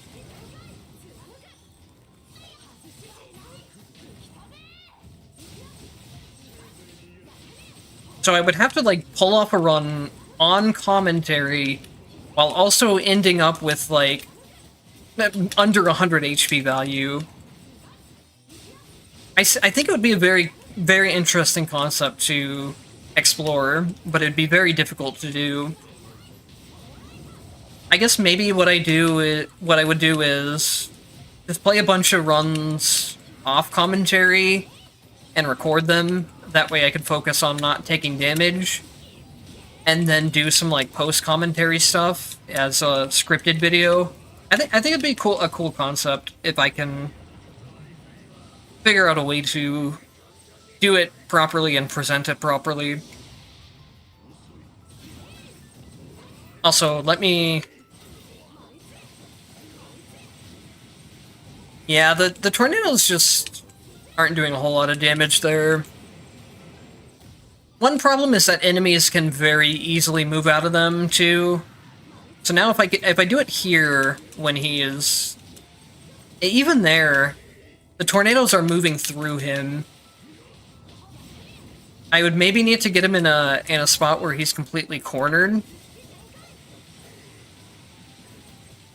But even then, I feel like the tornadoes just don't really scale up in damage to the high HP pulls that enemies get. Especially when you compare it to all of her other MP moves that she could be doing. It is a cool idea for a build, though. I like the tornadoes themselves. I just think they need some damage buffs, or maybe another potential to lower their MP cost. And I realize I forgot to use tornadoes a lot in that run, so I do apologize for that, but I hope it was still a cool run for you to watch.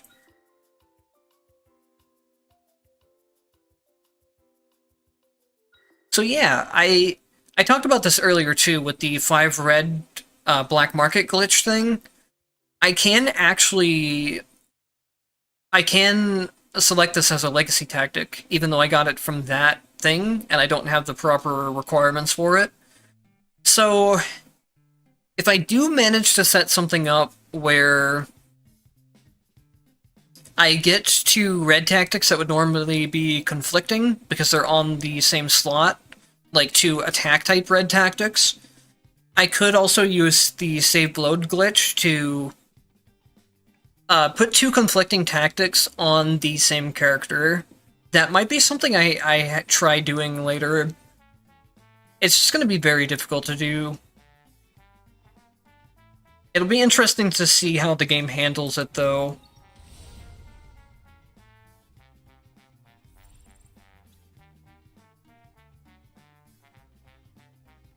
That was a pretty quick run, honestly, though. 13 minutes is pretty decently fast, even though it's only 51 entropy.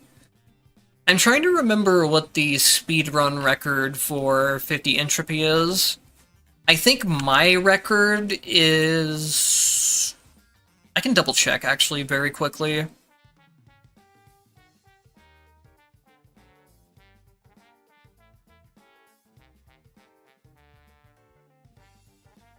Where is it? Here it is.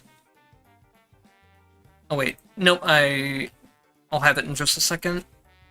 My record for 50 entropy is 5 minutes. The actual top record that I know of is, I think it's closer to 3 minutes.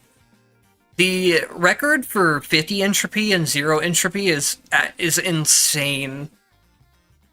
The record for 0 entropy, I think, was close to 2 minutes. It's a little bit over 2 minutes, if I remember right. And then the one for 50 was closer to 3 minutes.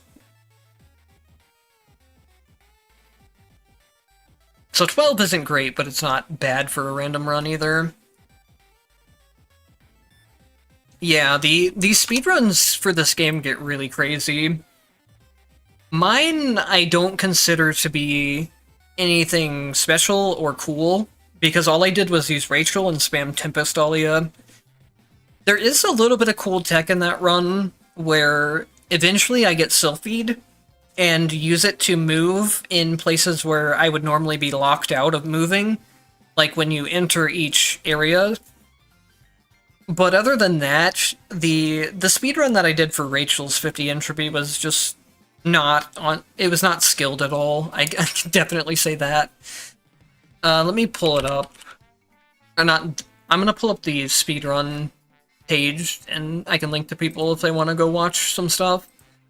The speedrunning scene from this for this game is mostly dead. There's a couple people that do runs every so often, and will just pull out like a random, really crazy record out of nowhere. But overall, the scene's not really that active anymore, sadly. There was a time where it was active. It wasn't ever too competitive, but it was at least active between a bunch of different people that were just kind of speedrunning their favorite characters.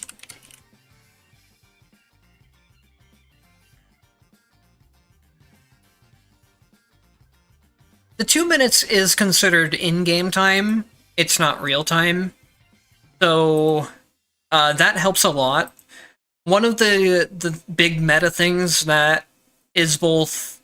It makes speedruns a lot more boring and also a lot more RNG dependent, is that in order to save time, you go into every room possible that's like an event, a sortie show, stuff like that.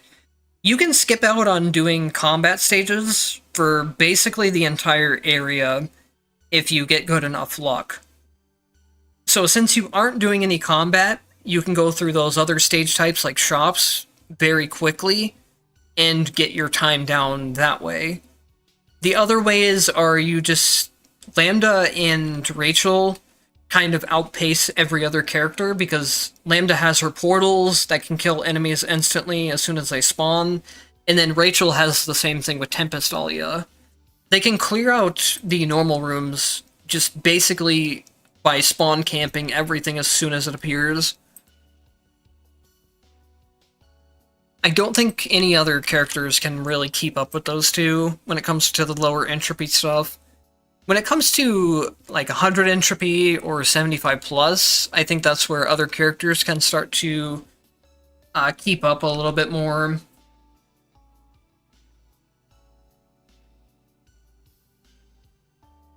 Oops, 1 second.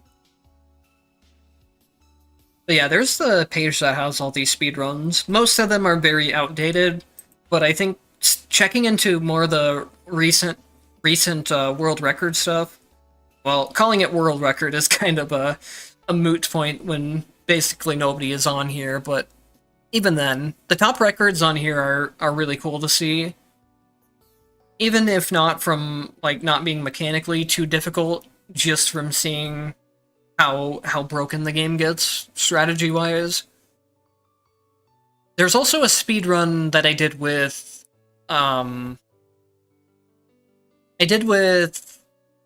Lambda that I think was really cool. That was like a 94 entropy one that I didn't upload to the leaderboards. But anyways, thank you guys for showing up to the stream. I appreciate everyone that comes and watches, and I enjoy chatting with the people that decide to chat.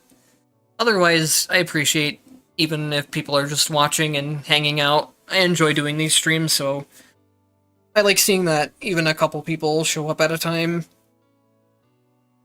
Anyways, thank you guys for watching, and I'll see you around next time.